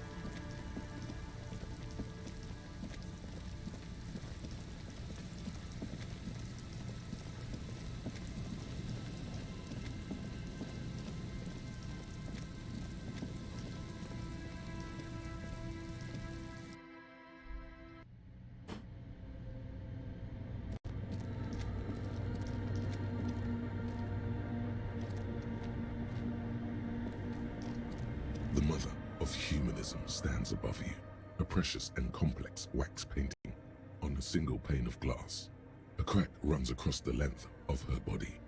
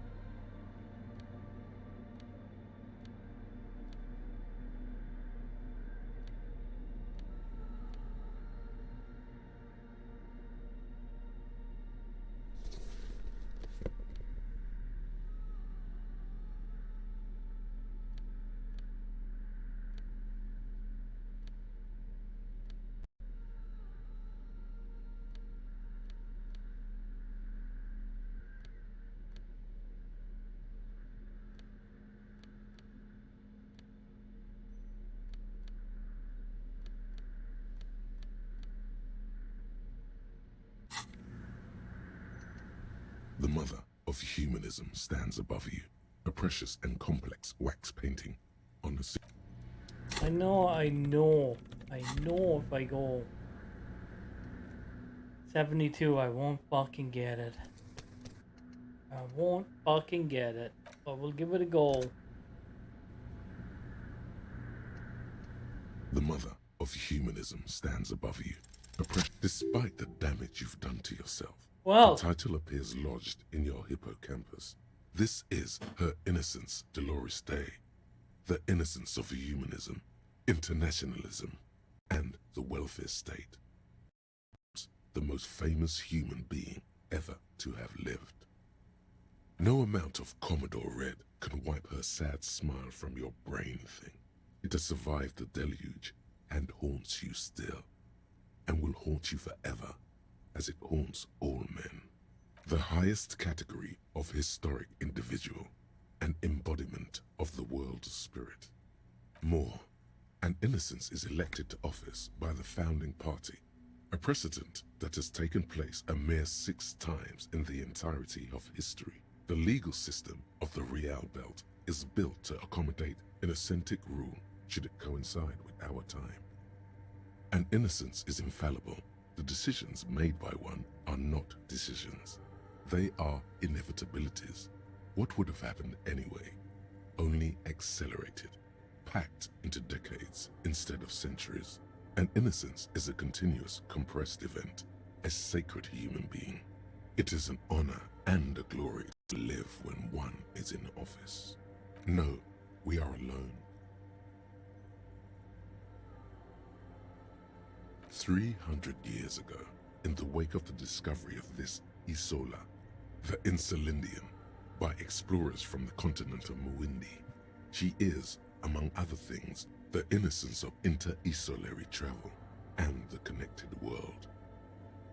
Many things, you know she was a woman of the court, the wife of an influential Marchese, and eventually the principal advisor to Irene La Navigateur, Queen of Seren, modern-day Sir La Clé, also that she was gorgeous beyond beauty. Terribly, women of the court were expected to play both contract bridge and chess sufficiently well to prove an interesting challenge to a man. A simple grasp in matters of philosophy, theology, and science was encouraged. She was, by all means, a kept woman. She made the most of her position in the antediluvian court, a court visited by the most prominent thinkers and artists of the day. In secret, she was becoming the era's preeminent philosopher of the state. A scalpel, a piercing gaze. She was an almost preternaturally magnetic and intelligent individual. To her contemporaries, she appeared out of time, a messenger from the future of the species. We all fell in love with her, head over heels. Even before she was declared an innocence, her influence was tremendous. It was on her advice that Irene La Navigateur sponsored a number of voyages into the Pale. A costly, often tragic endeavor, ultimately vindicated by the discovery of the new world, the piece of reality you're standing on. She was crowned 2 years after the first expedition returned, setting in motion what is widely considered the greatest era in history. Wow, indeed. When her innocence was declared, and the queen she had advised for years fell on her knees before her, she was so overcome with emotion that her lungs started glowing in her chest. Bystanders reported golden filaments lighting the already sunlit chamber around her, clear as did we all. The lands of the Mesk and the Occident, and even far away Supramuindi, altogether 21 of the 40 mundial nations of the time, immediately accepted Innocentic rule, even before her crowning. In a city called Advesperaskit in Vespa Messina, her homeland, the name of the city means evening comes, but it happened on a winter's morning, with the canals frozen and slush falling out of the sky. She was dressed in a white and pearl dress, on an emptied-out plaza, with the crowd far away. Already, her theriers, the The Secret Servicemen of the Innocents were worried about an assassination attempt. Oh yes, she looked like humanity's young mother, a perfect mother, insultingly beautiful. It was as if her face and shoulders and hands were covered in a soft down of underfeathers. You know this well, very well. Midwinter snow was beating the cobblestones around her.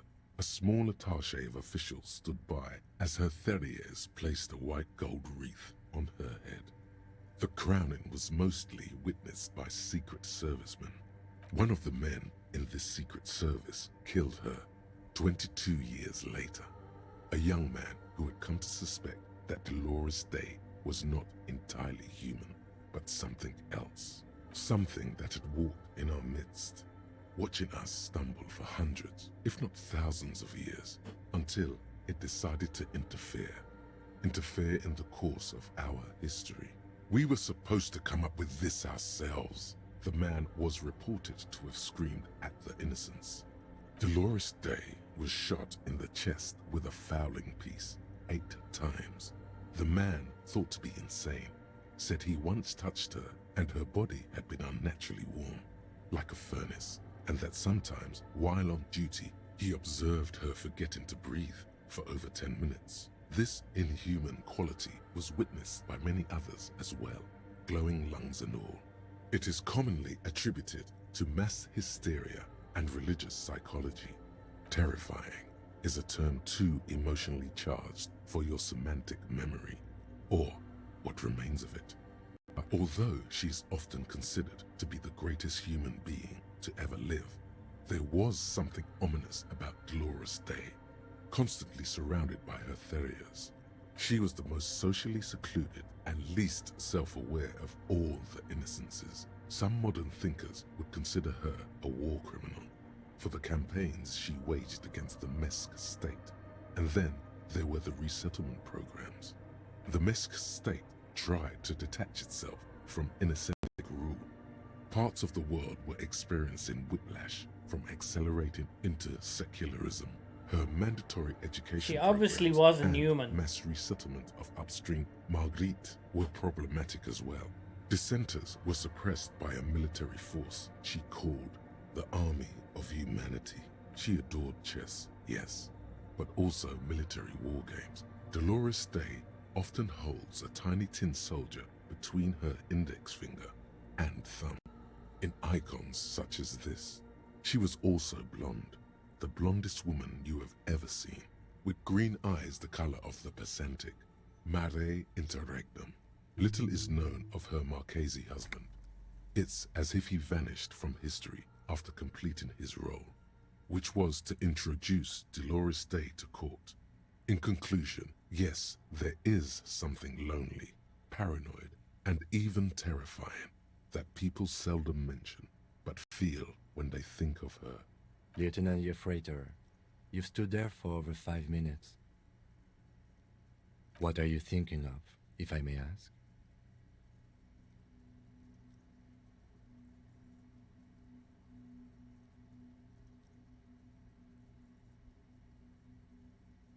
Okay.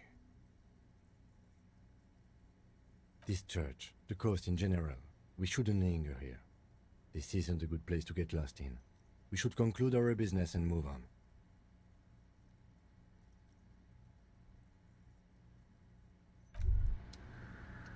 Hey, her innocence Dolores Day liked little figurines, right? Liked holding little men between her fingers, remember?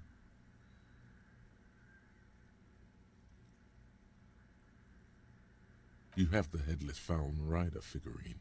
You should give it to her. Win her back.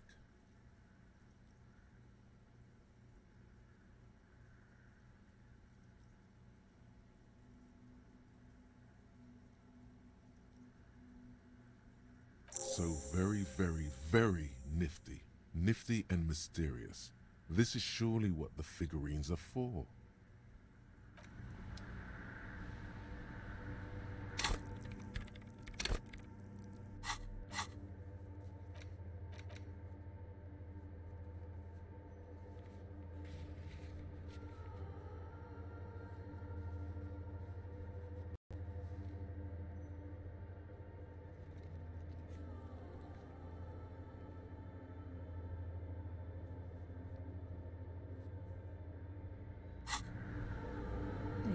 It's official. Harry's The gonna mother die. of humanism stands above you, a precious and complex wax painting on a single pane of glass.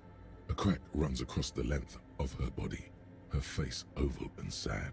Why? That does seem to be a problem. Maybe you meant something else?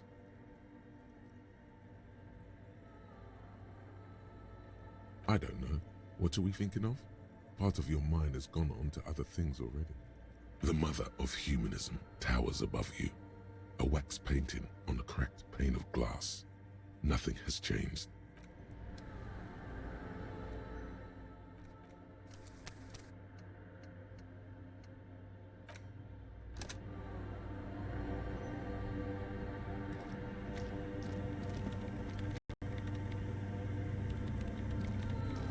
Yes, what is it?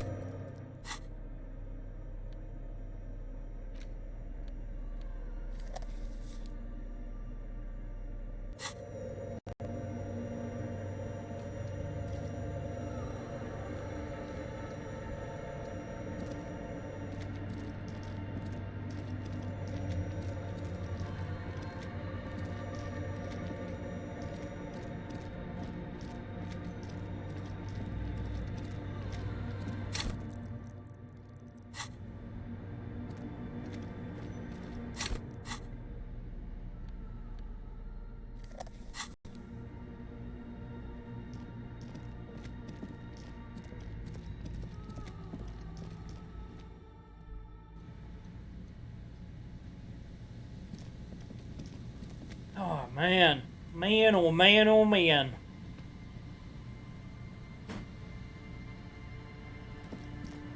I thought I would defeat the game today, but it looks like it ain't gonna happen. Still, it got interesting. It got interesting.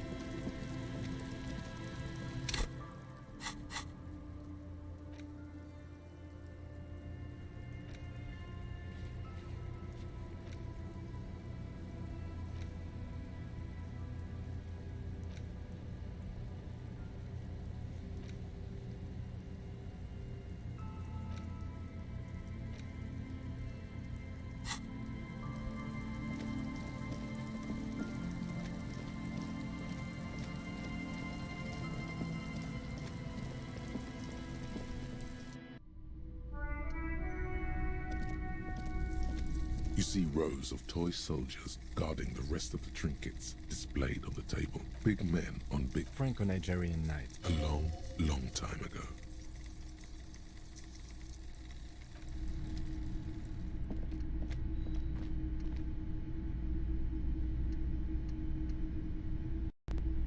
All the old boomboxes are there, blinking.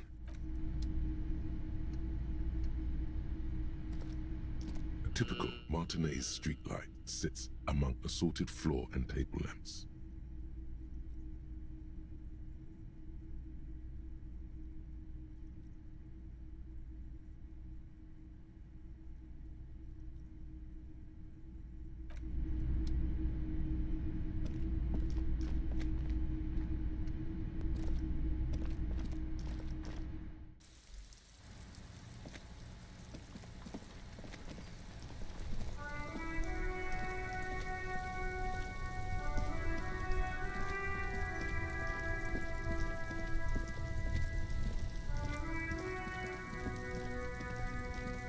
Stuck in the rain in a traffic jam, man.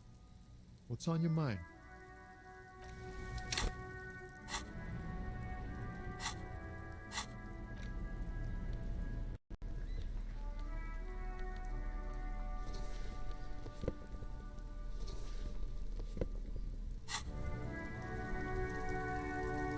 Stuck in the rain in a traffic jam, man. What's on your mind?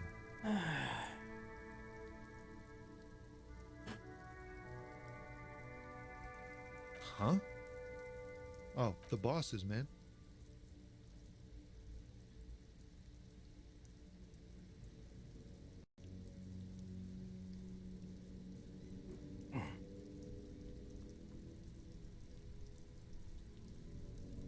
Makes sense.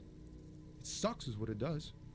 Maybe don't tell people. The people they don't like are actually right.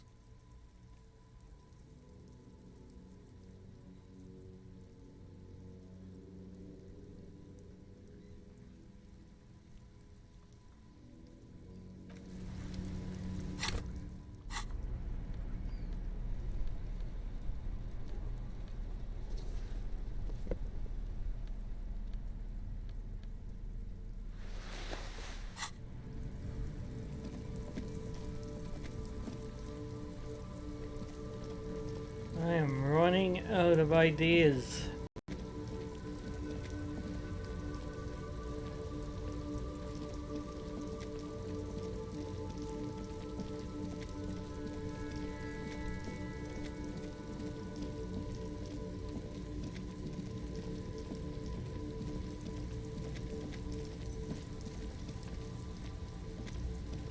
An old monument stands in the middle of the traffic island, pointing toward the sea. It looks as if it's been reassembled piece by piece, secured and mounted in the air.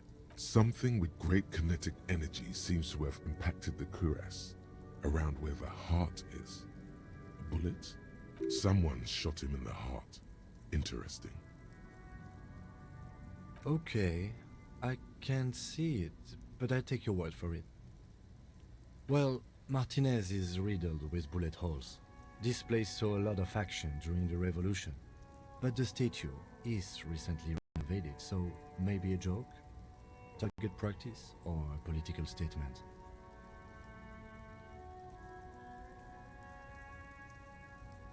If we connect every bullet hole in Martinez to the murder, we'll get an overwhelming amount of loose threads. But then again, we don't really know what we are dealing with here, so I've made a note. Don't hold your breath. The king stands high above you, surveying.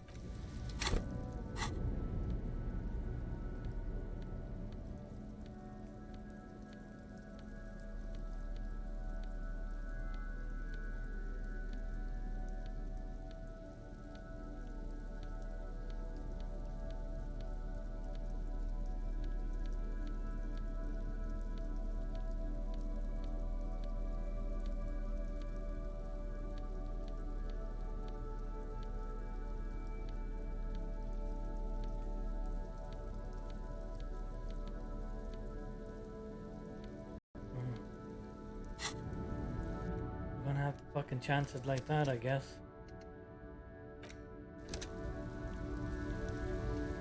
An old monument. What's the best we're not gonna get it this time? Island, pointing toward the sea. It looks as if it's big. What did he do? You have no idea what you did a week ago. How would you know what this guy did many centuries ago? High above you, the king stands triumphantly oblivious to your memory trouble.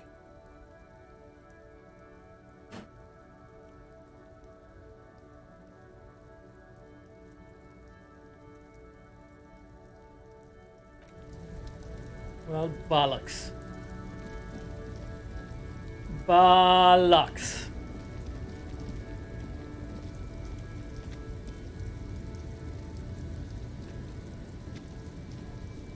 Come on, game. The woman still has her eyes fixed. No response. Wherever this woman...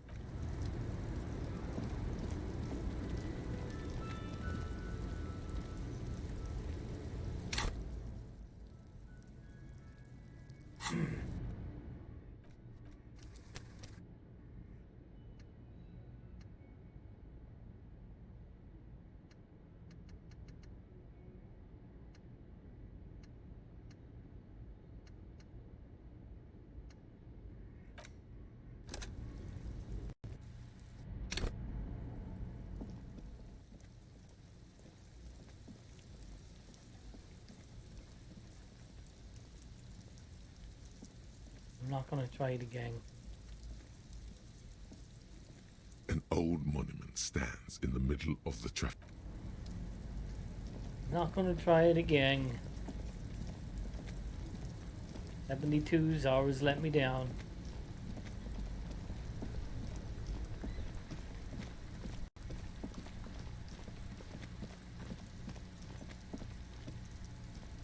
Ba-dum bum ba-dum bum bum ba-dum bum.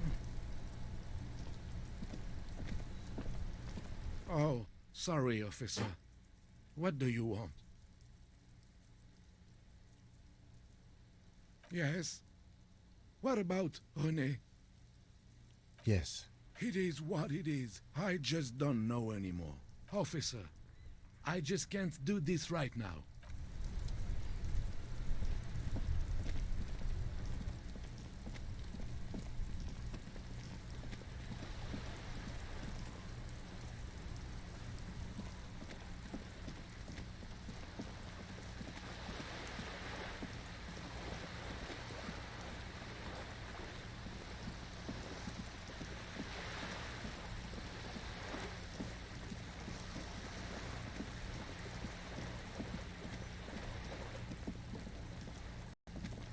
I don't think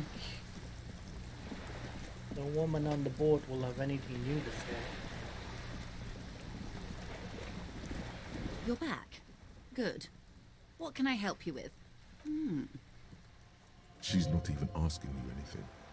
It's so easy to just say.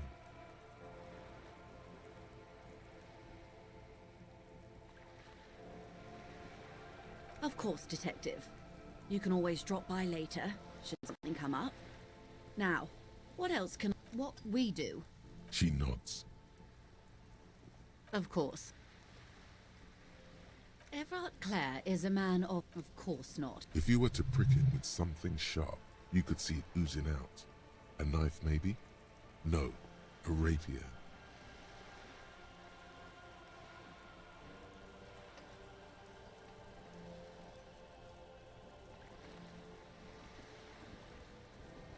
He is the most corrupt individual I have ever seen, and I deal with men like him for a living. If there is anyone more venal, more irredeemably nepotistic, then it's his twin brother, Edgar. Have you seen him? Edgar looks exactly like his brother, except for that lazy eye. He also talks exactly like Everard does, and when one's term as foreman is up, the other takes over. It's how they circumvent the term limits, you see, with a funny little switcheroo. While in office, they've embezzled God knows how much of their workers' dues.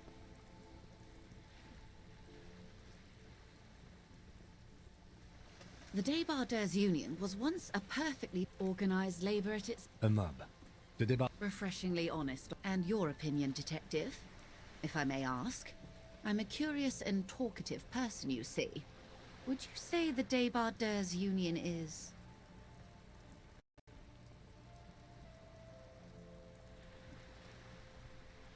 Indeed, and a hungry one. Sadly, Wild Pines have cooperated with what amounts to a crime syndicate for 2 decades.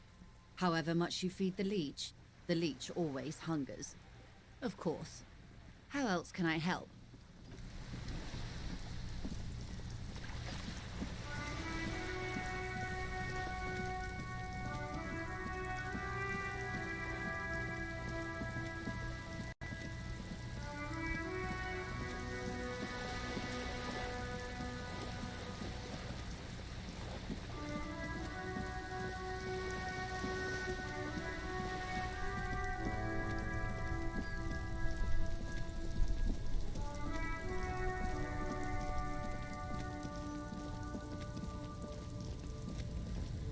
There's only one thing I think I can do. Maybe see the other brother. I don't know. Definitely.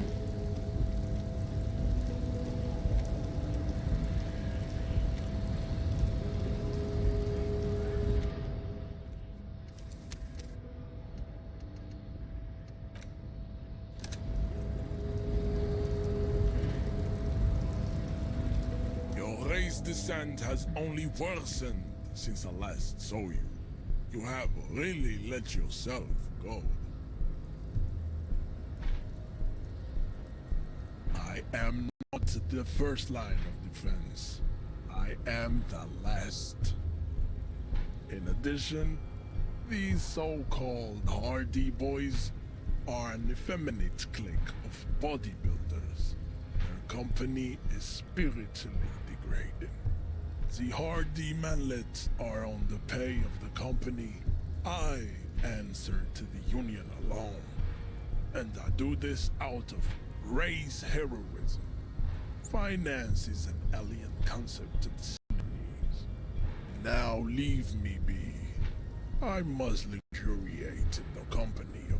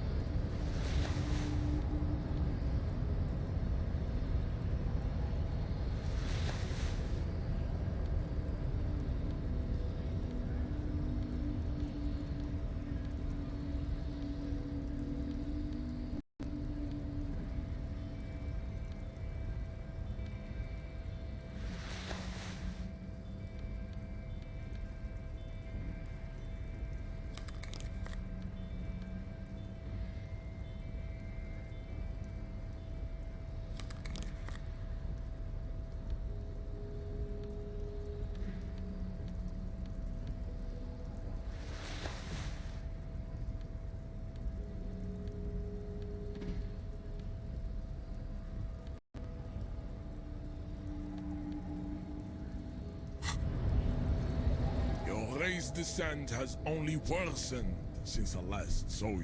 Fucking 72%. It's always fucking 72%, man.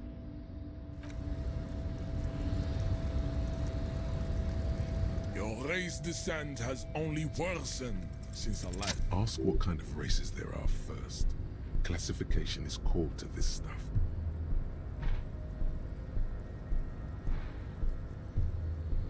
Do you?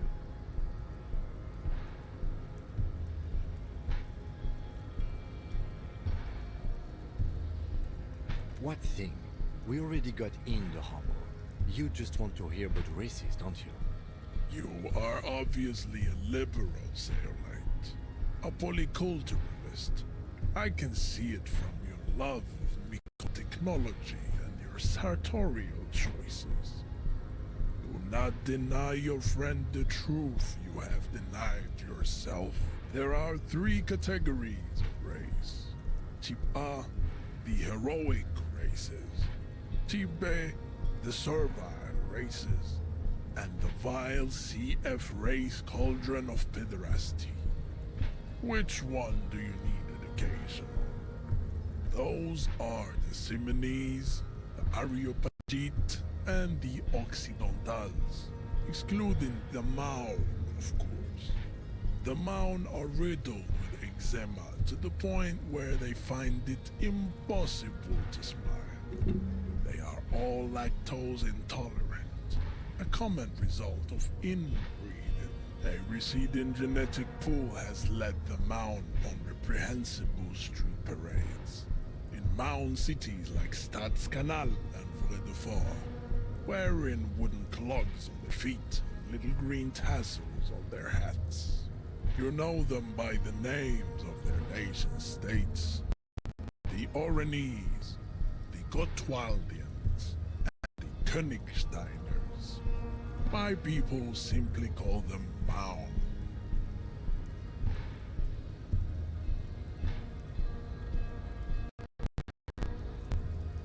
The Maun are proof that you can have too much Occidental racial purity and tassel-centric culture. Inbreeding has led to a lactose-intolerant subrace no one can take seriously.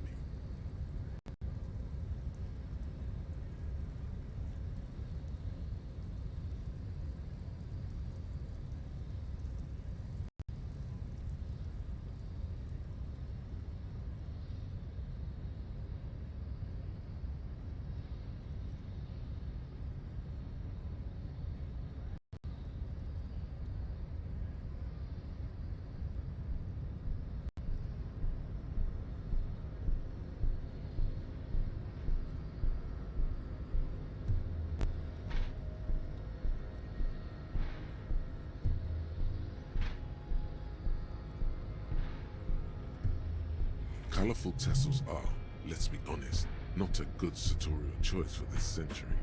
You might want to avoid wooden clogs too. The Vespertines and Messenians of Vesper and Messina, the ancient Meteorans. Sweet Jesus Christ, this guy likes the sound of his own voice. The Suren of Sur-la-Clé, and even the North Königsteiners, all have type A race propens. The other large mondial civilization, the Mesk, are too young. Overproduction whatever, of man. Sebum, as proven by the Maun and the Mesk, Occidental type A is in retrograde. The indigenous people of this, the Insulin, the Areopagites are the master. The Areopagites are sleek, long head. The latter is perfect. Type B are to an untrained. Thickness is a racial quad. The Koiko, the Countlet, the Revacholians, halfway between type A and types. Fuck me, this guy likes the yap. Lesser races. The mosquito is born sterile, like a donkey. Then there is the Simino Koi. The Koiko, as you know, this will... Your eyes bounce to the young woman at his side, twirling her hair. It is light brownish and eyes are a random color. The heart that pumps the hemoglobin. He does not seem angry, nor does the woman look affected. She just twirls her hair. Perhaps they've been through this and established an accord. You understand nothing. To solve the great race enigma, you have to first ask yourself, what is the race enigma? You have not even worded the mystery, let alone solved it. You need to internalize what you have heard here today, then return to me. This clarity does not come instantly. I cannot possibly imagine what else we have to discuss, Tibere Vasholian. There is nothing funky about... I cannot possibly imagine... Oh, shut up, Jesus Christ. Yap, yap, yap, yap, yap, yap, yap.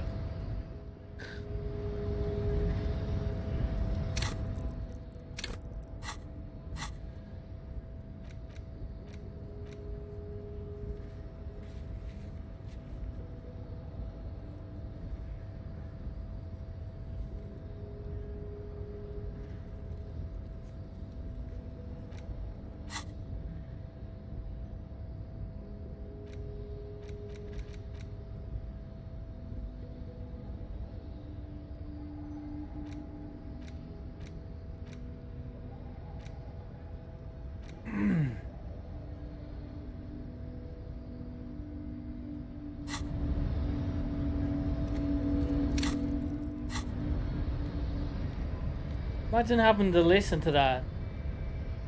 Jesus. Thank God for fast forward buttons, that's all I'd say. That guy likes the sound of his own voice. It's never a good thing.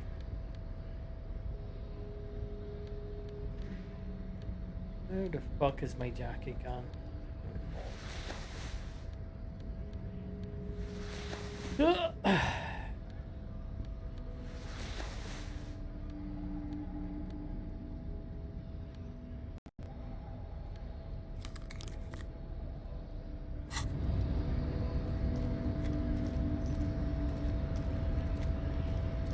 I don't think I can talk to any of these ladies, can I? No. Only him. There's a fucking box there as well. You see that? That's our prize. That's our prize. We do get something if we play his stupid little game.